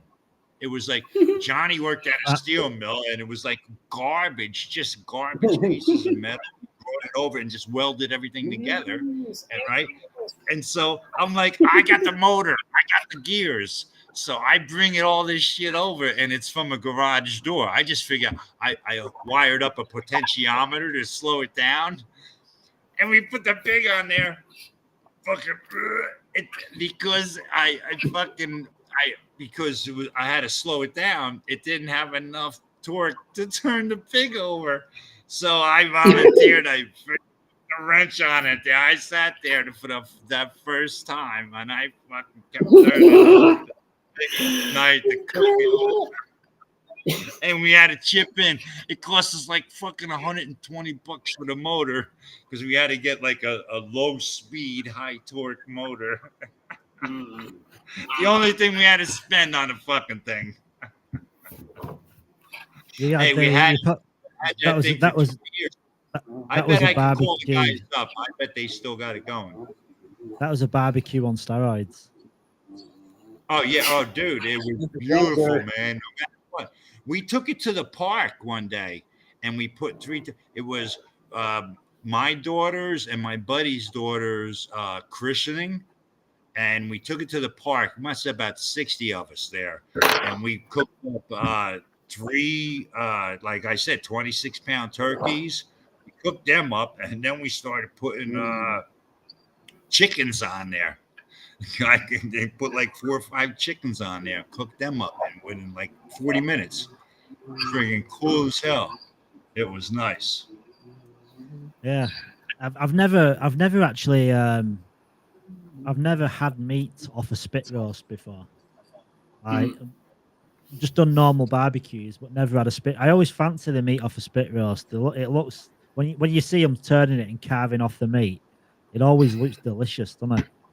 It does, doesn't it? Yeah, I never had it either. One day we will. Oh yeah. Like do you know what I'd like? Do you know, like a buffalo or something? Some like really meaty. even a pig, to be honest. Bison, buffalo, yeah. I think it'd be great. I had friends down in Virginia. We would go every year. We would go down there, and they had like I guess it was like a 500-gallon oil tank, and they had an oval thing that was probably about 10 foot long, and they cut that thing in half and then put a grate on it. And these guys were farmers, so they had like a 650-pound pig. And they put the pig on there, and we would go down there on like Wednesday and help them with all of this and getting all the wood. And they had it was half buried in the ground, and they would start a fire on the side, and then doors underneath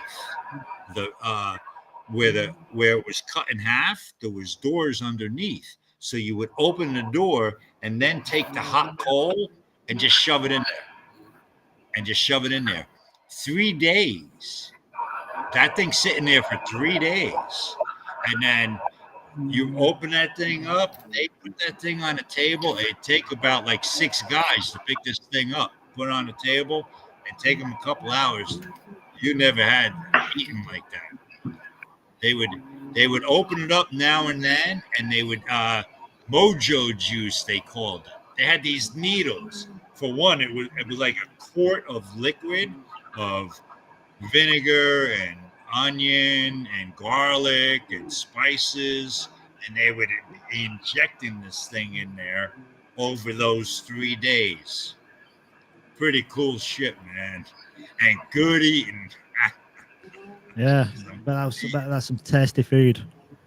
Yeah. Oh, the one time that what they did is they took one and then they stuffed it with a deer and then stuffed it with a turkey.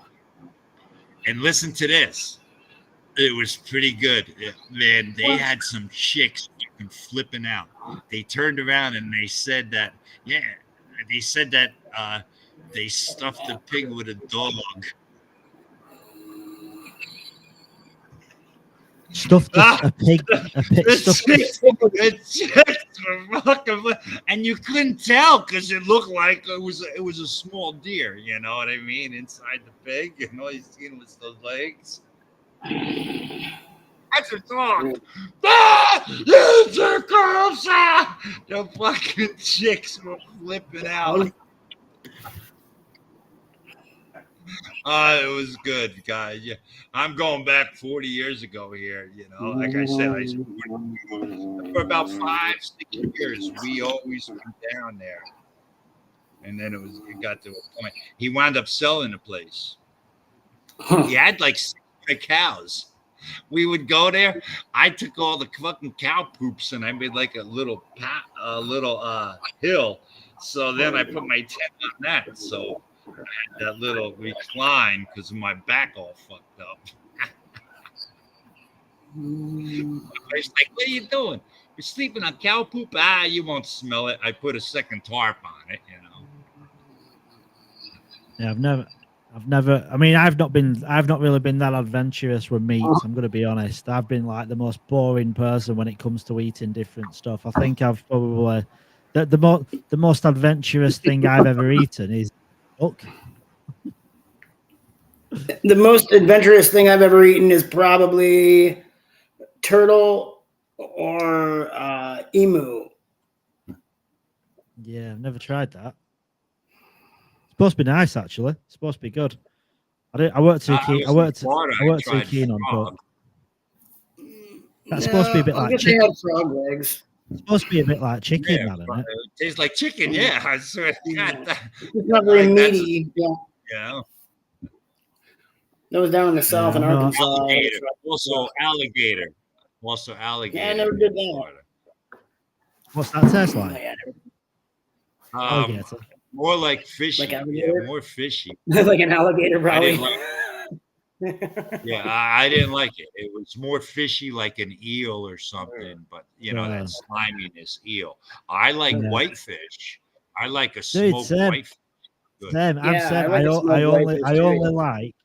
only really like whitefish. I'm not into all this. Yeah. Yeah, I don't know. I like salmon. I like salmon. I like salmon. Cod, hake. Yeah.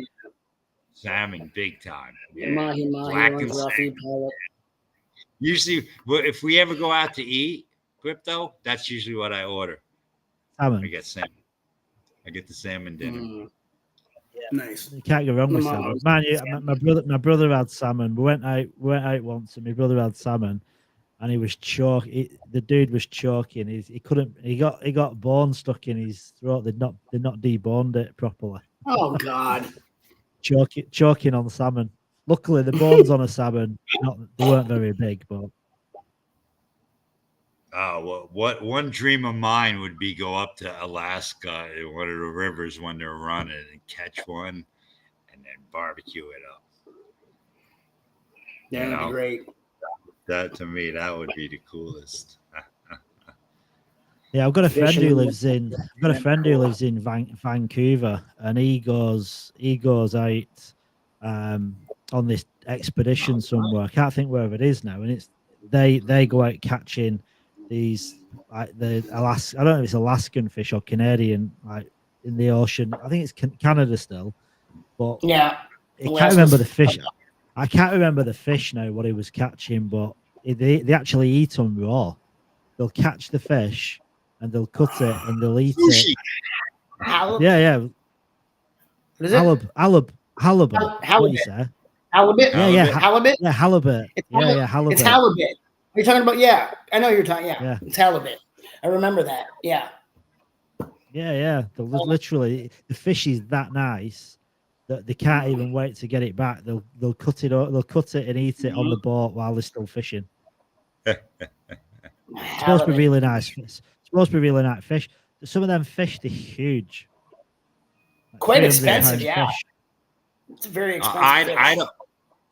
I don't Yeah. know the guy personally, but it was like a friend of a friend of a friend that caught one of these huge tunas. It was like 300-pound tunas. And when he pulled in, like 6 or 7 different guys ran up and said, "Can we test? We want to buy. And he goes, "Yeah, test." He didn't know what was going on.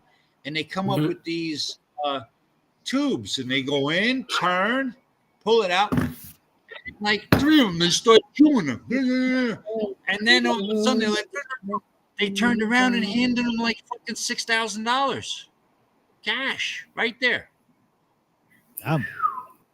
Fucking hell. Right? And this was just a friend of a friend of a friend. And I'm serious. This is what they do. That's sushi, man. That's just the Cadillac stuff, man. It's Never had sushi.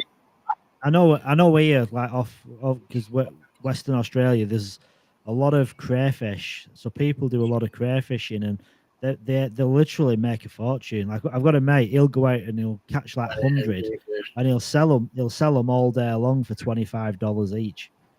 And they're abundant, but they're really expensive. And they ship them out, and they probably ship them out, right? Or they eat them there at the restaurants, or they shipping them. Yeah, well, the guy he sells them to, he sells them to like a restaurant, so it's like fresh off the. But their pair, he said their pair normally like $50 for a crayfish, and that's wholesale. Can't bring myself to eat a water bug like that. I don't know. Hey, just look at a lobster. Hold on. One of the most expensive things you can eat is a lobster. Go read about a lobster. Understand how a lobster lives and dies and all that shit. And we eat that. Bottom feeders, man. It's like the most highest cholesterol thing you could be eating in your life. Bottom feeders, man, eating everything that just oof. Yeah. They eat themselves. They're cannibals. Oh, they do. Oh shit! Wild mating. No wonder they're so wild mating. Yeah, I think our CXO is endorsing Red Bull because he's just posted. gives you wings. I know, and I went like this when he did it. Ooh, gives me wings. I'm flying. That's beautiful. Fuck me. Great. Sorry. It gives you wings. I have drank it. I drink it more on a night out. Like if I need a bit of energy, I'll have a vodka Red Bull. But like that's like very few and far between. Like not very often.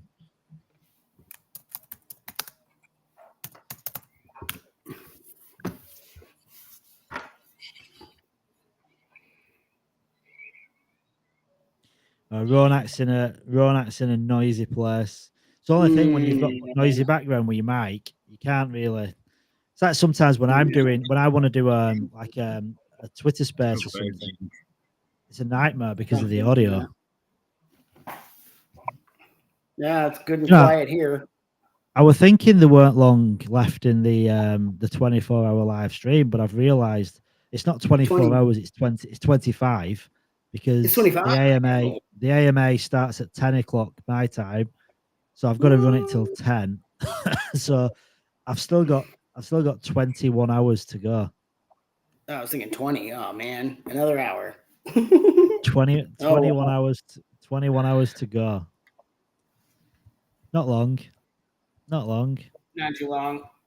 I'd have stopped Off at the some chain point. positions. Yeah, I'd have stopped at some point in that 21 hours that I can actually get my token generator launched. That'd be pretty good. That'd be great.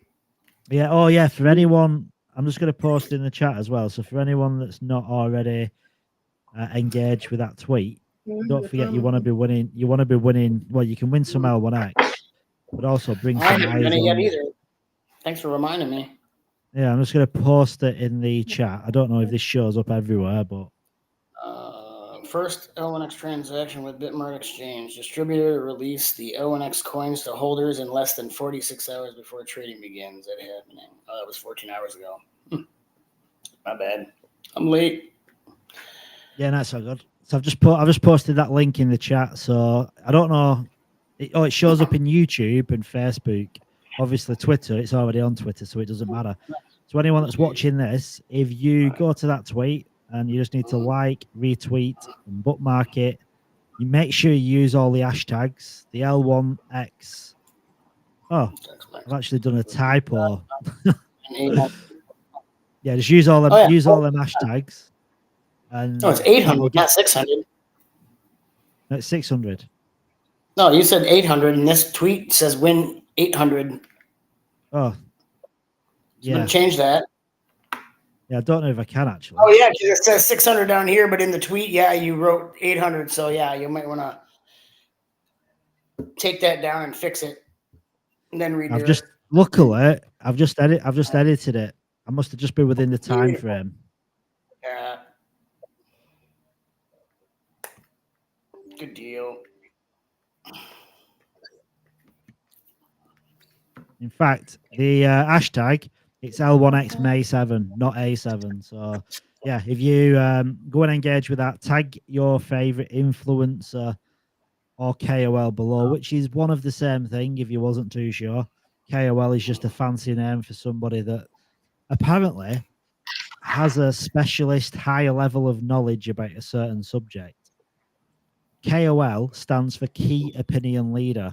And in reality, most KOLs won't be a key opinion leader because they don't know much about the projects that they promote 99% of the time.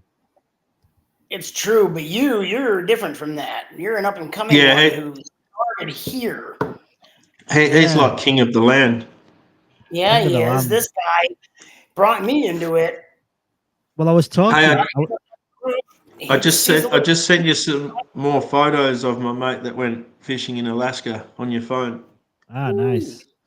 I was talking to a Bitcoin Maxi yesterday in a chat I'm in, and I was saying I'm a KOL for like Layer 1X, and he said, "What is KOL?" And I told him, and he was laughing his head off. He's like, "You got to be kidding me." He said, "Most people haven't got a clue what they're pushing." I said, "I agree." I said, in my instance, though, I'm probably one of the only KOLs, or one of very, very few KOLs that is a true KOL, because I've spent that much time with L1X. I've read the white paper minimum 10 times. You know what you're talking about. I like to think so, to a degree. I mean, the thing is, I've done the white paper a lot, but the problem is it's changed so much as well, and now it's like they don't really use the white paper as much. It's more the GitHub. Yep, the GitHub and the blogs, good information. Yeah. I'm gonna try and. Tory, I have to learn by the AMAs. I'm a lot easier at that. Reading it, I always couldn't comprehend. My ADHD is all out of whack. I was bad at that. So hopefully we're gonna get someone very special in the chat in a minute.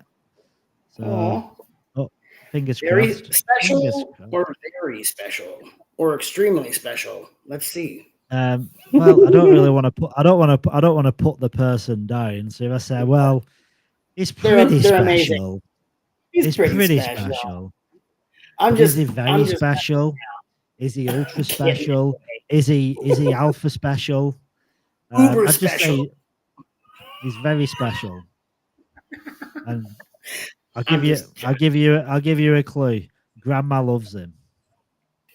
Of course they do. Yeah, Cody in the house. Hey, Cody. Good to have you here, man. Hat man. One. Hat man. Dun-dun-dun-dun-dun. I And don't it's- have one, yeah. see? Yeah, and for Cody, it's like probably midnight or whatever. Man. How are you guys? Can you hear me? We can hear you, Yeah. Cody. Coming What through time is clearly, it for you, Cody, now? Is it like 1 in the morning? No, it's only a quarter after 11. So So reasonable hours. Reasonable Hey, hours. you're behind me. yeah, I'm about ready to tap out for the night though. Yeah. So It's been a long day. what's it like from someone in a C-suite position at L1X the day before the launch? It's like Christmas Eve getting ready for all your kids, trying to put together a 300-piece dollhouse kind of thing, if you know what I'm talking about. Fucking So, nightmare. Yeah, right. You Lot said of it. It's a to-dos. nightmare. to-dos, You have a lots lot and of lots kids of here. to-dos, but no, everything's good to go. We've yeah, I mean, everything's pretty much just lined up, just double checking, dotting I's and crossing T's type of thing. But other than that, just can't get here soon enough, right? Yeah, well, it's not long now, is it? I think what they say it was 1 p.m. UTC tomorrow when it actually goes on Bitmart. I think. Yep. Yeah, that's what Bitmart said. I'm trying to think. It was at 9 p.m. So 24. So it's about 32 hours off or something like that, thereabouts. Yep. Well, Getting thankfully, close. thankfully the live stream is going to be starting earlier, so I don't need to run through until Bitmart. 'Cause I think by the time the Bitmart listing goes live, I'll probably have passed out by then. I'll probably not even see it. I just got to drink some Red Bull. Better get LMFG going.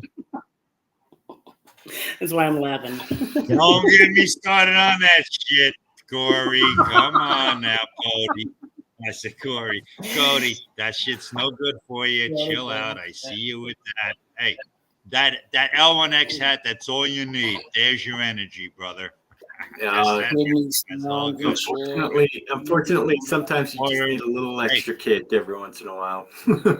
Spinach is good for you, man. Oh yeah, eat your spinach. Yeah, nah. Yeah, you So should turn into what's the- Popeye.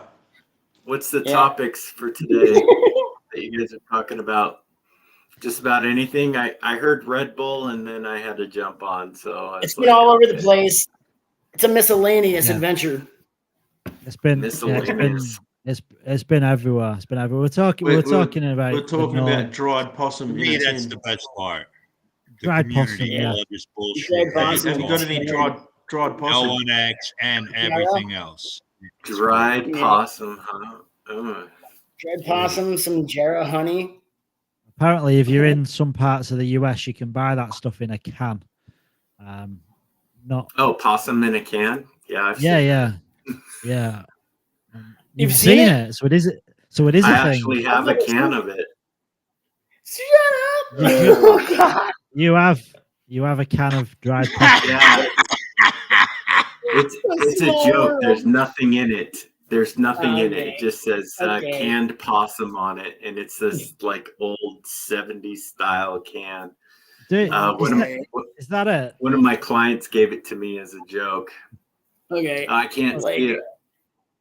You But can't really I don't know what see you're it. seeing. Back it off a little bit. You're too- Sun-dried possum. I thought it can't be real. Christ, how the hell can you eat that? No. At least mine's a joke, but yeah, I mean, yeah, it's funny. I'm sure up in the hills, people have it. Oh, I'm pretty sure it's a delicacy somewhere. Yeah. Getting up Throw in the some Alabama gravel salt hills, on it and it's good. Get up in hill folk land. It's probably good. Do you have chicken salt Squirrels. over there? Australians are mad on chicken salt. Have you ever had that? Chicken salt. Chicken What's salt, that? yeah. Chicken salt. Well, Yeah, chicken salt's really good for your heart. And Are you in US here? US. Yeah. what was that? You're in the mid US here? Who, me? Yeah. No, I'm in the West Coast. I'm central myself. Right. I'm on the East Coast. Right. East right. Coast. I've got one hell of a road trip when I come to the US. I'm gonna be Spread I'm out. gonna be do. everywhere. I'm gonna be Yeah. everywhere. I'm looking for Cody to go to a football game. That'd be pretty. I'll take you to a real football game. How about that? Yeah.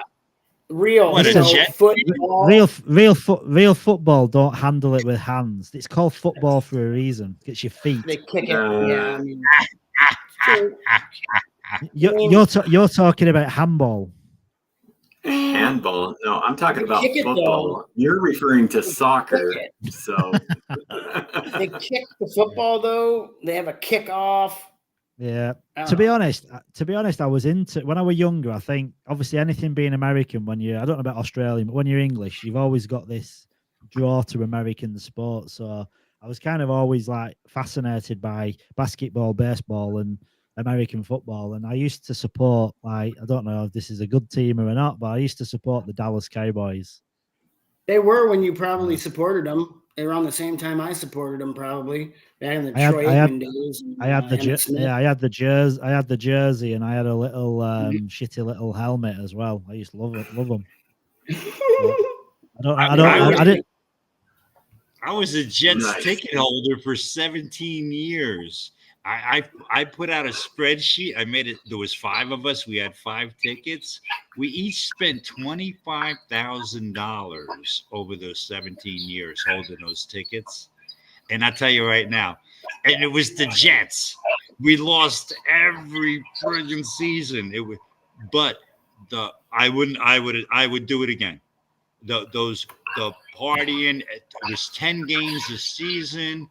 The times we had the tailgating, we always went there 4 hours early, and we had the tailgating down like there was no tomorrow. There was like 20 of us that we met with out of the 5 of us. And I think I said this earlier or before. And on Thanksgiving, we cooked up like, I don't know, 8 turkeys. We had like 3 deep fryers. We were cooking turkeys in like 20 minutes. And all the girls, the women, they all made all the salads, the stuffing. I mean, every weekend. If we played New England, we had clam chowder. If we played the Bills, we had buffalo wings. It was like shit like that. It was beautiful. nice. It's cool. Anytime, go to any sports game, anybody, I would 100% recommend it. You know, and today I can only imagine the monies.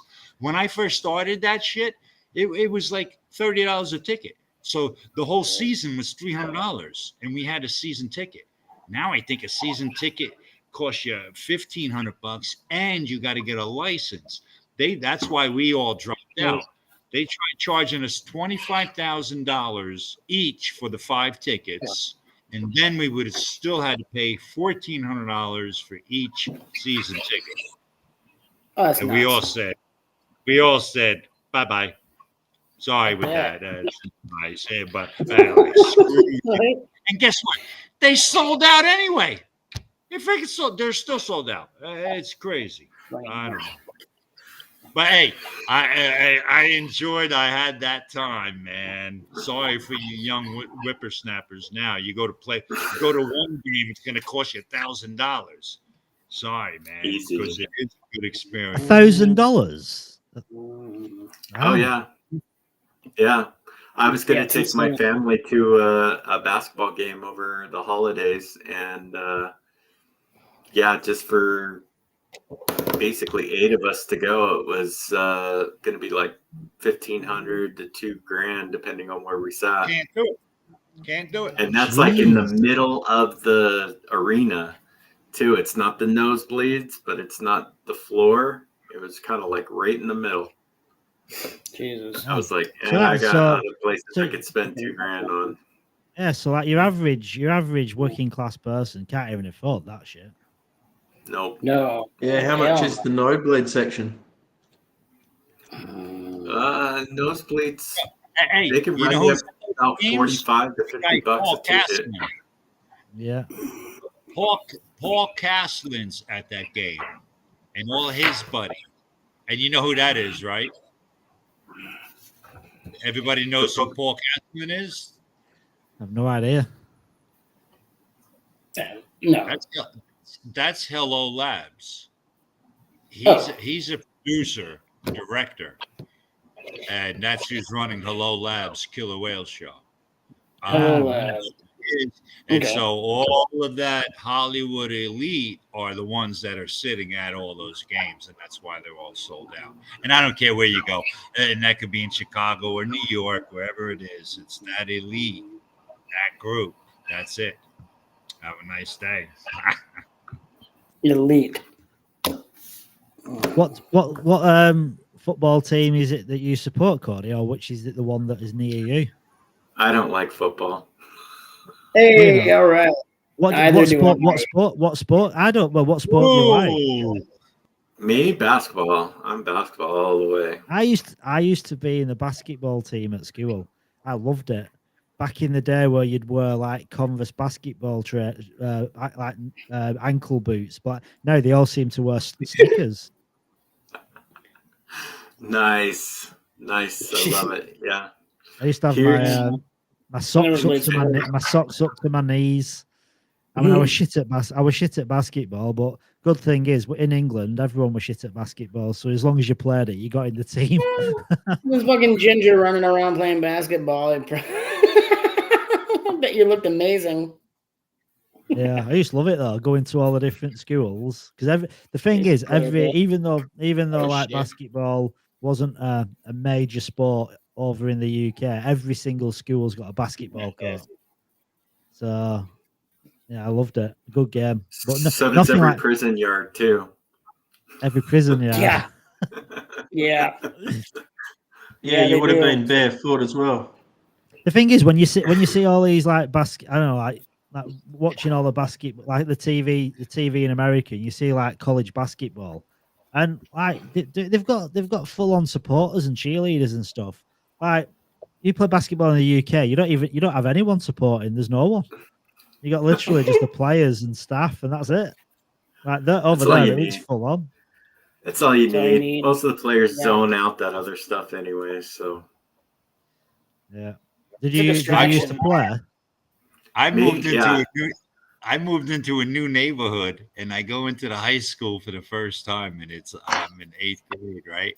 And I'm like 6 foot tall, and all the other kids are like 5'6". So all the coaches, you should have seen them. Oh, hey, you play basketball? I'm like, yeah, okay, yeah. So they put me on the team, and they put me out there. Nice, I could shoot to save my life. I could dribble. I could control the ball. I go to shoot. It went over the freaking backboard. And they were like, they put me in as the center, and this little black kid. I fucking go, I'm the center, and this little kid fucking bats the ball away from me. I'm like, what the fuck? And you know, I'm saying, what the fuck? You should have seen the coaches' faces. I start running down the court. I trip over my own 2 feet. Okay, Lex, you can be on the team, but you're on the bench. They just wanted so the other team would like intimidating, like they'd be like, "Whoa, who's that kid?" And they would never put me out there. We're trying to get sound bites, Cody, of LMFG and Garrett laughing in sync and make some music. I think about it more than I think about it. You know, it's like, holy shit! Because could you imagine being the coach? To me, that's my thing. I mean, like saying, "Yeah, look at this kid! Oh, I got it! I'm fucking gonna win!" Sounds like those two have had Red Bulls. He out there and falls over his own 2 feet. Do you reckon? I reckon one or two. Oh, I don't know. I'm going to sit here for. I'm very transparent. I'm very transparent. I don't give a fuck. I tell you what, that's what I was. I was so freaking uncoordinated. Man, when I was younger, I twisted my ankle probably more than anybody ever. I was always ace bandages, man. Ripping them over my own 2 feet. Growing too that's fast. crazy. Growing too fast for your reflexes to keep up. Yeah, 100%. I think that's what it was. Oh, Yeah. the growing, the stretching pains. Oh man, Yeah, the it was growing fucking pains. crazy. Yeah, man, I bet. It was I like didn't have that. it was I'm like really short. American Werewolf in Can London. you imagine? Can you imagine LMFG and Garrett stood next to each other? Probably looked like Peg and Prop. I stopped growing in 8th grade or some shit. I'm only 5'1". Hey, Cody, one of Cody, my I'm not- best friends, guys. I'm not kidding you. My best friend, he's about, I guess, maybe 5 foot tall, and he owns a garage door company, and that's how I got into garage doors when I was 17 years old. Because of his low height and my height, we could put up 2 garage doors with 2 openers, and I ain't screwing with you, like in 30 to 45 minutes. No, in and out of the garage, 2 boom, because he got all the low shit, I got all the high shit, and we had a system. Man, we went in and put up like 25, 30 doors one day. We went back when we got to the office back to like at 3 o'clock in the afternoon, and the boss looks at it like, "Are you kidding me?" His father, right, looks at it like, "What, are you kidding me?" He turns around and hands us each a couple $100. And I'm going back fucking again 40 years ago. You know what $200 tip is? Wow. Insane. Animals. Yeah, Cody, I'm not fussed about a football game. A basketball game will do me. Basketball's more. I actually understand. I actually understand basketball. I haven't really got a clue about genuine American football. There you go. Well, I'll tell you what, when you come over, we'll fly to Denver, because depending on when you come over, there's a time of the year that you can actually hit a Denver Broncos game, a Denver Nuggets game, and a hockey game. Whoa! All on the same day? In one weekend. One weekend. All in one weekend. So there you go. We'll have to look it up. Because it's a great 3 days of just bam, bam, treat, bam. Yeah. Well, I've never. Yeah, ice hockey as well. That looks like another good game, doesn't it? Oh, yeah. Sure. You'll find out when them dates. You'll find out when them dates. I'll Google it. 3 days. Yeah, so we'll find a time. Yeah, we'll find a time. Yeah, we'll find a time. I've never been to a hockey game. I've never been to a hockey game, but one of my buddies grabbed a ticket one time, and he said it was the most amazing. He took his kid there. He said it was like one of the most exciting live events that I ever saw. So, it totally is. Especially if you can sit down around the ring, really close behind the plastic sheets. Yeah. And especially when you're playing against a team that just loves to get rough and physical, that's when it's really fun. So when they hit the glass, right? When they hit the glass, I heard they hit the glass. Yep. That's the entertaining part. Yeah, when the fights break out. Well, cool. Hey guys, I have actually got pinged. I gotta go, but I just wanted to check in. I will check back in with you, Mark, probably here in a couple of hours when I wake back up again and see if you're still kicking. Worries. I'll still be kicking. Nice to have you. Catch you later. See you, bud. All right, thanks, guys. See ya. Great to see you. Hear you talk, Cody. Yeah. Rock and roll, See ya. brother. Bye-bye. Thanks, man. Yeah, that dude. He'll probably be up like in another six hours or so, straight back on it.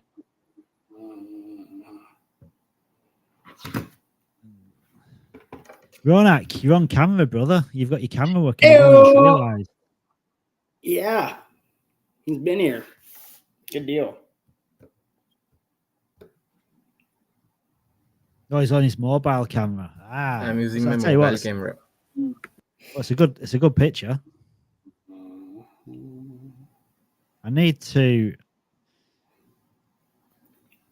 get that tweet I, out. I shared a picture. I shared a picture on Twitter with me mate catching that salmon in Alaska. You might be able to show LMFG. Hey, I can't stream on other platforms. Do you know why? On your Twitter, you can't. Yeah, you just can't I stream. just posted it on my Twitter. Hang on, Ronak.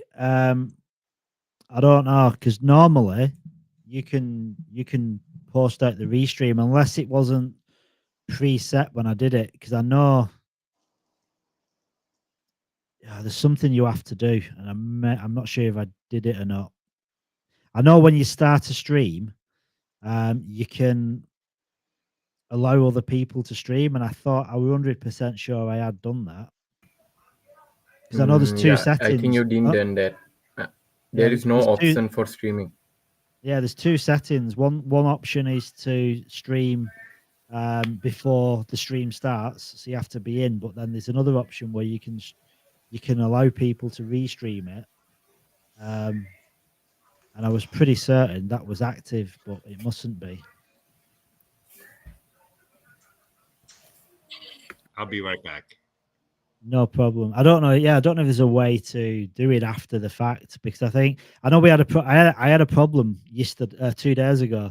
There was another project doing a restream, and I tried to restream it myself, and it wouldn't. There were no way of doing it, and they literally had to stop the stream, start it again, and I had to get in before they started. But I think there's an option where you can do it at any time, but you've got to activate it. And I thought I was pretty certain I'd done it, which is the odd thing. I can't leave this stream now. So I'm just trying to look if I can change any settings. Let's have a look.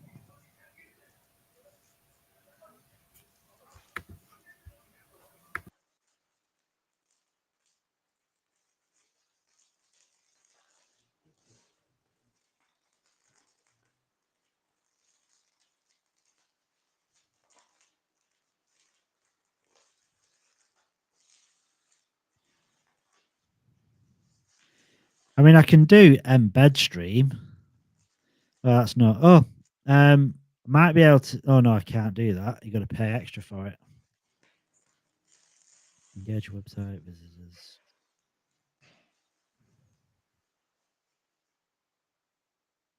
Yeah, I don't think there's a way to restream once it's already started. Now I've started it, because the setting what I thought I'd done, I mustn't have done. Because if I'd you'd be able to do it otherwise. Yeah.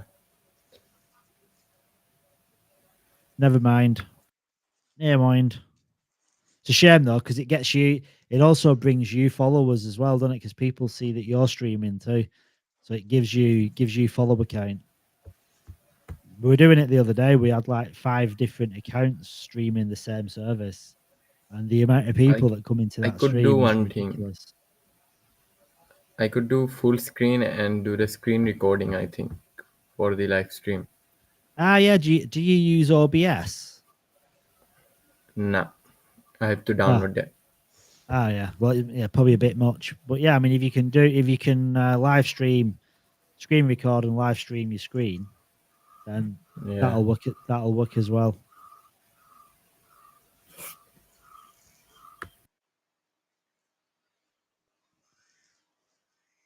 So get right. Just to reiterate as well, anyone that's watching the live stream, or anyone that's watched, I mean, if you watch later, you're probably not going to get the recording, but like you want to take part in the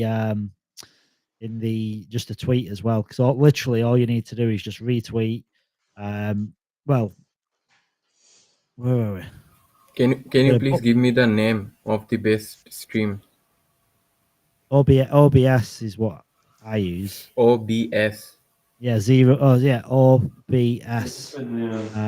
That's a good streaming platform. Not to send it through. Yeah. Where's the birth certificates?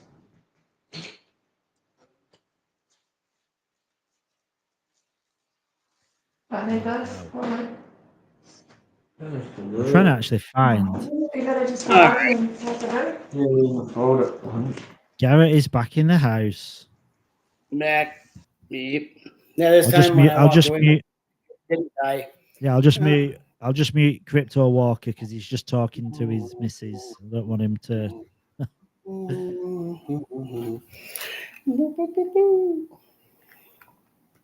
All right. Have you got a Bitmart account, Garrett?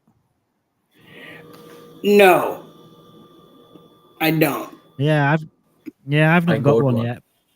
You've I got Do I got one, need one. one? Ronak. Yeah. Do I need one? Well, no, I don't know.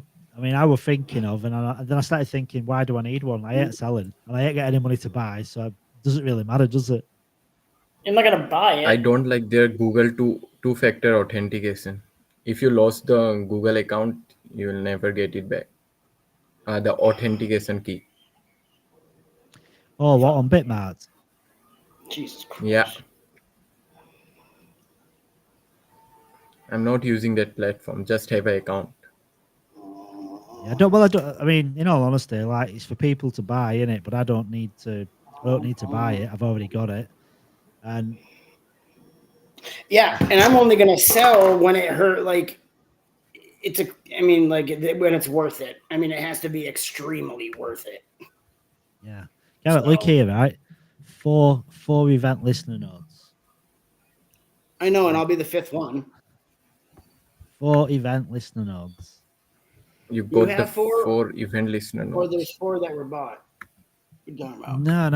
No. I want to buy, Oh. but I've not got $2,500. I have, but I'd I have to do, sell. but I don't. I'm gonna I'll have to. sell I'm going to something. have to. I'm just waiting for a little bit more of a pump because everything that I was gonna sell completely tanked. So now I'm waiting for an act of God to bring it back before the deadline. So Yeah, I can you buy had my EL. you almost had enough as well, didn't you? You I literally almost had enough. virtually. Then I invested back in the token when it dropped, and then it dropped back down even further. Fuck myself. Oh well. I mean, I'll have it. Yeah, Ah, I just have now it. installed the OBS. Have it. It's all good. No worries. Yeah, OBS is good. I don't use it for this because Restream, to be honest, I prefer how it kind of Yeah. structures your stream. It looks really good. It's got L1 theme colors to it. Hey, So, I'm getting the option of restream.io too in the service. oh yeah. I do. Connect account.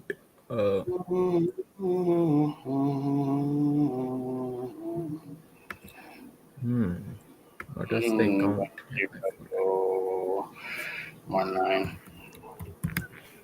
Yeah, I don't know what to do. I don't know whether to sell something and get because I only What need. is most important? What is most important to you? What do you want the most? That's all you have to ask yourself. Yeah. Well. Yeah. I mean, I want a full validator node, but the problem is, I don't know if I have enough for a full validator. Full validator node. Yeah. 0.25. Math. Ugh.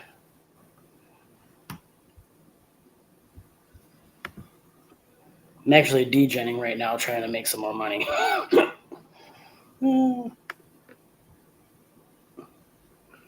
It's probably the worst thing I could ever do. Whatever. Yeah. Sometimes it's like desperate measures, and sometimes they pay off, but often they don't pay off. Do they? They go the wrong way. They do the complete opposite. It happened last night. I was doing well, and then it tanked. I'm like, fuck. I gotta learn to not be as greedy. I'm not sure what I am installing. Oh, don't install something if you don't know what it is, Ronak.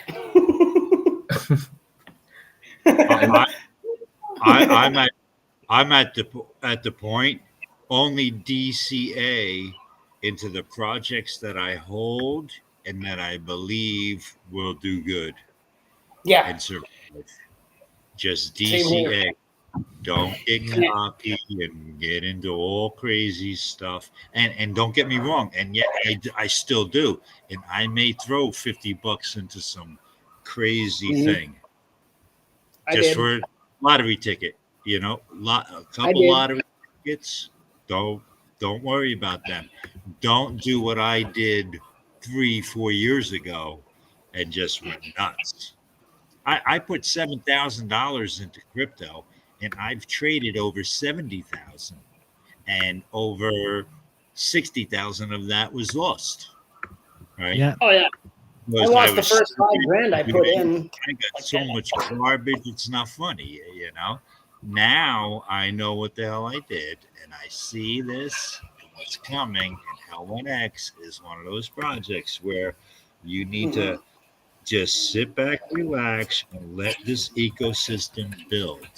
It's gonna take a couple years. If you think you're gonna get rich over Hell1X tomorrow, once it goes live, I think you're out of your word. You know, this is a long-term project. Blockchain version. And that's yeah, this is the next evolution in blockchain. It's going to take time to come to fruition. It's going to take time for the coin to reach its height of where it's supposed to be in the market. It's going to take a long time for it to actually reach that where the tech is, because the tech's already there. The coin is going to take time to reach the height of the tech to equal out the price to the tech. So, yeah, super long term. Well, maybe not a super long term, but yeah, it's a great investment. 100% not an issue for me, brother. I'm telling you, my grandkids are going to teach my kids. Yeah, I think if I sold everything I've got on Solana right now, as long as I can top up, I could buy myself a full validator node. But I only need $2,500. No, I only need 2,500 L1X, and I could buy myself 3 ELNs with $1,200. So that might be what I can do. That might be the smart play. That you said it. It's a smart play. Smart play. That's as long as the top up feature works. Yeah. Right. See, but the top up doesn't get you into the raffle for the airdrop. Yeah, no, I don't care about that. Like, I mean, obviously that'd be nice, but I'm trying to do both. Yeah, I want to do like. I don't know. Yeah. If I can, I would like to buy one outright and top up, because I need 1.18 BNB to top up on one wallet, and then the 2,500 on the other one. So we'll see what happens by in the next 10 hours or 9 hours. Garrett will be like towards the end. I have been streaming, but only audio is streaming. I'm not sure why. Weird. Lol. Yeah, right. Yeah, because you're not connected, which is normally it comes up on the top when I've got other people connected to it.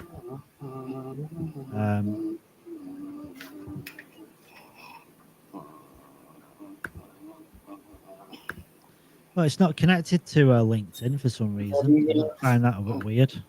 So I'm streaming on Kick, Twitter, LinkedIn's gone off. I'm on Facebook, YouTube. What else can I go on?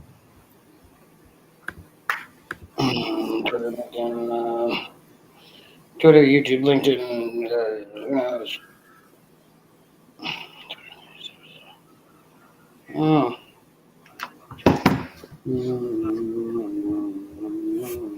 I wanted to connect to to TikTok as well, but for some reason it's not letting me connect and it's doing my head in. TikTok's a really good platform for crypto. Yeah, it is. It certainly is. It's banned here. But I don't. Yeah. I don't like it, but I don't use it.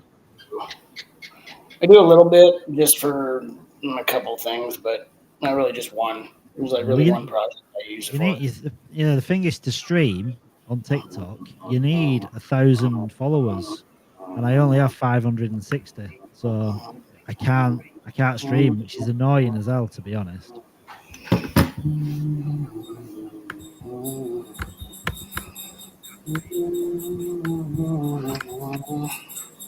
I'm just gonna find. Get it back.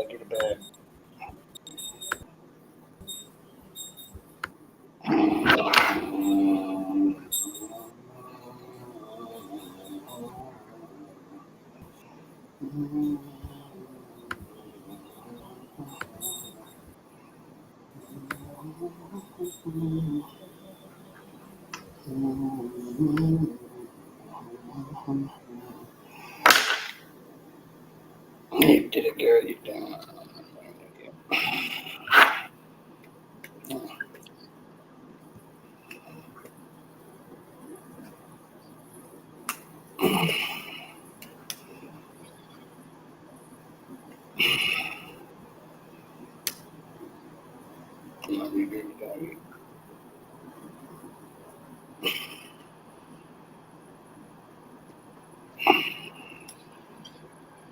And that's your L1X crypto? What, sorry? That's your L1X profile?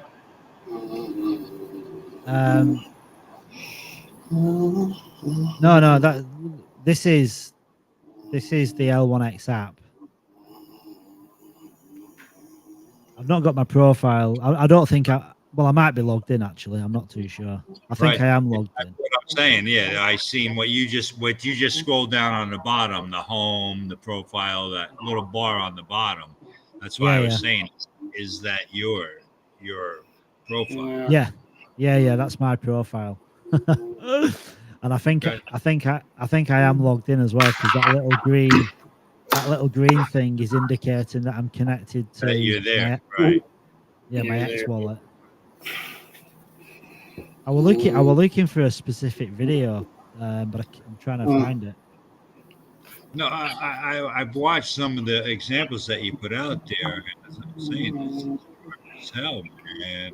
It's like I said, there's only going to hopefully a couple of wallets, that's it, or applications that we're going to have to use compared to the half a dozen plus we need today, and then have to know how to bridge stuff and do this and do that. My friends are like, oh, you gotta write down this code. Now you gotta write down this code. Now you gotta. They're like, what the fuck are you talking about? Right? This is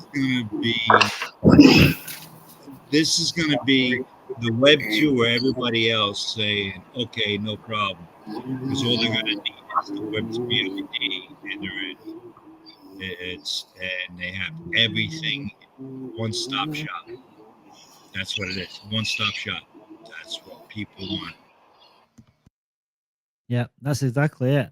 And I think like I know there's a few people like get frustrated because like certain things aren't working straight out of the box. But like you got to remember, it is still like a beta version, isn't it? It's something that's being worked on, and like as time progresses, any little kinks will be ironed out, and a lot of the stuff that maybe people have issues with, they're not going to exist in a little bit. It's just the minute it's like resources as well, bringing people in to kind of manage everything. Because I know for a fact they're pushed because they're building a lot, aren't they? I mean, what it is they're putting together, it's a lot of work. It's not something that's just like just thrown up. It's all custom. It's all unique. Like nothing. Like the virtual machine's unique. The platform's being built from the ground up. Everything's literally being built from the ground up. So, like even things like the token generator, like as frustrating as it is, it will everything will like work perfectly. It's just got to give it a little bit of time. And considering we've not even, I mean, think about it, we've not even launched yet. Like most blockchains do nothing like months, years after launch sometimes, but initially they don't do an awful lot when they do launch. And I think with L1X, because it's trying to do a lot of different things from the like out of the box, when we do launch, then resources will come in, and I think there'll be a lot more. There'll be a lot more worked on, where any little things where there's little snags and stuff, they'll be gone pretty quickly.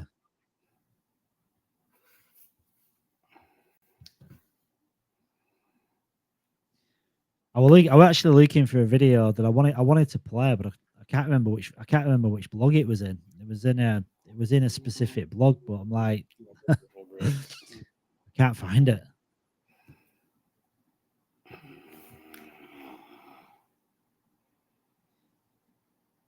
Sorry, Garrett. Garrett, I just muted you a second ago. Oh, I didn't mute you. I turned you down because you was humming, and I don't think you realised. But Sorry. I couldn't. Yeah, my bad. Yeah. No, it don't matter. I thought My you were bad. talking. I thought you were talking then, and I couldn't. I thought, shit. I've just made you go quiet. My bad. Trying to figure things out. Hey, I'm back. There you are. So Walker is in the house. Yeah. I guess I'm leaving. Well, fuck. Yeah, LMFG is going now. He doesn't want to be part of it any longer. Goodbye. Kidding. I think he's kidding. Oh, there you go. And you I'm being a back. clown, crypto showed up. I'll be running away after 4 o'clock. Got to go take the kids out, but it's not 4 o'clock yet. What time is it? It's 2 Yeah. o'clock. I figured it out. Now I can stream it. Nice. Are you using OBS? Yeah. Just need to create a source of display mode. Yeah. Yeah, so just create a source, use this as like your window or your display, and then you can just stream the display then, or your window itself.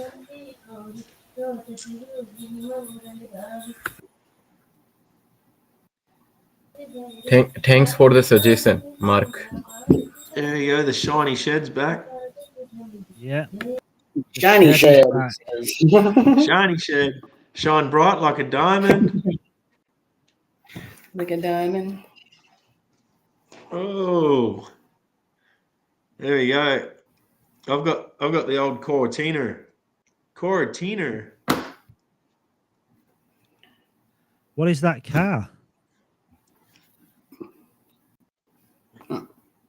That's a Ferrari. Little SUV there. An SUV. We can't. You've been muted, LMFG. No. You're on.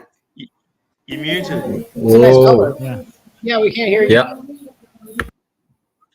Yeah, your mic's off. There you go. You're talking. We can't hear you. Yeah, there's no volume. There's You're no gonna do volume. sign language. Oh, I'm sorry. All right, I was mic'd out. Just making That sure. is Mrs. Good's car. My last name is Good, obviously, right? It's got like 17 airbags. It's got fucking sonar, radar, all that shit, and it's a friggin' Nissan. Believe it. It's also a submarine. You saying Nissan? Yeah. Oh, it's the paint, dude. It's the paint. And guess what?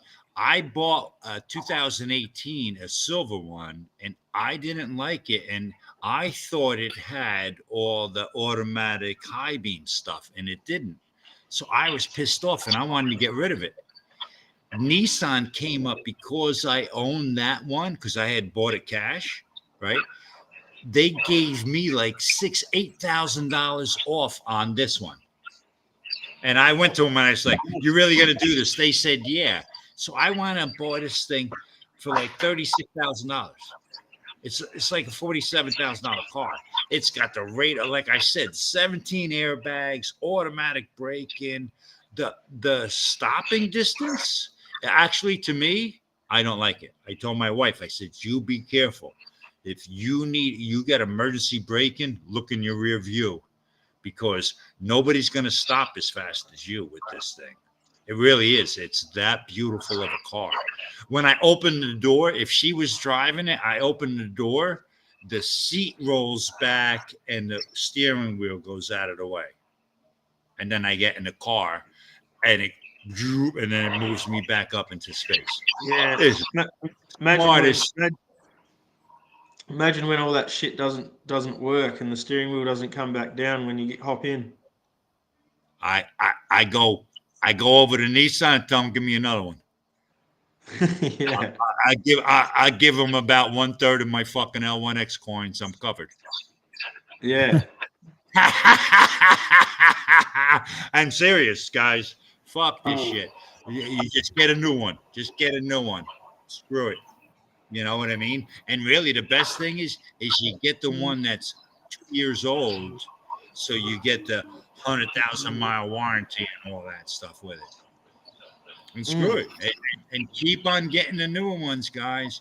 The cars that aren't upgraded to me, I say, are going to be trouble. There's going to be a lot of accidents because they don't have them. And I think our Congress just passed the bill. I think 2027, all vehicles in the United States have to have emergency braking. That just passed like last week. By 2027, it's very. It's only a little sensitive. It's only a little sensitive. If somebody walks in front of you, and you know what, it works. I had my son. He was backing it up, and I did it on purpose. I jumped in front of my in front of the car, guys. I walked with a cane, and you should have seen my son's face. The car went, it fucking shattered and stopped immediately. The shit works. Yeah, my car. I've got like a Nissan. I've got a Mazda CX-3, and that's the same. That's got the emergency braking on. And I remember I was pulling off a freeway, and I was last minute, and I pulled in, and I was very, very close to like the tail end of a car. I wasn't going to hit it. But I was very close to it, and the car automatically braked. Pretty cool, actually, when you're in it. Right. The thing is, to me, is the low speed stuff in the driveway. Guys, think about it. You're in his SUVs. Your wife's in the SUV. She's a little friggin' 5'5" woman, right? And she's backing up. She can't see, and the kid could be crawling underneath the car. That's where this shit's gonna happen, where it's gonna work. Yeah. You know what I mean? Because believe it or not, there's a couple thousand of those deaths happen every year here in the United States. You know? Yeah, I like that safety. I like that safety feature. I just don't like when you're driving along and it brakes for you and shit when you're on a highway. That can get fucked. Right. And 100% Crypto Walker, when I first bought this thing, it didn't even have a couple thousand miles on it. I'm driving, a truck in front of me slammed his brakes. There was a car in front of me and a truck in front of that car. That truck slammed his brakes. My car, this Nissan, this frigging thing went into emergency braking. The dashboard turned red and just said emergency, right? It was flashing. And I looked in my rear view. There was a guy behind me, skidding, slamming his brakes in like a big ass pickup truck. Luckily, he knew how to drive, and he swerved around me. I tried giving this thing gas. I started giving it gas, and then I hit the brake pedal, and then hit the gas. And it took I'm telling you, a second or two before it started trying to go. Yeah, the safety feature. Luckily, that guy behind me, this brand new car would have had only 2,000 miles on it would have been totaled, and I would have been off. That fucking truck was like a 250 or something. Yes, sometimes too many safety. That Too many safety features can fuck off. Stupid. Yeah, but yeah, ours has got all the it's got like the auto distance thing on it. So you literally put it on auto, set your speed limit, set your distance from the car in front, and it'll just literally maintain different speed difference, which is that pretty I good. like. It's good. That is 'cause you can- beautiful. I use it all the time with this. And then listen to this. And there's nobody in front of me, and I don't touch the brakes with this thing. And I'm doing 65 miles an hour with my cruise control. And then if there's a red light and cars are stopped, this thing, I don't have to touch nothing. It'll automatically slow down and stop the car. All my The missus needs is the weight's a little bit heavy. I would slow down sooner, but this thing will slow down and stop it. I've tested it a few times. Pretty cool. the amount of things your missus just reverses into you. You just need a massive reverse alarm, and that's it.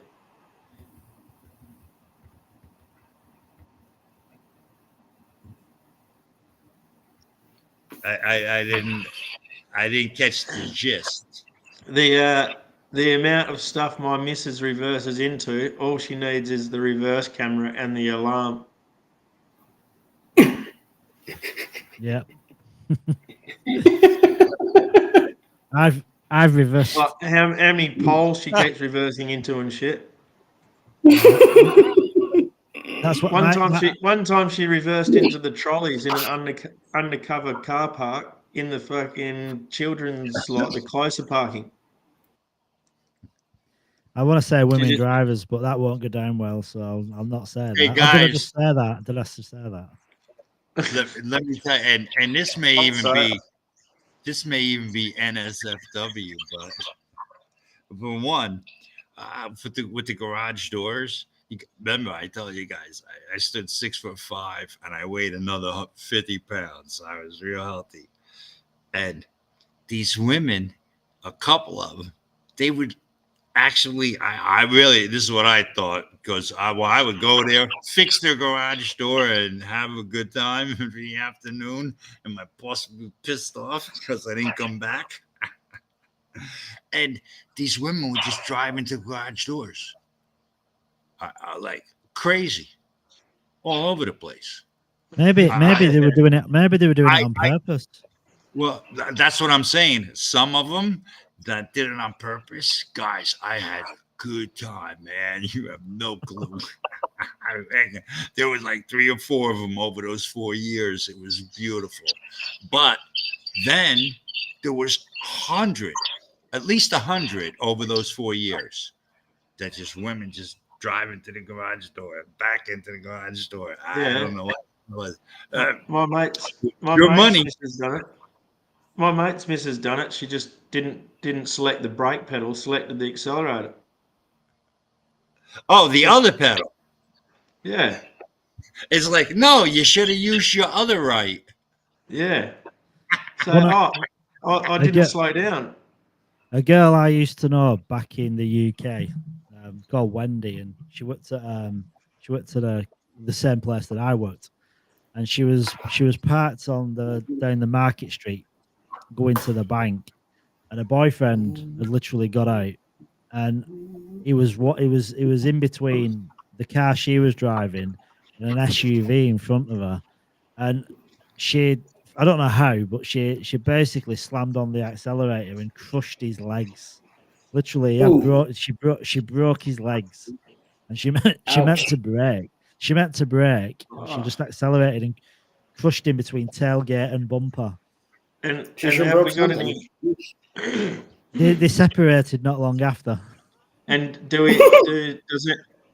does anyone have any stories? Does anyone have any stories of a bloke doing this? No. But then let me tell you, I've crashed my car. My wife's Thank God, I guess that's crashed. good. That's good. My wife's never crashed. I have crashed. So, no self experiences here. That's good. No.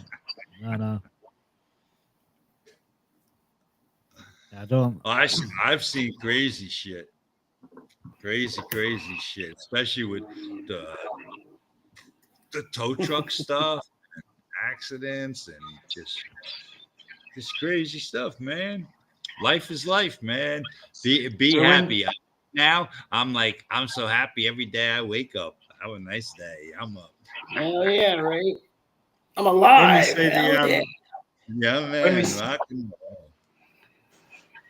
My when we say grandmother the, was like 98 years old, and she goes, Lance, I don't care.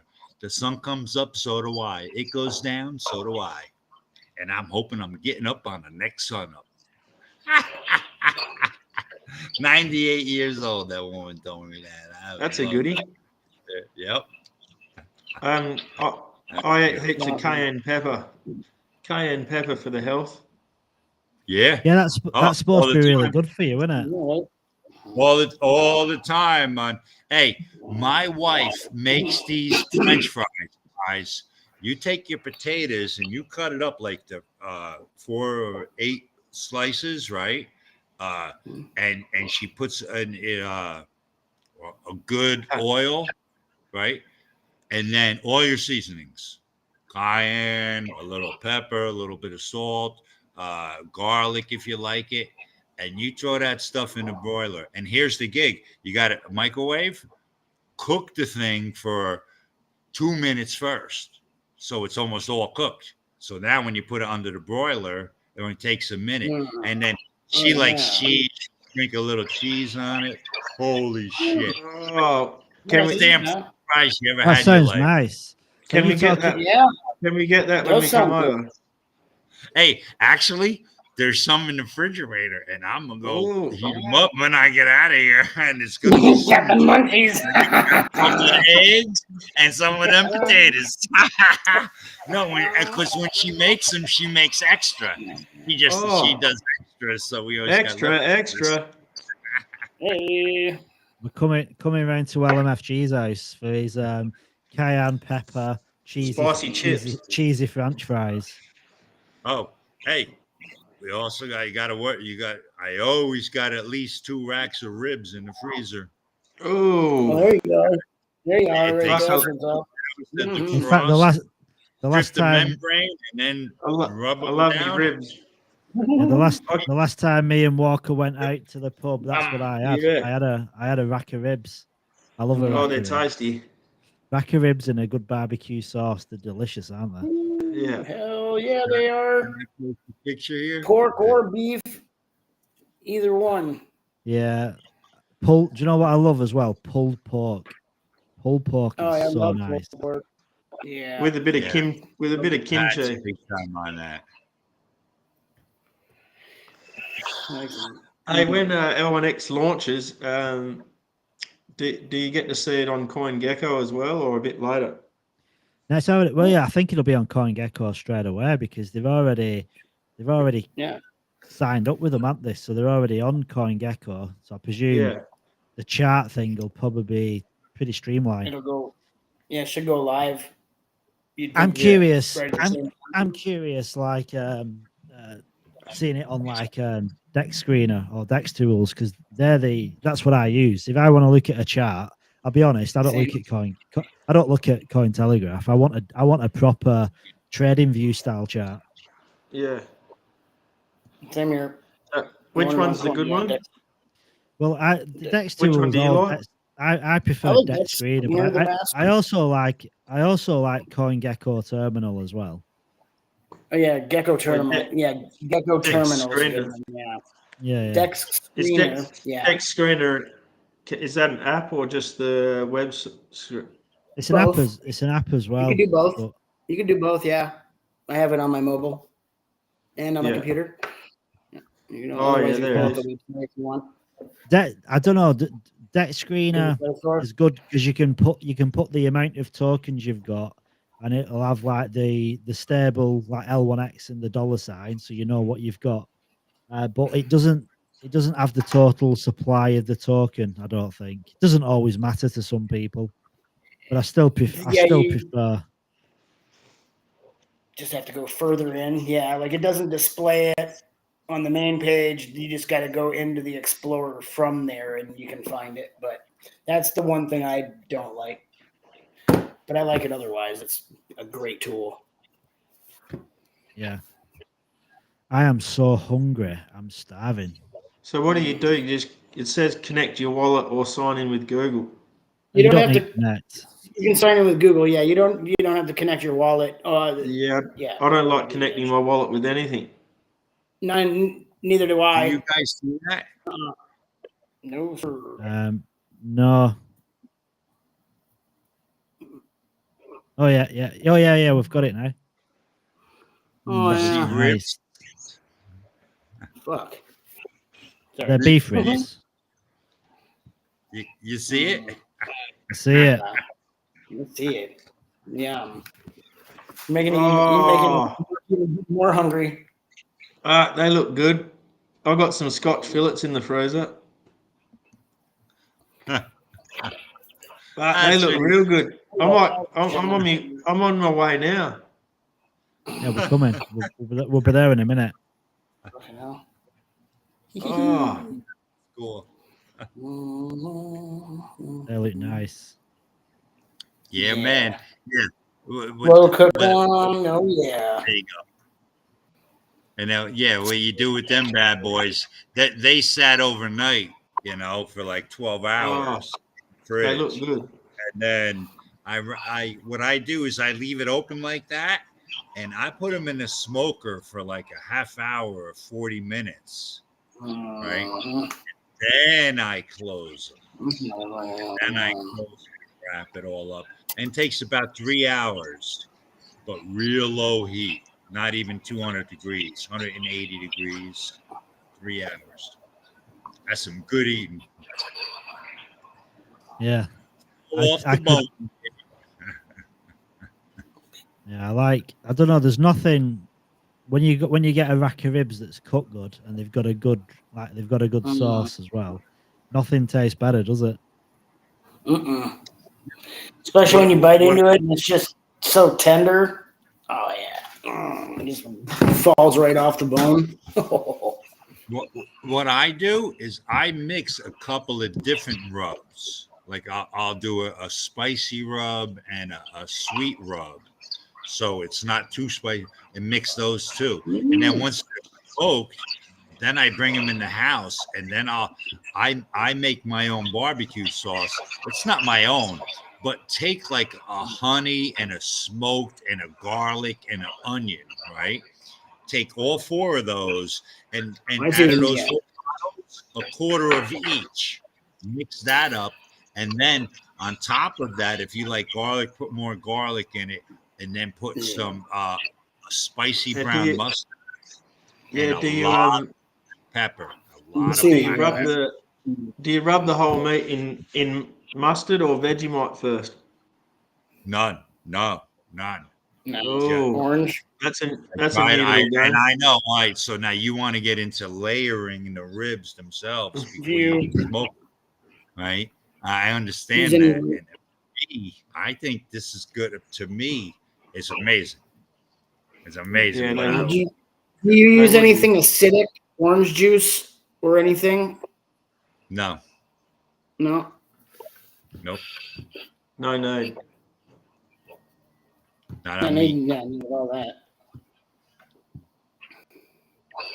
See, there you get into and that stuff. You're talking fancy chef stuff. You're putting it in there at the perfect right time for a couple of seconds, and you're cooking something. I don't know. No, just chuck it on the coals in the bush. That'll be Crypto Walker. Crypto Walker soon. He's when he's on the road, he's going to have the security. He's going to have the teacher. He's going to have the chef. Yeah, we'll be towing the smoker. Yeah. So now we have to have another tab on the L1X app for the cooking. Yeah. Right? Yeah, that's for us. That's for us. Yeah, I love who did this? Who's going to do their videos showing you how you're setting up the smoker? My smoker, all I got to do is just got to turn my camera here, and I can show you what my smoker is. You know what I mean? And I can make a video and say, this is how I do it. And each to his own. And here's the thing. Listen to everything that people say. It's like, whoa, I'll try that. Bam. You know? Cody's not kidding when he was saying he's drinking Red Bull. I don't know if you can see it, but that's a pile of empty cans of Red Bull. What's that? A pile of empty cans. He tweeted it out. Cody did.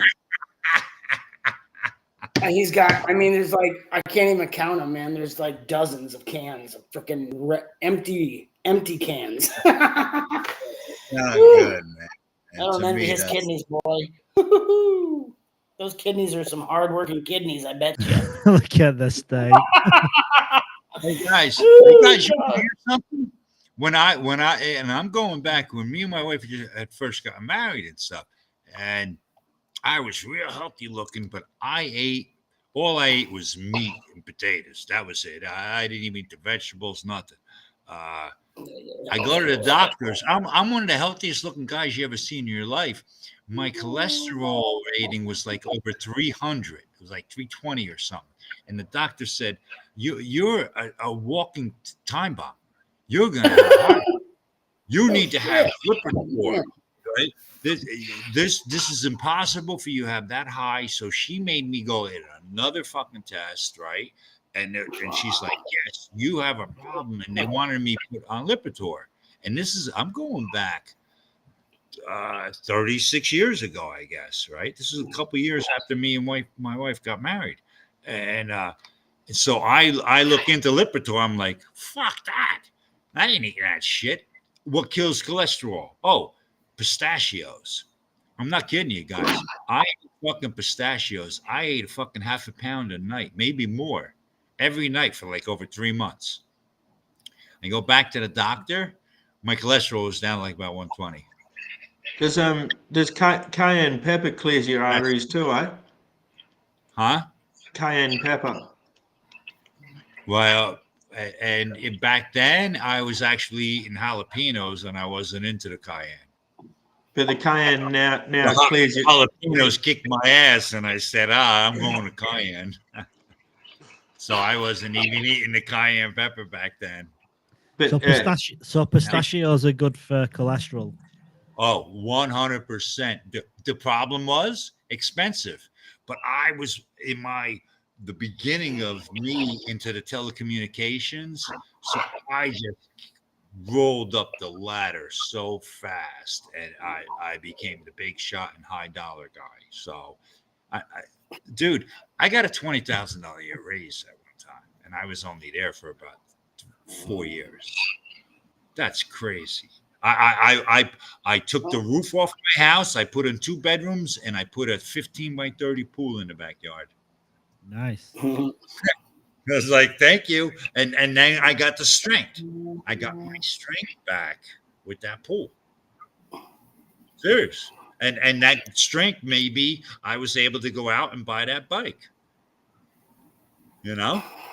It was fucking beautiful, man. I'm gonna get myself some pistachios. I mean, I don't think I have cholesterol or anything, but I think anything, because I do. The thing is, I do like nuts, and I know like pretty much all nuts are good for you, aren't they? Because they're full of like. Yeah, all nuts. No, you got to find the right ones. So a lot of them are high in fat, but find some good ones like walnuts, almonds are good for you. Right. Oh yeah, but all nuts are good for you though. Even if they're fatty, it's good fat. There's no badness in nuts. Like even fatty nuts, it's the fat that you want to be eating. In moderation. Like no, yeah, I don't mean I'm gonna be just eating nuts 24/7 like a little gopher or a squirrel. I've got to get some pistachios. I do like pistachios though. I just wanted to look it up. And what it is the LDL and HDL, and the LDL, the pistachios, the LDL is off the wall. It's extremely high. So when you eat that, it actually attacks the HDL that's in your system, in your blood system. Yeah. Your liver, and when you're doing this, you got to be clean. Drink water, eat some vegetables, do that for a month, and boom, your cholesterol will be wiped right out. And you actually feel it. You actually feel it because your blood's flowing better because there's no much fat and buildup. It wipes it out. It's pretty cool. There you go. And yes, Lipitor will do that, but Lipitor will also could give you a heart attack, fuck this up, screw that up, and who knows what the hell else they're gonna do to you, right? And yet I can eat a nut off a tree. Have a nice day. Yeah. And pistachios grows on trees.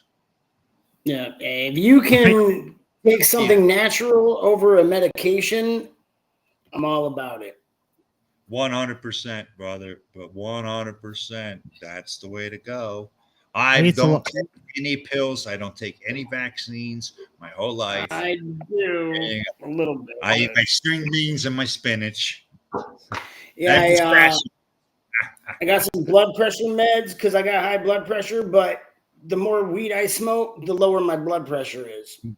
Exactly. So I'm good. For real, yeah. Like my doctor doesn't mind me smoking marijuana because it helps with my blood pressure. Yep. So hey. Well, so the thing is as well, I mean, it's organic as well, isn't it? So, yeah. Exactly. Off the earth, man. There's probably something out there for everyone, isn't there? Like literally, yeah, smoke cigarettes like an idiot. Salt of the earth. Don't always affect people, though, do they? Certain things affect different people. Like certain people have trouble with addiction. Other people can smoke or drink and never have a problem with addiction. I think it's all in your DNA a lot of the time, I think. Yeah. I smoked for 20 odd years and just stopped. Like I told you a little while ago, my grandmother's sister, 99 years old, smoking a non-filter cigarette and just got plumbing in her house. It's like, okay. It's like, well, you shouldn't smoke. Well, who's going to tell her that? Yeah, right. You're going to tell somebody not to smoke? Come on. They've been doing it their whole lives. Crazy. It's who knows? I don't know. All the shit I've been exposed to, I should be dead already. You have no idea. I mean, I was 10 years old doing brake jobs, and I would sit there with the air gun, my feet underneath the car, blowing all that dust and all asbestos. Back then, it was probably 3/4 asbestos. You know what I mean? So all of that shit, still okay. And I think the only reason why I'm still okay is because the way I always tried to make that. Gonna eat. Gotta have the vegetables. I learned that from one of my best friends, man. We were like 17, 18 years old. We'd like, let's go hang out in the woods. We're gonna get some barbecue and barbecue up some ribs and burgers. And he's like, well, we gotta get some salad too. Get some peppers and some onions. And we would. And I just maintain that. And I think that's what's keeping us going, man. Eat what's on the ground, have vegetables, stay away from the pills. If you're on 6, 7 different pills, throw them all in the garbage. Well, read what they're doing and what you need them to be doing, and then look for the vegetable or nut or meat. Yeah, I mean, I've got an underactive thyroid, so I wonder if there's probably something you can take instead of thyroxine tablets. It probably does the same thing. I guarantee there is, brother. I bet there is. Almost for everything. Look at the Chinese. The majority of Chinese. Look at their. What is there? What do we live to? They say 72 years old. What is the Chinese? 92? I'm not sure. I have no idea. I'm just guessing. But yeah, I guarantee for that reason. It's probably one of the most healthiest nationalities out of all. Well, they eat a lot of fish, don't they, as well? a lot of fish, a lot of rice. I'm big time on rice. I love rice. I love it. I have because we have like It a lot of absorbs the fats. we have a and lot of mincemeat dishes. We have a lot of curries. So plus like pasta as well. Pasta, rice. So if you eat a fatty rib or a fatty piece of meat with rice, right? When it gets in your belly, the rice sucks that fat up. And it's mostly HDL fat, which is cholesterol, bad cholesterol, and then you shit it out. Have a nice day. That's why. So that's why no, guys, that's why this is for real. Asians that eat a lot of rice are thinner and healthier. Okay. Yeah. All right. So, and here's the thing. So the rice itself that we eat here in America is garbage. It's not the rice they eat in China that they put in the rice pot. You know what I mean, right? It's whole. So what I do here, I say, so we get brown rice, jasmine rice, brown rice, good organic. That bleached white rice is just garbage anyway. It's just empty. Hey, Gray, welcome back, brother. Hey, what's going on, guys? You sorted your wallet? Did you mean to token? Can't get it working yet. Nah, I've been trying. Ever since I did what Fur told me, it won't connect my wallet now. So it's just it's another thing, probably human error. So I'm going to try it all again. Another hurdle. Mm-hmm. I did it again. But this is the problem of being early, isn't it? When you're early, we're the guinea pigs. Mm-hmm. Exactly right. Yeah, right. We got to figure out everything. But that's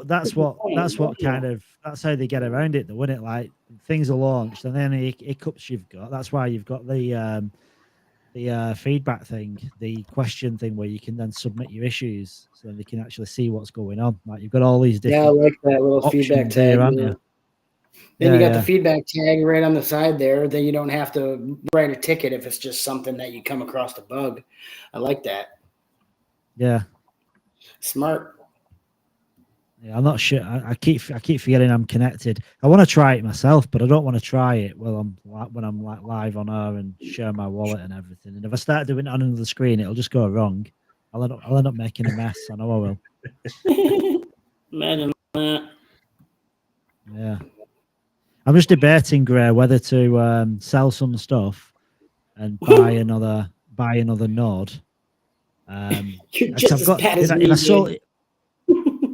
if I sold everything I've got on Solana, I'd be able to, because I've got 12,500 L1X, so I've got enough to get a full validator node if I sell everything.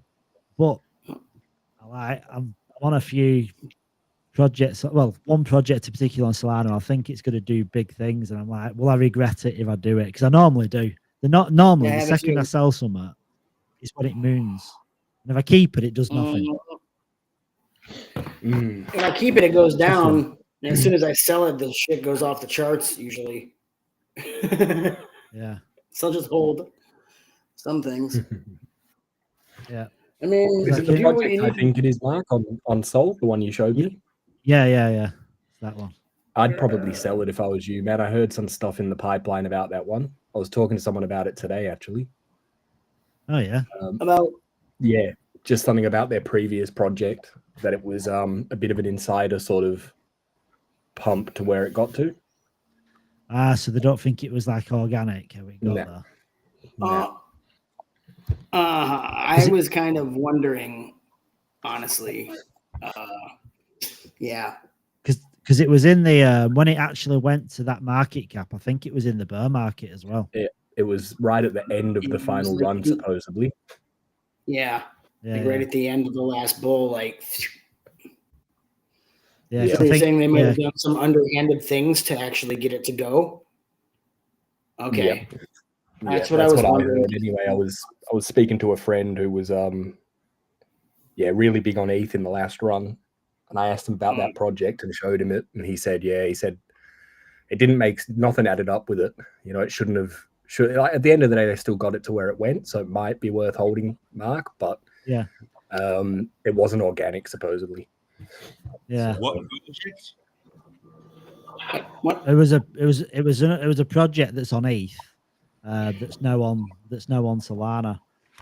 Yeah, like back in 2022, it was on Ethereum, and they did so well, so they thought they would just relaunch it this time around on Solana. No, the name. Oh, the I'll name? I'll DM it you. I'll DM it you. In the background. In the background, he'll DM you. Yeah, so anyhow, It's really bad to like knock somebody or say something like this on live stream, I guess. See, that's where I'm. It's where I would just say it and just stop, and that's why I'm getting knocked down. People don't like me in some of these. Well, I'll learn. I gotta learn. I'll get it. Repeating something you heard is different than repeating something that is a fact. So till now, like, you know, it's hearsay for now until it's a fact. So it's not good to say it. It's, in case it would hurt something that is honest in the first place. You never know. Just, I mean, the community are solid. I mean, the guy behind it seems well connected and everything. But the thing is, if I did sell that, I'd actually have enough for a full validator node. If I sold a little bit of it, I could get an event listener node, but it would enable me to buy 3, because the way that it works now at the minute, if you want an ELN or an FVN, you can't buy it with L1X that you've already got outright. You've got to top up. So you need to if say like for an ELN, I've got 10,000 L1X. I can't buy it with the 10,000 because that'd give me 2 ELNs. But I can, if I top up, I can buy 3. So I can contribute 5,000, which will then get me 3. So I've put money towards it. But I've got 12,500 in one wallet. So if I contributed like $1,250, that'd let me buy 3 ELNs, which might be worth doing, just to get on. Because the thing is, if I don't do it now, if I need to top up, it's going to cost me more than $1,250, isn't it? L1X ain't going to be staying at 50 cents. I'm going to take a loss on everything, but I'm going to do it. Because like people talk about like what L1X is going to go to on price, and I think because we've not got VC backing, it's going to be different. But the thing is, because there's not really any sell pressure and you've got buy pressure, starting at a 22 million market cap sounds a lot for a meme coin, but for a blockchain, it's not starting at that high of a number, is it? No, it's reasonable for a blockchain. I think I could have bought. The amount of like. I mean, Jesus, great! Like you were so clever with a kid called Beast. Look, I think you sold one of their KCV. Was it for like 2.7 ETH or something? Yeah, no, I think it was 3.5 ETH or something like that. Damn. And I'm like, nah, not. I mean, I don't know. I don't think mine was worth anything near that. But like, no, I think the floor on them was like 0.1. Yep, it's very easy to round trip stuff, man. That's why my opinion coming in late for what you're talking about is you're never ever going to regret buying a node over holding a meme coin of any kind. Yeah. If you look I back on agree. it in 12 months' time, you're never going to regret it. Even if it pumps, it'll pump and dump. Whereas this is a project that'll be around for 20, or hopefully 20 years, you know? So you're never going to keep going like this all the way up. It's going to keep going up, up, where a meme coin's just going to go. Exactly. Yeah, and plus as well, it might not do anything at all. That's the thing. Exactly. Now I have to go back and tell everybody that I told to fucking sell it. Shit. I'm sorry, but I found something out and I might have fucked you. Sorry. Yeah, all those sale coins that you dumped, well, buy them back at fucking $10 a piece. Yeah, you never know. I tell everybody, do it at your own risk. But I did tell everybody that I told about L1X. Yes, it is financial advice. Hey, Nothing everything other that I than say, L1X is financial advice ever. I always say, I put out, I don't give a shit what project. I'm on a bunch of different projects on the Discords, and I always say, yeah, buy this. And that is 100% financial advice from LMFG. And then I put LOL. I cover myself by putting LOL. Yeah. Right? And all this bullshit, everybody's like, oh, you can get sued because you gave financial advice. It's like, are you fucking kidding me? Get the hell out of here. If you're that stupid because somebody said buy this shit and you lost your money and now you want to sue them, fuck you. I think for some guy in a Twitter space, you're probably all right. I think it's when you start being like an influencer on YouTube where you're putting out content. You just got to cover your ass, haven't you? But it's bullshit, though. To me, it is, because in reality, everyone's grown ups. Everyone wears big boy pants. Exactly. Come on, you got a paycheck. But the days are gone, aren't they? You can't just rely. It's up to you. You can't just rely on common sense anymore, though, can you? That's the problem. Is common sense isn't allowed anymore. You can't just say, "Oh, it's common sense."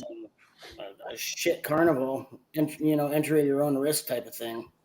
What sucks is one of my best friends is a lawyer. He loves it. It keeps him busy. He's making money. He's suing people over this shit. What the fuck? All right. It's crazy. I'm gonna try this. Ray, don't forget enter the tweet as well. You might win 600. Yeah, don't forget about the March tweet. Oh, you've already done it. Oh, cool. Yeah, and I better win, Mark. Yeah, I did mine too. Do you know what? I felt really bad last time because last time I did it, I relied on the Twitter picker, but the Twitter picker isn't that accurate. It excludes people for no reason. Yeah.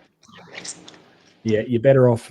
It depends how many you've got in there, but you're better off putting them into like an Excel spreadsheet and then just doing a number generator. Yeah. And then picking out which line wins. That's sort of the safest way to do it. What's what am I going to share? No, just do that tweet, just the 600 L1X giveaway. Someone's going to win it. There ain't that many people. There's probably not that many people going to enter it anyway. Probably like 30 people typically. So you've got a decent chance of winning it. Do we get a second chance if the influencer replies to us? That'd be good. To be honest, I think if you get the influencer to reply, I think you just automatically win. Well, ain't that about a bitch? Depends who it is. I mean, Gray, I suppose, really, if you tag me, you'll win. Me and you just go halves. Exactly right. I said. I'll reply to you, Gray. All right, I'm trying this token again while we're on here. Yeah, I tried as well. All right. Best of luck. I'll break my machine. I retweeted it and said 600 L1X. Can you imagine what 600 L1X is later down the track? Yeah, that's the thing. People, you look at the value now, and you what, $300? But like, imagine like same competition being Ethereum back in 2018 or whatever. And you won 600. You won 600 ETH. Yeah, 6,000. Yeah, man. Literally, like change your life, wouldn't it? 180 grand. Hell yeah. I mean, if you like 600 ETH is worth like $1.8 million. And that would be all right to win that, wouldn't it? You wouldn't complain, would you?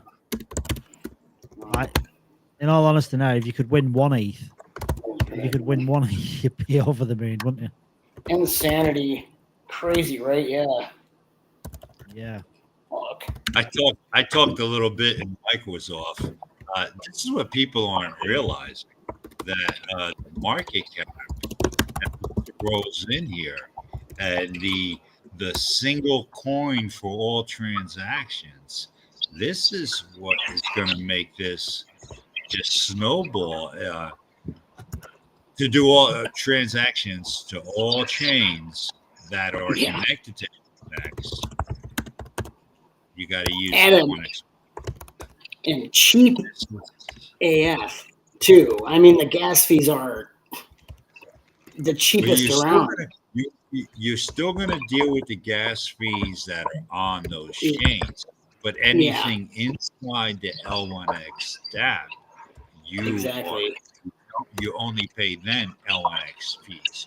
So it's going to be advantageous. And so then once to be inside L1X, so once that starts happening, and then the L1X merchant, now, and don't get me wrong, and I'm not going to say that L1X is going to become Amazon overnight. Think about this. As the community grows and people start trading and moving shit over on that part of it, right? The medical stuff, you have another thing, and your financials.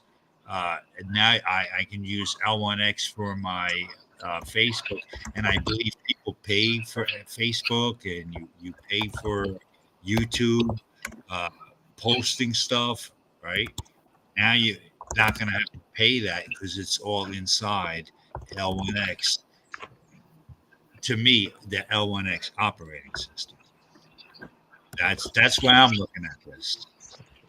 Down the road, I'm talking 3 to 5 years from now, the ecosystem's built and this thing's rocking and rolling. And that's what I say. You hold on this to the next halving, and L1X makes the roadmap that they have. My few thousand that I own, that's all. I'm a minnow investor, guys. The few thousand that I have that my grandkids are going to have, going to be very advantageous for them. And that's becomes one of the top systems that people use. To me, operating system.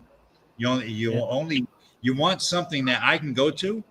Why do I have to go to this? Oh, I got to learn all this stuff. I go to this. Oh, I got to learn all that. I go to this. I got to learn all that. Right. And that's whether it's financial, socials, or it's all pretty much the same interface, the same user interface. I can go to all of these different things and be familiar with all the buttons and things that are on that site.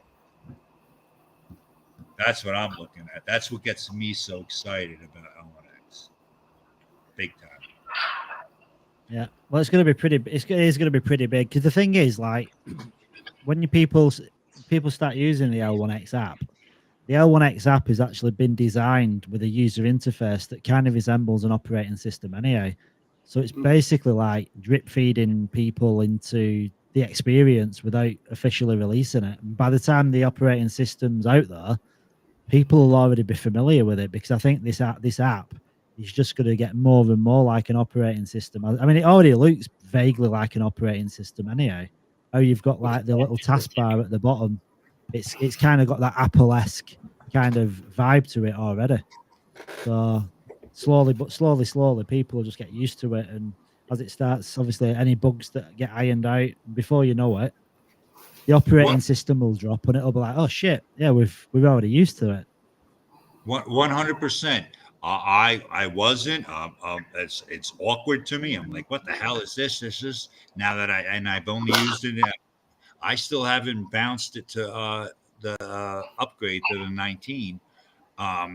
But just bouncing around and using it, and now it's like, oh, it's all similar no matter what I go into. This is a game changer. Like I said, I figured this out last year when I first fell on this. I think it was back in February last year, 2023. And I was like, holy shit, this is going to be a game changer. And here we are, man. I love it.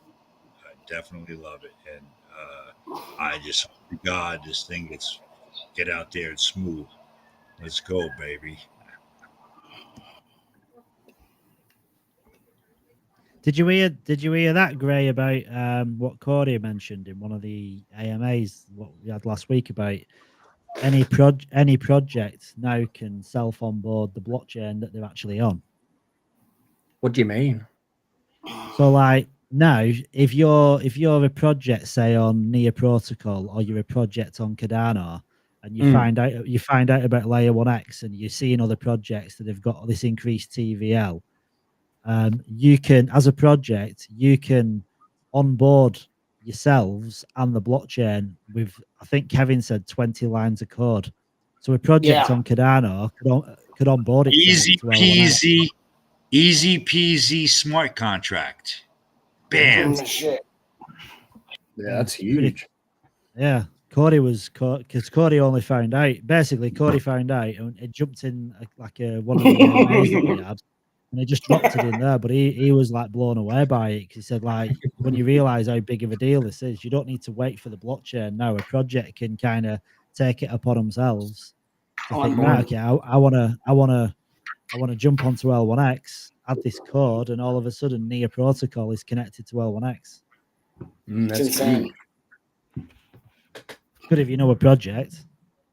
It'd be good if you knew a project where you could say, right, listen, just try this out, connect this. You've got a dev that knows what they're doing, and listen, just connect and see what happens.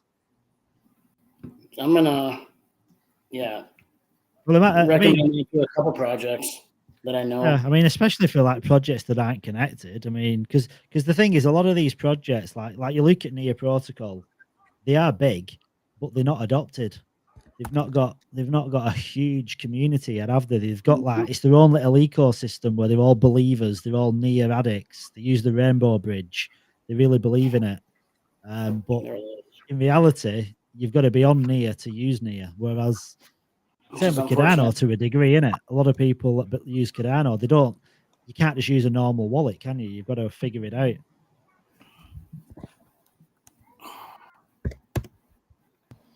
I just put it in the text.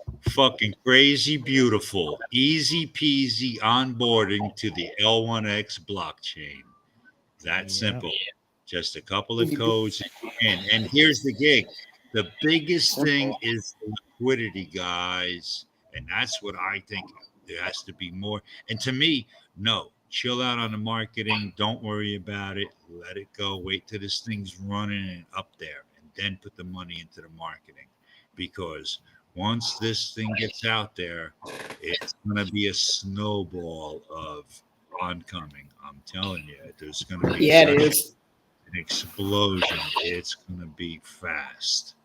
You watch. I see it coming. Well, Solana and Phantom, like, they're only waiting on liquidity. That's all it's waiting on. Once the liquidity's there, then they're there as well. That's another one.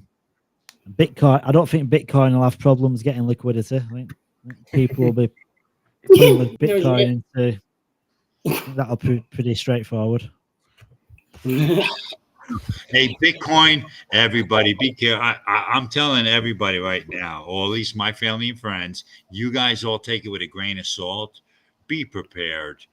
And my biggest thing here, I'm going to click over. And okay, hold on. And this is why I'm saying this. The gas fee is at 5 GUI right now. You know why? BlackRock, Fidelity, every single one of these son of a bitches, they've sold. They have everything sitting on exchanges. They moved so much to exchanges. They're just letting the retail play, and you're getting a little FOMO. And now all of a sudden the greed's going back up. And I'm telling my friends, stop! Don't do a friggin' thing. They're gonna drop this thing down. I bet down to I wouldn't 58K easy. I wouldn't doubt it goes down to 50 grand Bitcoin before June. And I'm telling you, that's the time, because then what they're going to do, they're going to take all those profits. You got to realize these guys, I think all Bitcoin holders are at over 80% of profit right now. I think if you look it up, I'm sure Crypto Psycho will know. I think all Bitcoin holders are 80% profit right now. You watch, they're gonna fuck with people here bad. Well, I think anyone that I mean, I was speaking, but I'm in a chat actually, and there's a Bitcoin, like a guy that He's been in All that Bitcoin a shit. long time, and he trades. He shares his charts when he's trading, and he's got like indicators at like 50, I think around 56k and 52k. Where That's your could it go buy-in, back down? guys. I'm telling you, everybody pay attention. Don't do anything. I'm telling my friends, don't fucking move. If you have a 30% or better, a positive DCA, meaning you're down 30%, yeah, nibble a little bit. But when this thing drops, it ain't gonna last long, I bet, because that's when all the black rocks. It's not a big drop. It's not a big drop, anyhow. 80 grand overnight. 65k to 52k isn't even a big drop anyhow. I think most of us here are just degens anyhow, so a 20% drop in a day is no big deal. It's like an everyday occurrence, pretty much. It's like, yeah, we're not faded by it at all. 20%, what's that? That ain't shit. I'm used to like 90% drops. My biggest thing is the Black Rocks never had the sailors or the whales up against them. This is going to be very interesting, guys. I'm telling you, man. Well, they've got it. The thing that they've got to be interested. The thing is, though, like these institutions now that have been buying the Bitcoin ETFs, they can't just like sell the shit willy-nilly, because they've got to hold it, because it's backed, isn't it? Like if you're buying into a Bitcoin ETF, that Bitcoin has got to be there. They can't just sell it. They've got to hold it. I don't know how many they buy. If they offset, maybe they've got way more Bitcoin than they're using for ETF, so they've still got some to play with. So they'll be manipulating the market. So if all the whales, Bitcoin whale holders, and Michael Saylor, Tezos, all the big holders of Bitcoin got together and pulled the GameStop right now, they could fuck the Black Rocks and the Fidelity so bad. Diamond and Fink, they fucking have heart attacks. Could you imagine if they all get together, like everybody get together and say, let's pull a GameStop on these motherfuckers? Oh, I would love that so much. Holy shit, that'd give me a fucking boner. I'm sorry, NSFW shit. Fucking, that would be it, baby. GameStop these motherfuckers. We can do it. And it can be done, because right now they're so heavily into this shit. They put all their shit up on the fucking exchanges. They're ready to dump it, and they're not moving it. You never seen these gas prices this low on Ethereum in fucking 3 years, guys. Think about it. Never. 5. Well, I did a swap. I sent some funds from a one wallet to another the other day, and it cost 44 cents in gas on ETH. Yeah, I was blown away by that. Whoa! Yeah, I would like to use Ethereum then. No problem. Otherwise, fuck that. The nose picker fees. Screw that shit. It's a hard chain to trade on if you're a little guy. It's rough, man. Do you guys remember when Yuga did the mint for the other side in the last run, and gas fees on ETH went up to like $900? Insane. That's what scared me away, because I was new. I'm buying $50 worth of a coin, and they wanted to charge me like $1,000, and I'm like, what is this? I was so new. I'm like, what is this fee? I'm like, can't do anything with it. Oh man. Yeah, I remember the first time I used it, and I did the sign fee first, and I thought, oh, not too bad. It was a decent chunk, but I was just signing, and then the real fee came. I can't even afford it. Yeah, dude. Yep. I hate when it tells you $11 in gas, and then you go to do it, and then it actually gets to the page, and then it's like actually $70. I'm like, oh, $11, that's fair. Okay, I can do that. And it's like, oh, it's like 75. Like, what the fuck? You just told me 11. It's those picker fees. Horrible. Thank God for L1X, I'll tell you. And you guys know why I say nose picker fees, right? You got to enlighten us, I'm sure. Enlighten us. Yeah, if you haven't, go on YouTube and just search Vitalik Buterin nose picking. Oh, I've And seen. Yeah, I've seen him do. I've seen him. He's sitting on his buddy's couch and he picks his nose and like he doesn't even eat it. He wipes it on the fucking wall behind him. So yeah, I see it. There it is. said, Oh yeah, he's just like nose picker piece, baby. here it comes. I'm watching it. He rolls it. He's rolling it in his fingers.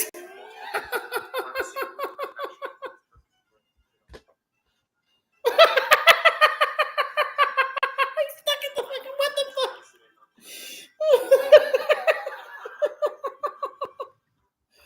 It's a funny one, isn't it? All right. I'm not even watching it. I'm just listening to you laughing. Because I know. You never saw it before. Everybody's like, what the fuck? And that's why I always said the nose picker. The fucking nose picker. God. Hey. What the fuck? Jesus. That guy. Has yours worked yet? Has yours worked yet, Gray? Or is yours still? Do you have like on yours? Do you have like a close and a spin, or do you actually get to the? That's what you see. Yep, and it just keeps spinning there. Yeah. So like I create the token, and it's just an infinite spin. Yeah. Because and I get that's what I get, but if I do it on another wallet with other token with other usernames, I get further and I get it shows like a picture of the token and it says the ticker and it has everything but that. Yeah. And when I click that, it submits, but then after a little bit of time, I get an error message where the transaction fails. Fucking hell. Yeah, very odd, man. Very odd. Yeah. I mean, I don't ever see it because the thing is that's close and that spin. You shouldn't even see that. You should have a proper kind of screen.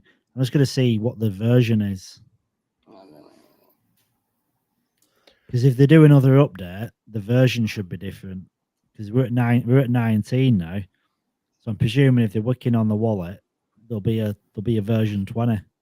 Yeah. Problem is the only way to get the version you've got to reset your computer. Oh really? Mine just shows up. I don't know. My settings must be. I probably have to change my settings. But my new wallet just pops up. It updates itself. I've never had to reinstall it. But I did one time. I think it was a mistake because I never had to. I don't think I had to do it in the first place. But that's why I got so many darn wallets for L1X. They told me to take it off and put it back in. Oh man, it sucks that you can't re-import the wallet. You have to get a new wallet every time. That's an unfortunate feature. Because every time you take it out and put it back in, you get a new one. Then you have to re-import every single one back in. Well, that's what you had to do, Gray, innit? Because you couldn't import you couldn't just put in your seed phrase to recover your wallet. You've got to then import your private key, which means go into MetaMask to get your private key. But then you end up with it. That's the problem, innit? Every time you do that, you end up create a new address, what you don't really want. Yep. They definitely need you to be able to restore instead of create a new one off that first screen.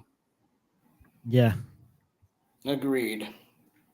Yeah, well, it's just, I mean, that's typically every wallet is like that, isn't it? You're just restoring, you're not creating a new, are you? And then importing it into the new wallet. No, you're just importing an existing wallet. Yeah, I think we're going to get hopefully, I think we're going to get maybe Mike or Matthew in the stream in a little bit. Probably. Time is it? Oh, 3? Oh, no. Probably a few hours.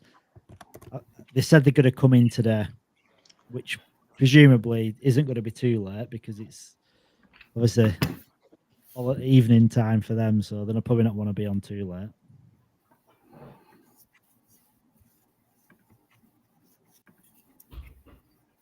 You got any plans to come over to Perth, Gray? Not at the moment, man. I got another baby due in about 3-4 weeks now. So oh, damn, nice. Congrats. Congratulations. Thanks, guys. Thank you. Hey. So won't be doing much traveling for a little bit there, especially it's just gonna be tough with like a 2-year-old and the baby. So probably, but I think we're coming over for Christmas again. Nice. I won't be here. I'm flying back to the UK for Christmas. No. Yeah. I've missed you every time I've been over there. So well, yeah, because I missed you last time you were here. I completely missed you. That sucks. One of these days you'll catch each other.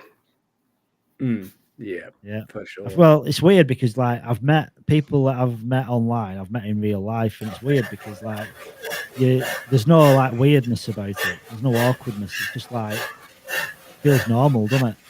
Have you met quite a few people in real life, Jeff? What you've met? Yeah, heaps, man, heaps. Like the Dubai trip I did earlier this year was weird because we all flew in from all over the world and met in Dubai, and so that was a bit weird, but most of the time it's pretty good.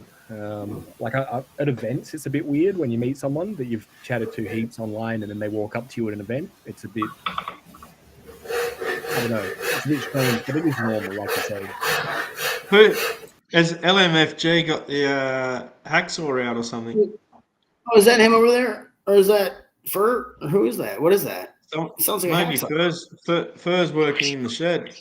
LMFG is not even here, is it? Yeah, maybe no, I think Fur working on the shed. I think he's had enough noise. I think Fur's had enough of the complaints. He's cutting his computer in half.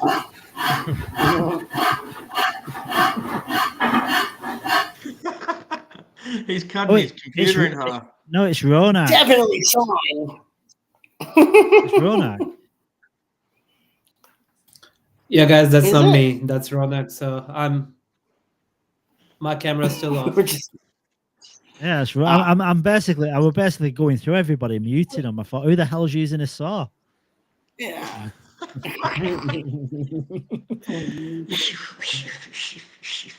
Where's the saw? Where's the saw? I think as well, Greg. When you go to some of the events as well, or you get to speak to people in real life, there's quite a lot of people where they're completely fake, aren't they? Because like online, they're making out to your buddies and that, and then you'll meet up or you'll want something, and then you realise they really don't give a shit. Yeah, 100%, man. 100%. It's refreshing when you meet people and they're exactly like they are online. You know, it's like when there's not, like when I went to Dubai and I met Bitlord over there, I was wondering if he's as like intense as he is online in real person, and I can clarify that he is. So how he is online and Twitter is just him. That's him. That is him. That's him every single day of his life, man. Like we stayed in the same apartment over there for like a week or whatever together, and it was so intense. Like I needed a break by the end of it. Awesome dude, but he's the most Aussie person you'll ever meet, just in how he acts. What does that mean? Yeah, you had a Bitlord overdose. Yeah. yeah. No, he's an awesome dude. But yeah, everything you see is sort of what you get with him. Whereas I met other people over there that were nothing like their online presence, you know. Much more, I guess, because they're in Dubai, they're a lot more professional. Not Bitlord, but everyone else, you know. Yeah. I seen Bitlord put a video out. Well, he's done a few, hasn't he? Especially with the floods and that. Like he's out and about. But I seen him.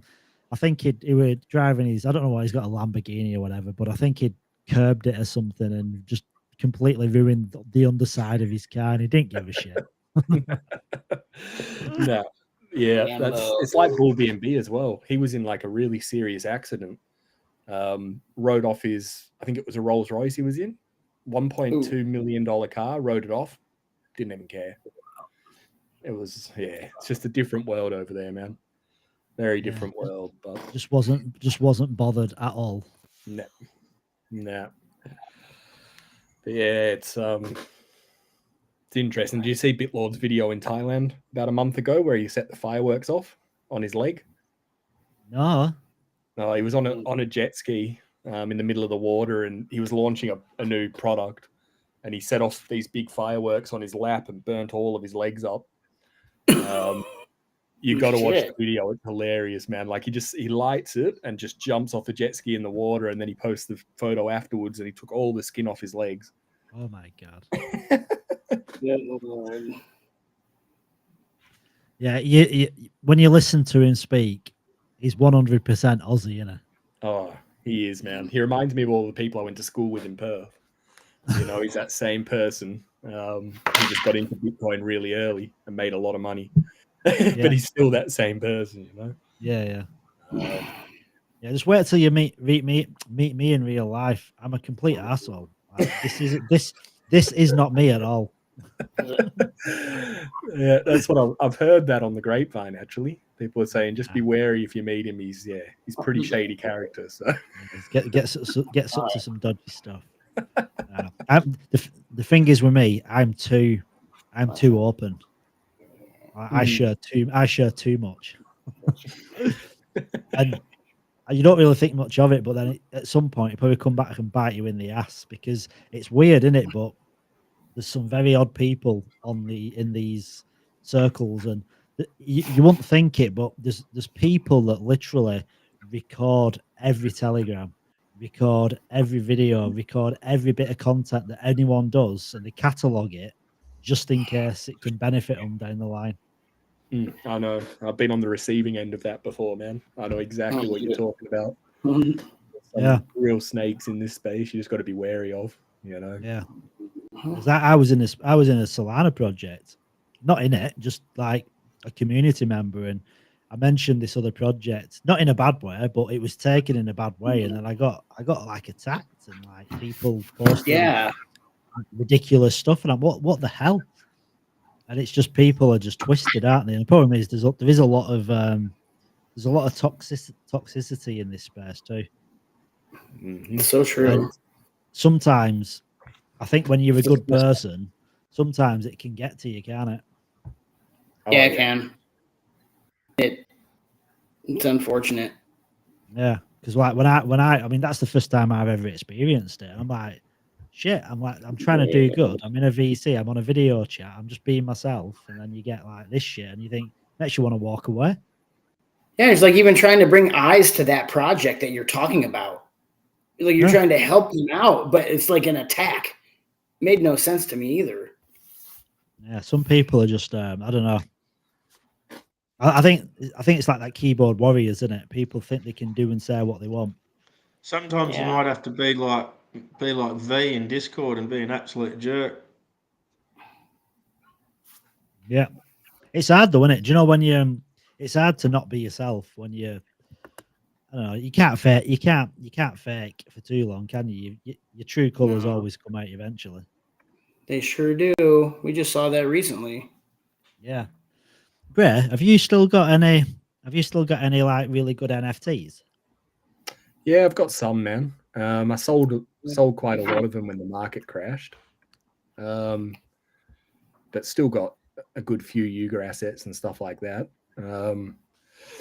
And some D-gods and stuff. Like I like them just to collect them anyway, but I'm down pretty bad overall, to be honest. I managed to salvage quite a bit before it really dropped. Yeah. Luckily, one of my friends said to me, I was holding onto the Bored Ape and it hit 58th floor, and I thought it can never go below 58th floor. I was certain of it. And he said it's going to go down to like 20 or lower. And he knows a lot better than me. He has a lot of Bored Apes. So I sold then, thank God, because now it's sitting at like 20. But yeah, I've still got quite a lot, man. I'm getting more and more ordinals at the moment. I think that's where the next run is. It'll be on Bitcoin for sure. So I'm trying to transition across to there. Yeah, I keep thinking, I mean, I don't have any money, so it's hard to buy when you've not got any money, but Kimmis keeps talking about ordinals. I think she's got into some wizard one or something. Oh, nice. Taproot Wizards. Yeah. Ordinals. It's not that. It was something. I've heard of Taproot Wizard. This was something. No, sorry, it wasn't an ordinal. It was a rune. Oh, yep. Oh, the I runes, think yeah. rune- She was I, talking I about think runes, runes. yeah. I think runes are pretty new, aren't they? And I think people Yeah. are like getting excited about them as well.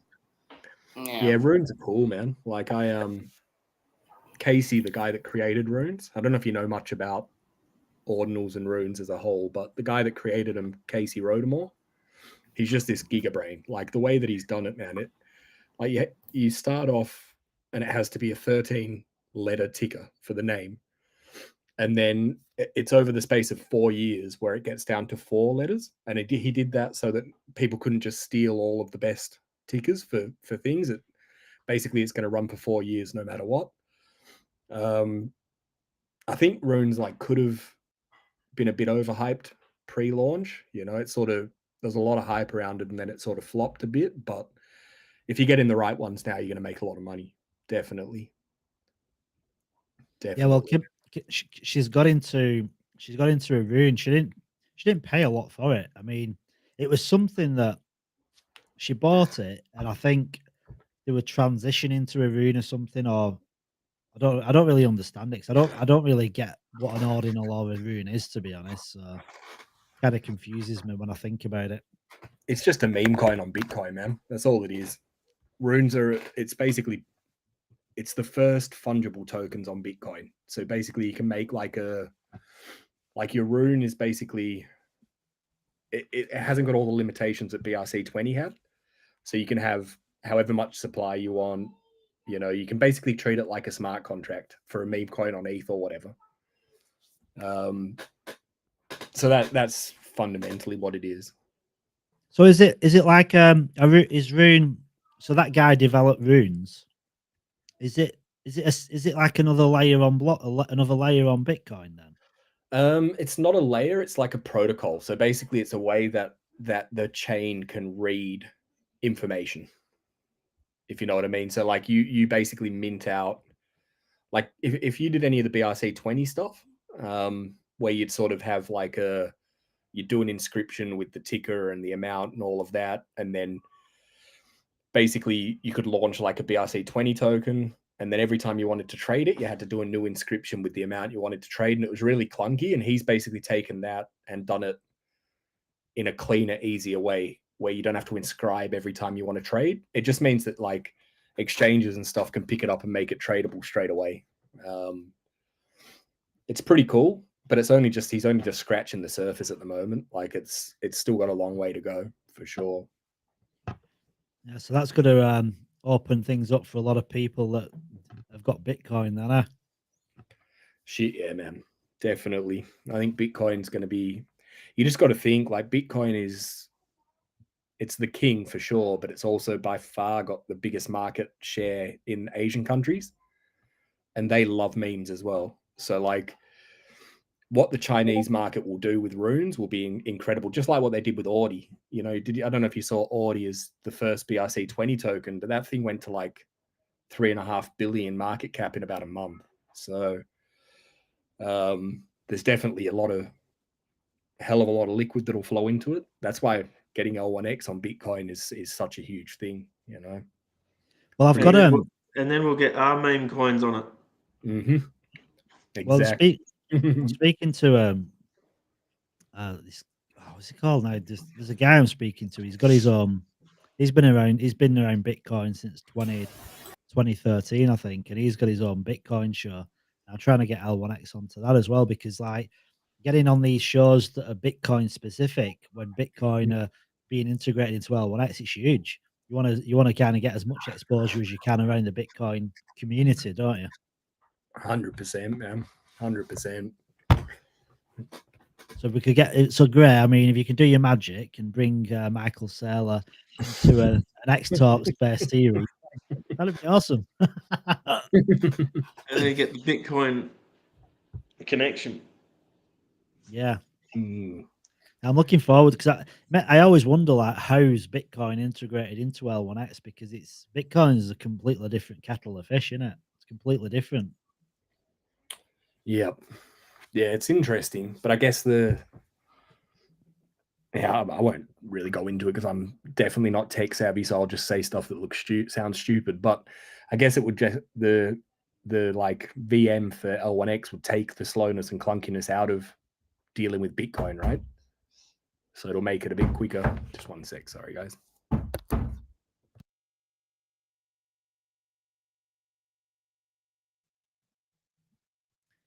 Fair. You're looking like someone I wouldn't want to mess with. Who, Fur? Oh, yeah. If Fur said jump, I'd say for how long? Yeah, he removed Or all how his high? fur. He removed all his fur. Yeah, I removed all Hello. my fur. That's what happens to you when you work in Web3, for far too long. You are looking like a Dwayne Johnson. Dwayne Johnson. Yeah, just lacking a little bit of muscle, but yeah, I'm getting there. Hello, little beautiful Gray's daughter. Hello. Hey. Come in saying hello. Is it bedtime almost? Oh no, it's only 3 o'clock. It's 6 o'clock or something for you. Yeah, not Where's bedtime. Grey Bears? Dinner time coming Dinner up. time. Yeah. Mm-hmm. Mom, She's a it's little cutie. Are you excited? Are you excited you've got a little brother or a sister coming? Please turn on. Hello. Hello. Is she used Hello. to? I bet she's probably accustomed to being in Twitter Spaces and things. She loves coming on to meetings and seeing new faces, don't you? Look, Hey, What have you I got? got smiley face. you got a Got a smile. smiley face. Oh. She could be the youngest Layer 1X investor. I think so. I reckon your daddy's probably already got you a little wallet. I do. I'm eating dinner. Oh, yummy. I'm getting hungry. Okay. Look. I've got some nuts. I've got a sock hand. He's saying. But yeah. Oh, All right. I'm going to it's jump off and make some food, but I'll jump back on a bit later, Mark. That's all right. Cheers, Gray. Take care, man. See you guys. See Bye, you, little Tane. girl. See you. Bye. Yeah. Yep. The little sock puppets. I see Inna here.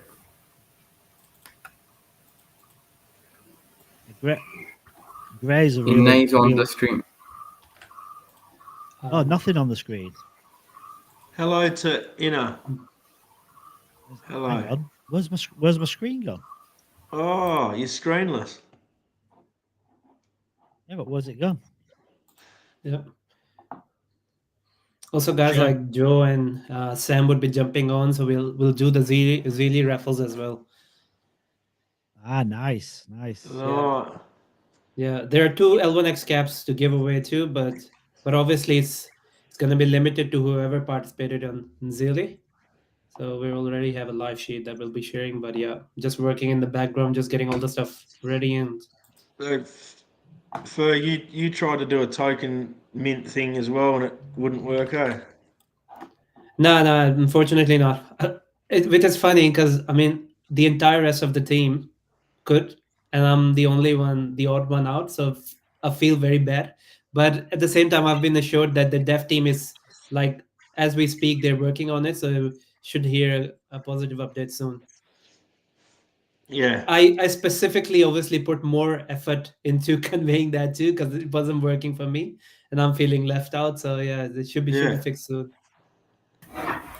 Hey, Yeah, Crypto Psycho, can you see the little chat on the side? Oh, sorry. I couldn't. We should maybe put the chat up on screen too. Yeah, hang on. Let me pin. There we go. There you go. Can you see the chat now? I don't even know where you type for the chat. Is that better? Yeah. Can you? So you can see the chat now. We can see the chat, Anna. Ah, cool. First chat is from LMFG. Yeah, the master. I'm trying to connect my. I'm trying to join L1X app without being on the wallet. well, without being on the, I don't want to connect my wallet. Sometimes I've shared stuff that I don't want to share. Same is on the backstage, I think. All your usernames. Yesterday, I was doing a video because I couldn't get what we're all trying to do now. I couldn't get the thing to work, the token generator. So I did a video for some of the team to show what's actually happening, and I had all my L1X NFTs there. I didn't want everyone to see what I've got, and damn, so I had to then go back into it and edit the video and cut that bit out. And I bet they're thinking, what was he hiding there? What token has he got? What does he not want me to see? Yeah. I'm kind of like right now. The thing I'm doing in the background is just making sure to like I don't have anything unnecessary open up. So when I share the screen, it comes up. I've done that too many times. Many times. It's easy to do though, isn't it? Because if you're sharing a window sometimes, or especially if you're sharing a display, you share your display, you're sharing everything, aren't you? Yeah. So I've Mark, stopped sharing displays now. I never do that. I only share like tabs. It's much safer to do that. Yeah. Are you eating, Mark? Well, I see same in the private chat. No, I need some. So Ina's coming up to speak apparently, is she?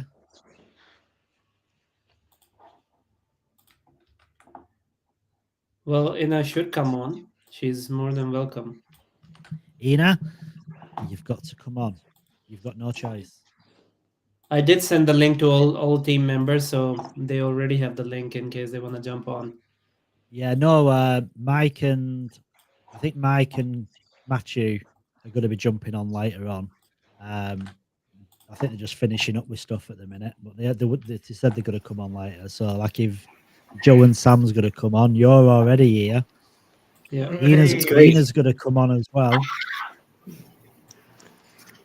Hey, Ina, I'm going to send you the link into your Telegram. So just click the link and you can jump on up. Oh, who's working in the background? Someone's got I keep muting. I think Ronak's building something. I think it's his family, innit, that are doing shows in the background. Yeah, sounds like they're building something. Saws and hammers and Sam, all that. Sam is in the house. Hey, Sam. Hey, Sam. Hey. Can you guys hear me? We can hear you. Loud and clear. I can't see you. Where? Yeah, I can't even see myself. Where? Interesting. Maybe it's. Oh, Sam's here now. You can see. There we go. We need a bigger screen. Yeah, we need a bigger screen. I'm not even on the screen anymore. I think it's having the chat up. We may need to hide the comments for now, Crypto Psycho. Yeah, it's the chat for now, I think there. Oh, I switched. Too many things. Yeah. Quite a bit. Oh, I'm tired. Oh! Yay, Sam. How you doing, Musical Sam? windows. How's it going, guys? How's it going? Sam, You guys have been- you're looking more handsome than your voice suggests as well. Well, I am handsome, but I have got the Indian accent, so it sort of all balances out itself. No, you look good. Have we ever seen you before, Sam? Have you ever been on camera? I can't remember. I just don't recall Yes, seeing you. I have been once. When James was around. So we did a YouTube video with me, Joe, and James. We just fucked around and talked shit. Yeah. Forget the technical bit. We just did a bit. Just talk shit. And I kid you not, it's the first time I've seen Sam in motion. Yeah. Yeah. I usually don't turn on my camera because my room is very messy. So Just use virtual background like me, right? No, I'm What? too lazy for that. That's not your real background. Oh, damn. No, it isn't. Yeah, this is my real background. I try to do I went for the virtual, but it looked better with the real. I think Ina. Hang on, is Ina jumping in? How do you get the room with the piano, Crypto Psycho? I think that's in. Is that in? I'm not sure actually. It's in one of the backgrounds, but I don't know what the app is you've got to use. Crypto Psycho, I hope that you have lots of coffees and Red Bulls. I've got my wife. My wife's looking after me. She keeps bringing me coffee. So I'm actually on. I think. I mean, it's only early though because for me this started at 9 o'clock, so it's 3:30 in the afternoon. So I'm on my third coffee now, and I reckon by the time it gets to like 11, 12 midnight, the coffee will start ramping up. Like I've got to stay awake because like the first time I stayed awake for 18 hours, but because it was 72 hours, it was actually impossible to stay awake. So there were no incentive. But because this is going to be going till 10 o'clock in the morning my time tomorrow, it's like it's kind of manageable. It's 25 hours. So and when I get to that point, then I can kind of switch off then. And the problem is I'm going to miss all the good bit because I'm doing all this where in reality it's irrelevant. It's just a community thing. And the important one, the team AMA tomorrow, what you don't want to miss, I'm going to miss because I'll have passed out. You're probably going to need more coffees if you want to stay awake for more than 24 hours. Yeah. Yeah. It's hard, isn't it? Like you think you can do it, but in reality, staying awake without going to sleep at all it's pretty difficult. What I found with the long days is that you can usually go for 12 to 14 hours without a problem. But after that 14, 15-hour mark hits and you haven't taken a nap, it all starts to get fuzzy real quick. Well, you can't. I think you can't. Your brain doesn't think. It's like you struggle like, with standard stuff, don't you? Like standard basic commands. It's like your brain stops working. Absolutely. Have you? So, Sam first said he's the only one that's had a problem minting a token. So you've managed to mint a token. No, I haven't actually. I tried once. I tried once, but then I was unable to. And then we had to attend a meeting, so I was there, and then I was working. So I'm thinking to try again after I jump off from here. But I think Furkan did mention a few issues, and we have already forwarded those to the team, and I think he shared that information with you guys as well. Yeah. I know they're working on it. Yeah. What state are you in, Sam? Oh, I'm in Gujarat. Ah, yeah. I think I've asked you that. I think I've asked that. I think you're echoing, Crypto Psycho. Maybe. No, he's fine for me actually. I can hear an echo of myself, but not of my own voice. I can hear. Fine for me too. Must be me. All of us are in a single room, and Furkan is probably in a mansion. Yeah. Maybe you've set it up intentionally, Walker, so you can listen to me twice because once isn't enough. Oh, I love twice as nice. Echoing voice. Yeah. Twice as nice. It's like hello. Yeah. Hello. Yeah, it gets a bit annoying after a bit, doesn't it?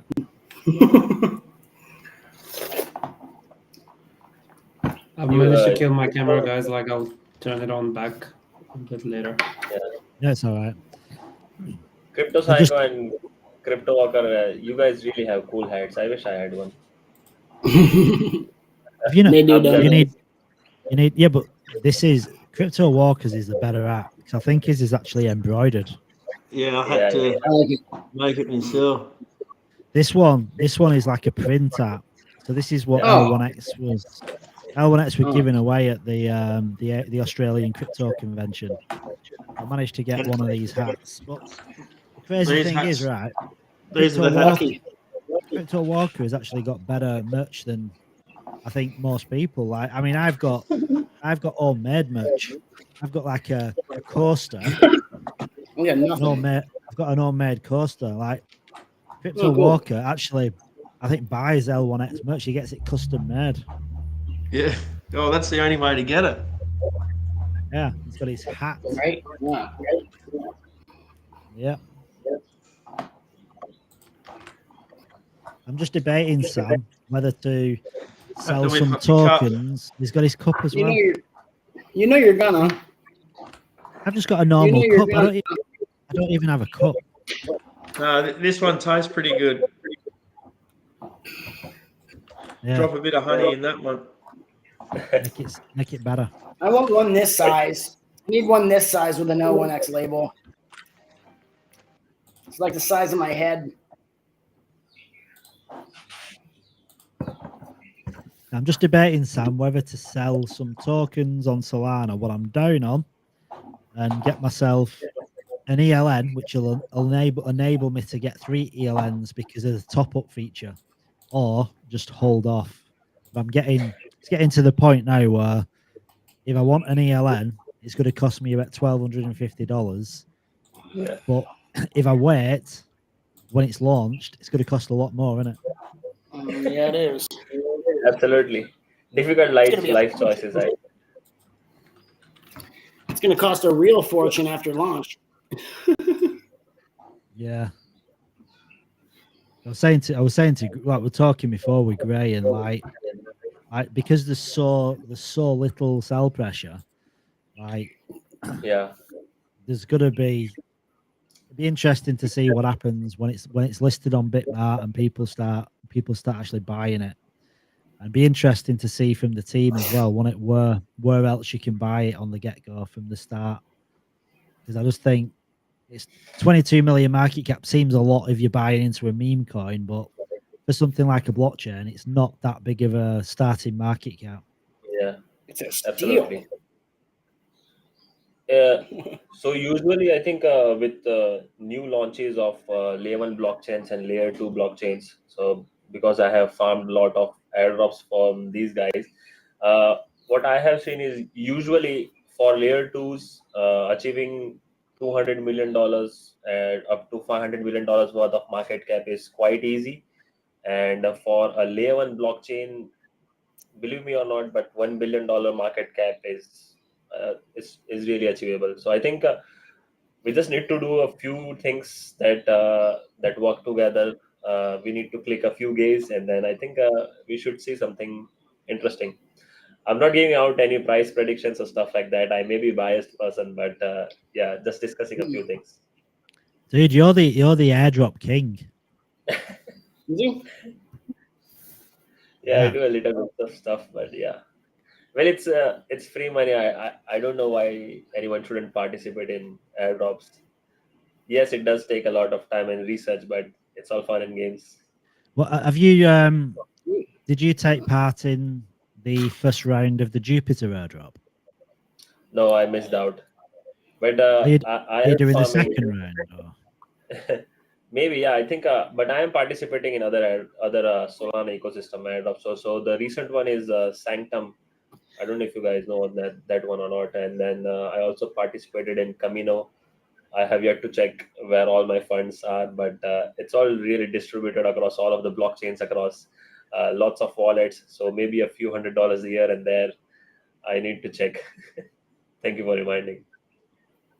Is there any that are coming up that are like new that are like kicking off soon? Airdrops? Yeah. I think So if you would have asked me this a couple of weeks ago, I would have mentioned Mode Network, which is a layer 2 blockchain on the Ethereum network, which is backed by Optimism itself.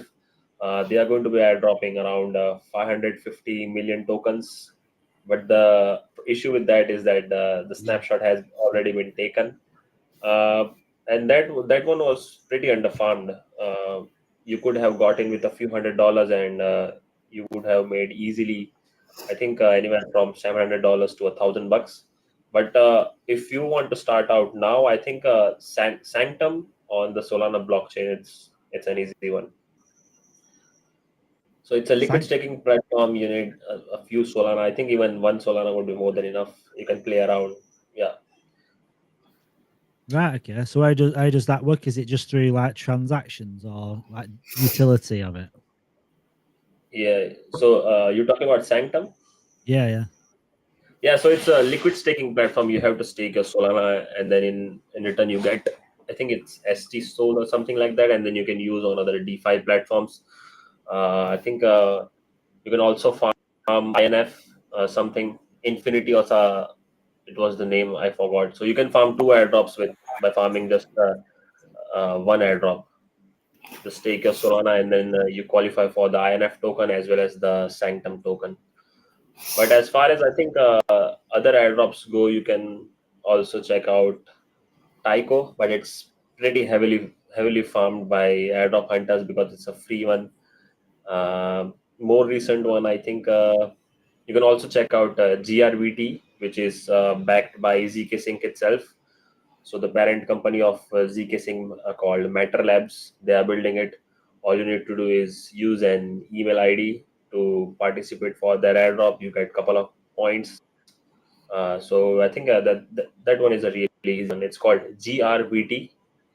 It's an upcoming perpetual DEX. I'll check it out. I'll just find the Sanctum site. So Sanctum.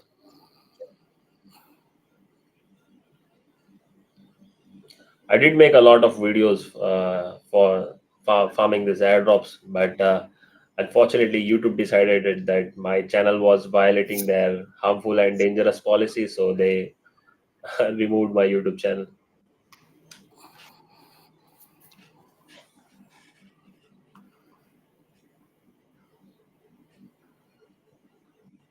I think we have lost Crypto Psycho, or is it just me?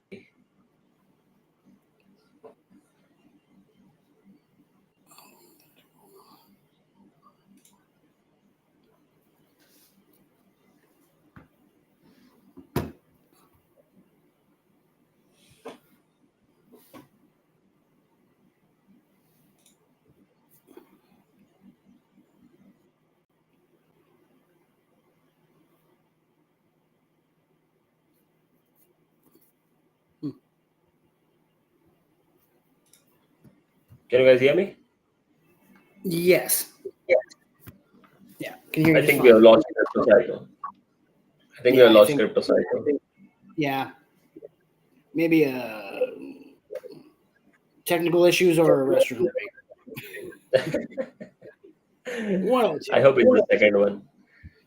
Yeah, me too. Technical issues would be terrible.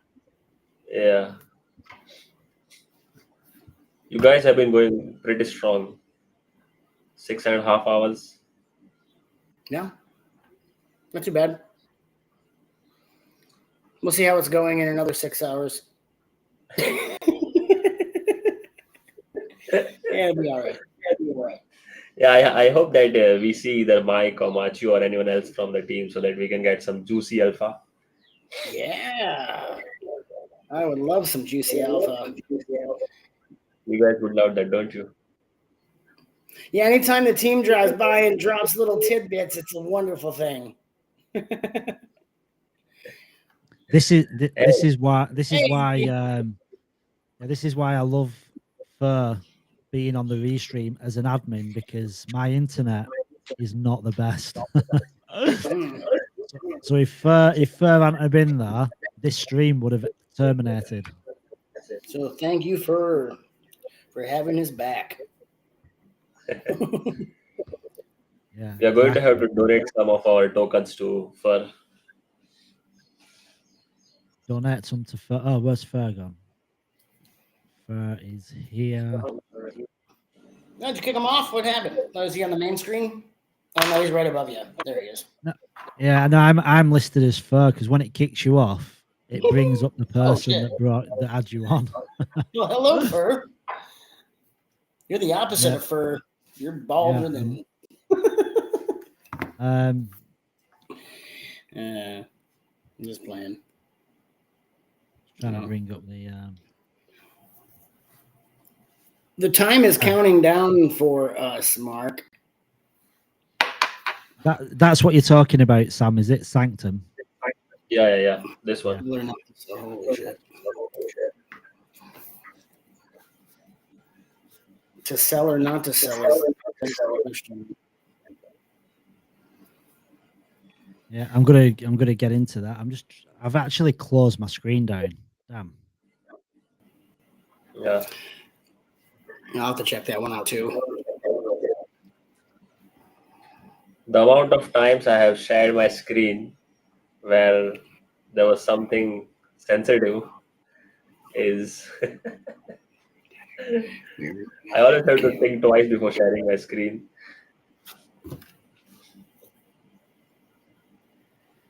Yeah.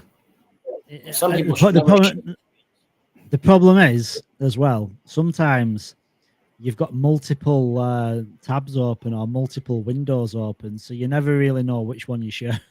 You don't always know which one you're sharing, do you, until you've opened it. That's better. Because I had two windows open, no, three. I didn't know. I'm like, which one's which? And I found the right one.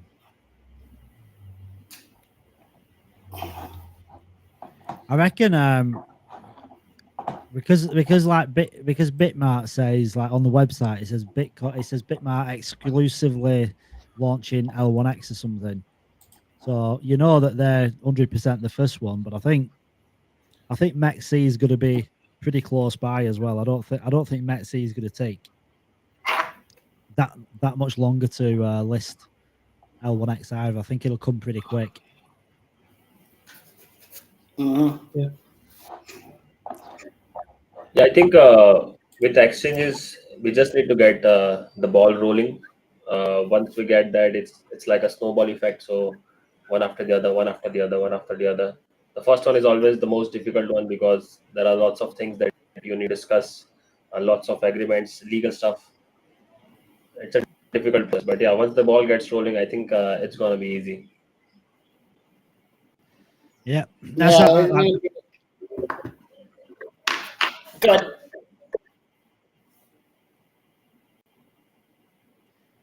Sorry. No, I think a lot of people stress, don't they? Like, oh, when listing on here, and it's like, well, just give it chance and let one listing happen, and then from there, then just see what happens after that.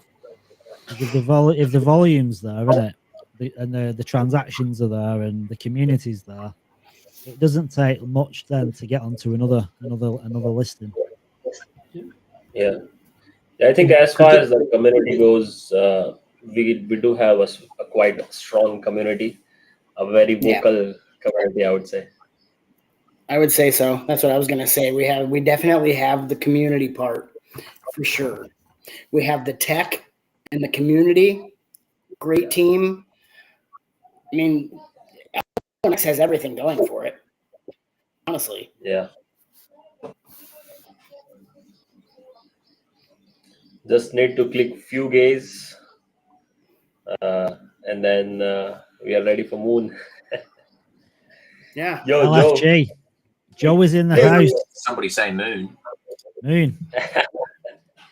It's a moonshot, baby. Let's effing go. Fucking go. Did someone say Moon? It's going to be a very fun journey. It's been a long journey over the last year plus that I heard about it. But now that it's finally going to launch, the real fun is going to begin. Whoa, look at that hat. Ooh, sorry. Hey, Sorry. look at the hat. Oh. That's a flash one. That's a Oh, nice it's hat. embroidered. That's embroidered. Look at that. Yeah. Is this available now? Can you order it? Yeah, so there's a reason I shared the screen, honestly. We're going to be giving away two of these hats to the Zilly participants. So that was basically one of the draws we were going to run on here on the live stream. And I wanted to take you guys through. But do you guys want to say anything, Joe and Sam? Specifically about anything in particular, or you just want me to have a chat? We can say anything, right? No rules here. Oh, that's big danger, that. If you want to talk about, if you want to talk about some DJ stuff, I'm here for it. I believe that because I don't know how much you know about Sam, but from what I know, the more he tends to fuck around, the more he finds out. We should definitely talk about some projects then after this. Ooh, yes. Yeah. Sign me up for that. Yeah. Oh, can see you guys on screen now, but I don't know if I should give you a bit of a rundown, but basically we're I don't know how many of you are familiar with Zilly. Zilly is a gamification platform essentially where you build community building activities, right? So we've been running our Zilly in since a while now, many months even before when I joined L1X in December. So essentially we've been posting quests there, and people, when they complete quests, they get a chance to win, right? So we recently, about a month or two ago, actually on March 12th, we relaunched Zilly with few different rules. Basically expanded Zilly to give everyone a fair chance. So one of the things was, obviously, there's an all-time leaderboard, and then there's a monthly sprint that we were running. So monthly sprint. So we understood from experience that all-time leaderboard obviously benefits users who've already been participating for long, and it was kind of harder for new entrants to win or get a chance to win anything. So we introduced a monthly sprint. So last month or so, we ran this first monthly sprint and we concluded it. And I shared the results not too long ago on Discord, but my little ones just walked in as well. I don't know if she wants to be on camera as well. But yeah, essentially share these. You could see like we had more than 107 participants. So 107 participants basically participated, and these are the points. I'll reshare the link in the chat here again as well. Just give me a sec. So people can see that we're not actually making stuff up or making entries or numbers up. Give me a sec. Adding the link in here.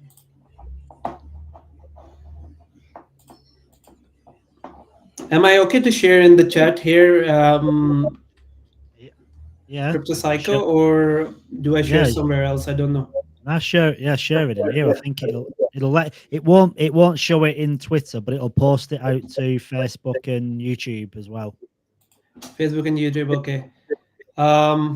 Can probably reshare that link in Discord as well for people who are watching, but not specifically on, and most of those people I imagine would be on Twitter as well. Yeah, well, I can post a link into the actual Twitter itself as well. Yeah. So I've reshared that link, but essentially it will show you the different entrants we had.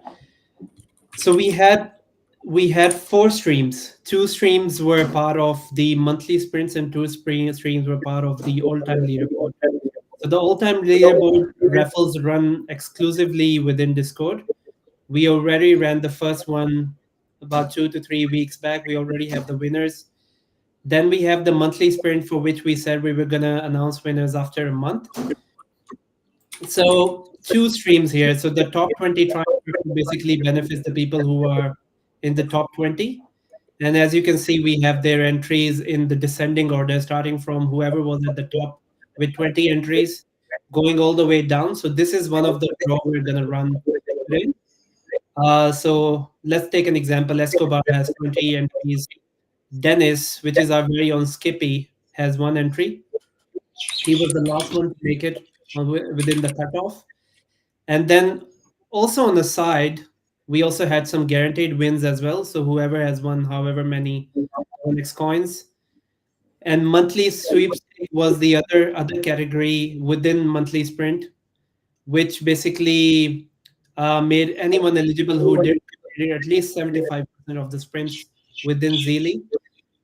But what we found out that only 5 people had completed it, and there were a total of 6 prizes, 50 L1X coins each. So what we did was we distributed the extra $10 among the top 5 participants. And so these on the right hand side, you can see the total tally. So what we'll do today is got a wheel of name here. So you can see I've already pasted.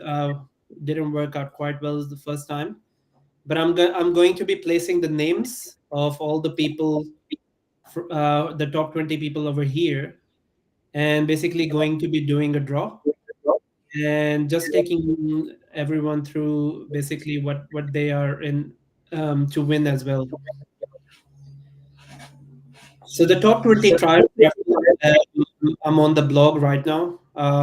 Basically has four prizes. So 200 L1X coins, 100 L1X coins, 2 prizes of 50 L1X coins. So a total of 4 prizes.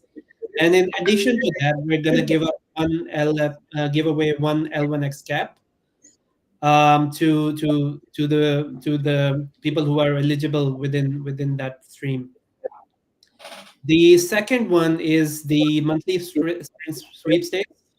We're not going to run the draw because of obviously the limited numbers we had who completed the quest successfully. But what we're going to do is we're also giving away one L1X cap to one of these 5 guys. So just to be clear on that as well, so let's say Escobar is in both of the categories. So if Escobar's name is picked up for the L1X cap in both times, we will redraw. We will have unique winners for the cap as well.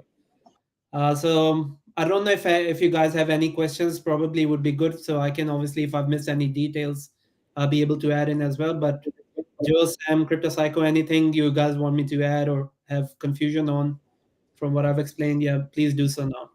No, I think you've explained it really well, and like obviously posting the links as well. It's obviously making it transparent for everyone to check it too. And that's exactly it. Like in the past, we've had a lot of criticism in relation to like we've not been transparent enough. So yeah, we're obviously shared the link. Everything is there in front of everyone. If anyone wants to verify information, what I've done is here on the other tab of the sheet as well is if you go into this one, you'll see that I've basically copied and pasted Escobar 20 times, then Machine 19 times, and then Ronak 18 times.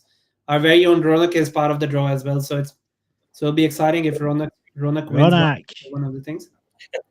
Ronak, come on, Ronak, let's go. Yeah. So what I'm gonna do now is I'm gonna copy and paste some. As you can see, like I'm copying. Everything is being done on the screen, and I'm gonna paste the entries over here. So nice. I know it's gonna be a bit small because of the number of entries that we have, but this is I guess the best way to do it. Can you all see the wheel running around? Yes. Yes. Yeah. So what I'm gonna do now is I'm gonna spin, and how do you guys want to do it? Do you guys want to do it basically in the order of the largest draw first, and cap last, or do you want to do the cap first and start with the smallest draw first? Yeah, do the smallest first, and then build up to the biggest. Sure, and we'll just make sure as well, except for the cap. So if someone wins one of these 4 prizes, they can still win the L1X cap. But if someone wins, let's say 50 X coins, they can't win 200 L1X coins at the same time as well. So we'll try to pick unique winners. So this is the first draw we're running for 50 L1X coins. You guys asked me to stop, or it will stop itself too after a while. Good luck, everyone.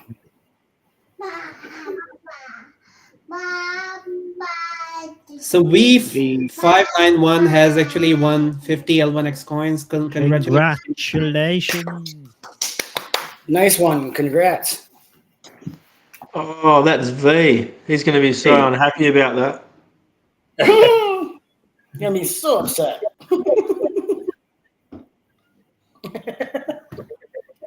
I think on the chat as well, so I don't forget. But this is all recorded as well. Again, we're not changing anything. Everything's transparent. So we're going to run the draw again. Again, saying that V591, because he's already won, cannot win the same reward again.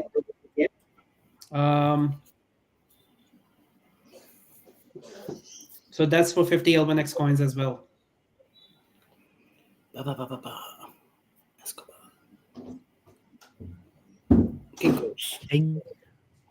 King Cos. So King Cos also has won 50 L1X coins. So congratulations.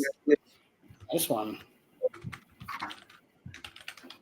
we need some drums in the background as well. Oh, I don't know if you guys can hear, but you can actually hear sound effects at my end. I don't know if I'm able to share that. I think I did, but I don't know if you guys can hear it. No. I'm not able, no. No. Hang on. Let's do some more. Oh, that's good. That's good.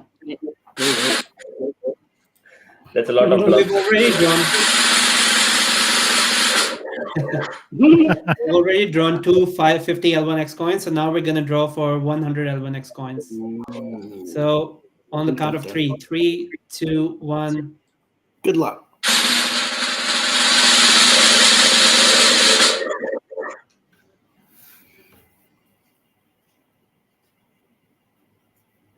Cryptic V. So that's V. V has actually won 100 L1X coins. Nice. Yeah. Very nice. Yeah. We will be a happy man. Yeah.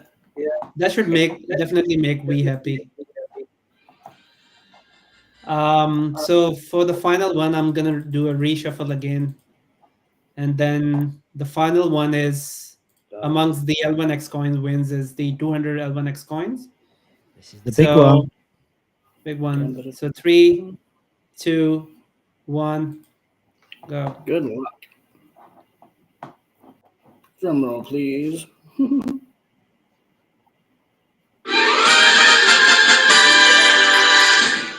Oh, Ronak! Ronak! He's just joined. Ronak, dude, you've just joined the chat. He's literally I've just accepted him back in, and he's won. Dude, Ronak, you won 200, right? Woo! Congratulations, Ronak. How are you feeling, mate? Was it a 201x? Is Ronak there? Yes. He just won 200 L1X. Yes. Yeah. 200 L1X. Oh. That's a stitch up. I joined and you guys didn't give me anything. Yeah, literally, he just joined as you call. I saw my name there, you know. I think we need another celebrate. What a thing to come back to. Wonderful.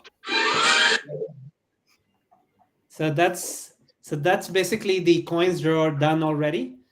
I'm just gonna add to their tallies as well if I can on the live chat again, just being transparent.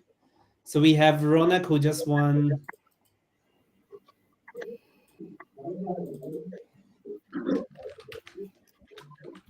Lucky. So for Ronak, it's 200 L1X coins. We won. It's beautiful. 100 L1X coins. I'm just gonna redo the formula here as well, so it's not updating. And then who else we had? We had 3591, 150 L1X coins. And then who was the other one? Was it King Cos? King Cos 150. 50 L1X coins.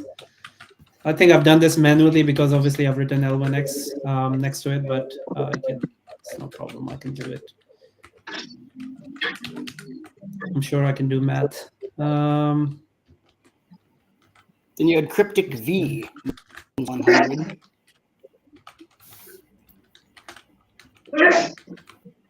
Yeah, Cryptic V won 100, so already got it here. So total of 120 so far. And we have Ronak, who's leading the pack with 290 L1X coins so far. Ronak is a rich guy. Gesundheit. Yeah. Great luck there, Ronak. So we're gonna do the two hats now, right? So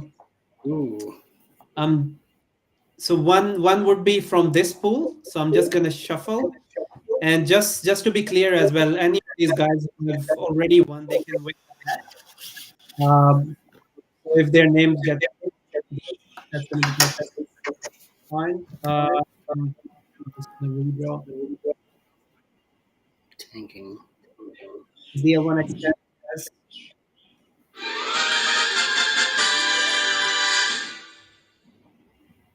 Duck 202. Duck 202 has just one L1X cap. So Duck, reach out to us in Discord. I know you are in Discord, so reach out to us and then provide your details, submit your details along with your postal address, and we should ship the cap over to you. That's awesome. It will come directly from Cryptonaut as well. So nice. Yeah. Awesome. So this is a Cryptonaut design. And basically, you've got like almost a one of one cap, haven't you? A one of two, I should say. One of two exclusive caps. Yeah. This one. Do you know what's crazy is the shipping will cost more than the hat. Yeah. That's right. Yeah. It's a good thing I live in the States where he can send me one cheaply. So for this one, I'm just going to rerun the draw again. And Duck, I'll have to take out Duck from the entries because he's already won the cap.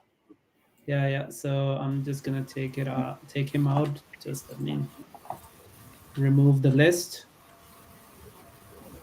I think it's Queen. This will be the Queen's head.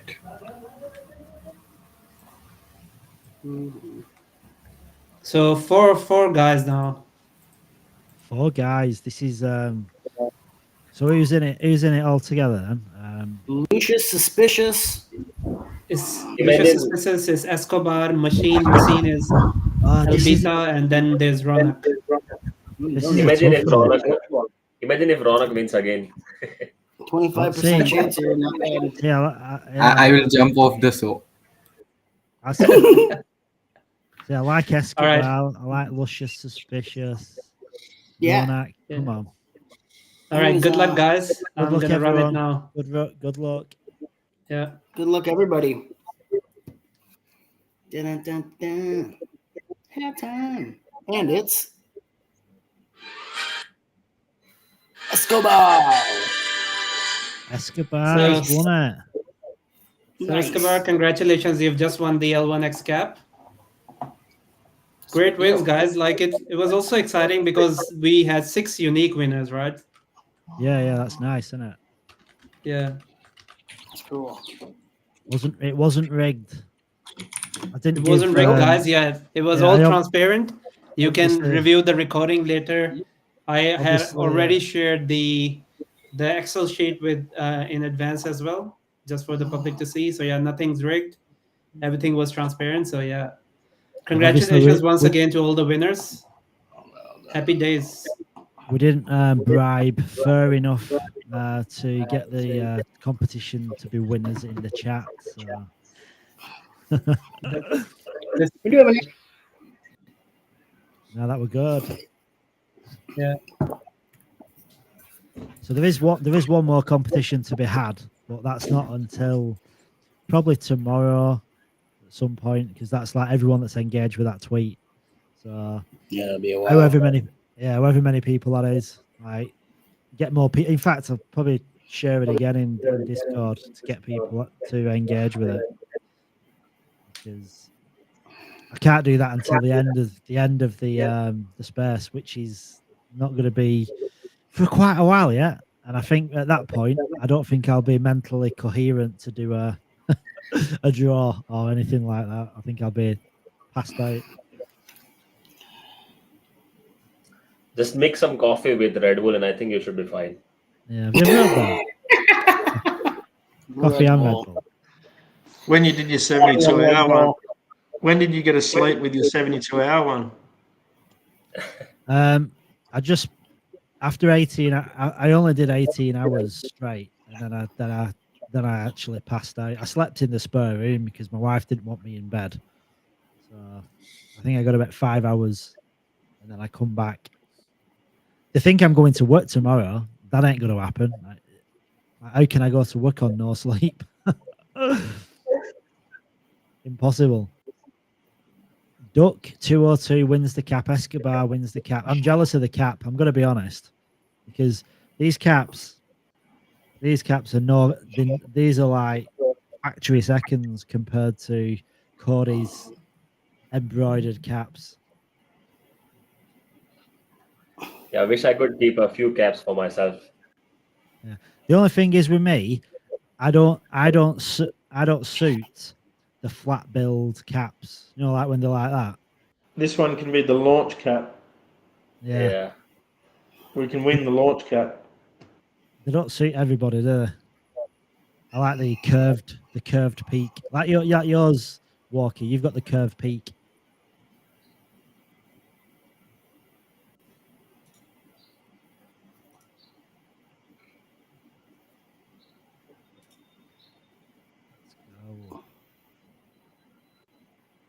I was getting my sound bites from YouTube. I was basically downloading them, playing them on YouTube. Sharing audio isn't always straightforward when you're streaming. It doesn't always pull through your speakers. So is there no more draws now? Can we not just keep them going like all day? We will run out of L1X coins if we do draws straight for 24 hours. Just keep them going. Just keep that thing spinning. 24 hours. Yeah, I mean, anyone from us is more than welcome to obviously chip in and give away theirs. So yeah, if you want to contribute, anyone wants to contribute some L1X, I'll give you my wallet. I'm here. I know that Joe is a Kraken, so most probably I think Joe can do it. Don't be doxing me like that. No, I'm just joking. Yeah. Right now, who's best suited to run a draw is Ronak from amongst us. He has the most L1X coins. Yeah. No. Yeah. I like how Escobar. There is Crypto Psycho. I'm not on the list, am I? But you have the most L1X coins. No. I wish I did. The thing is, right? It doesn't matter. It doesn't matter how many you've got. You always want more, don't you? Like if you had 20k, you'd want 30. If you had 30, you'd want 40. And I don't think it ever ends. You just want to accumulate more and more. I think that's one of the good things about the nodes, isn't it? Because if you have a node, you can accumulate. Just stacking up. Yeah, just keep stacking. Keep stacking. Furkan, I see a question in the Discord. Someone is asking where is the caps being sent from. I think it's straight from Cody, so USA. That's right. Yes. Yeah, from USA. Yeah. United States of America. Yeah. So it'll take a little time, I'm sure.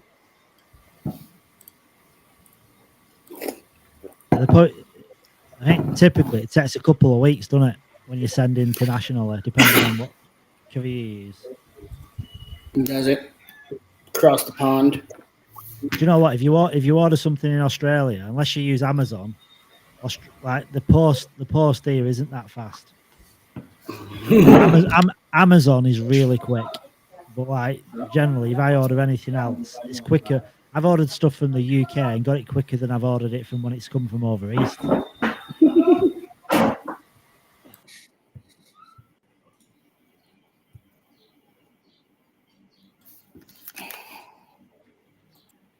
I don't think we did you ever hear back about the neon sign for, or did that just go disappear? I was looking. I contacted the guy. I said, "Is there any way of doing it any cheaper?" And he said, "Well, you've already got a good price." I'm thinking, well, it's not a good price. If it were a good price, I'd be happy with it. Well, and they're handmade though, right? I mean, it takes a lot of work to get in to make those, probably. Yeah, they look nice actually. I'm going to get one regardless. If I have to buy it myself, I'll buy it myself. But I'll have to wait until I've made some money in L1X first. Yeah, right. Which will be a while. L1X Lite. Heck yeah, it's going to take time. Yeah.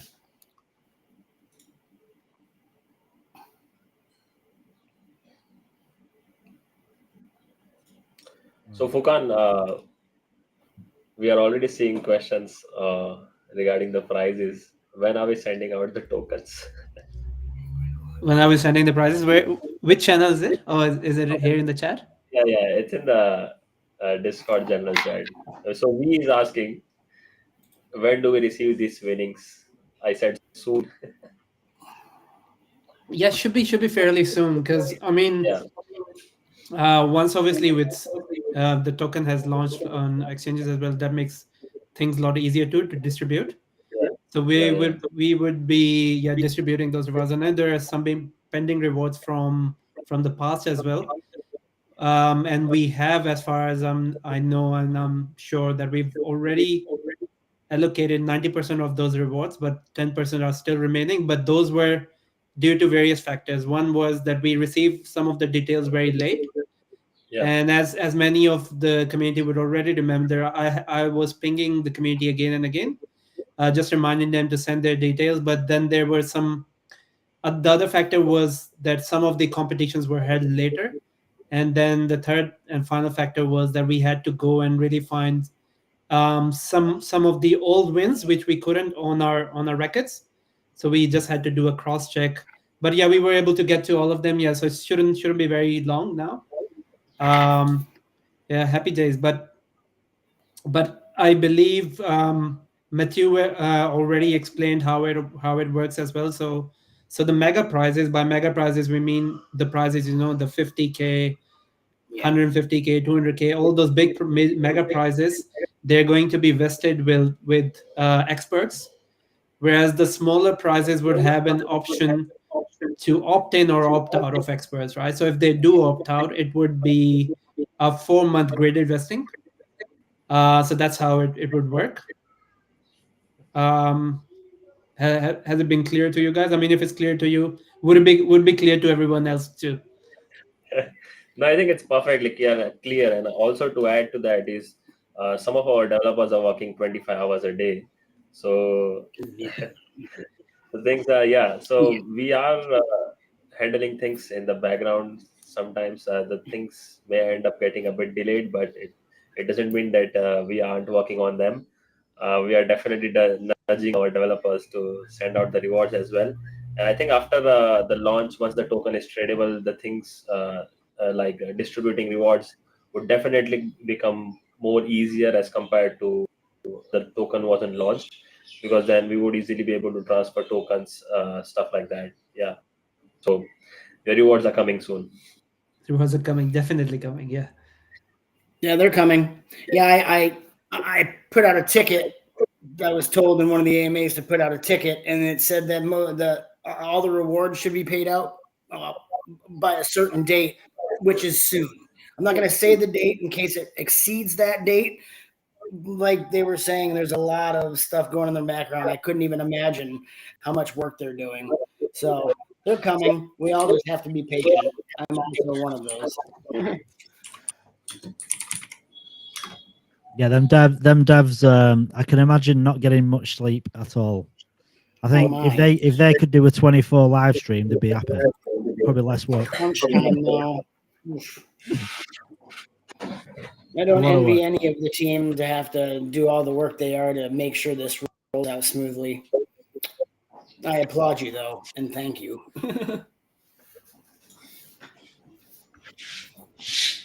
There's a lot. I mean, the thing is with like L1X as well. There's not just one thing, is there? There's so many different moving parts to it, and there's so much. Like if you think about a lot of blockchains, they don't really have much in the way of like a user interface. Like they don't have what L1X has kind of got. I think they've probably trying to do so much that it's kind of, as it's getting closer to launch, it's a lot to kind of get working and finalized, ready for launch. But I think once we've launched, like resources, then hopefully more resources will then come in then, and I think future endeavors will get a lot easier.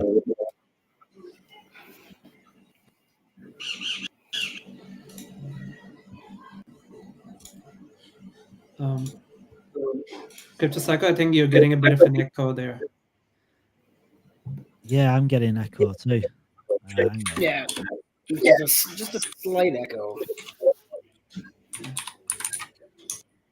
Is that echo there now?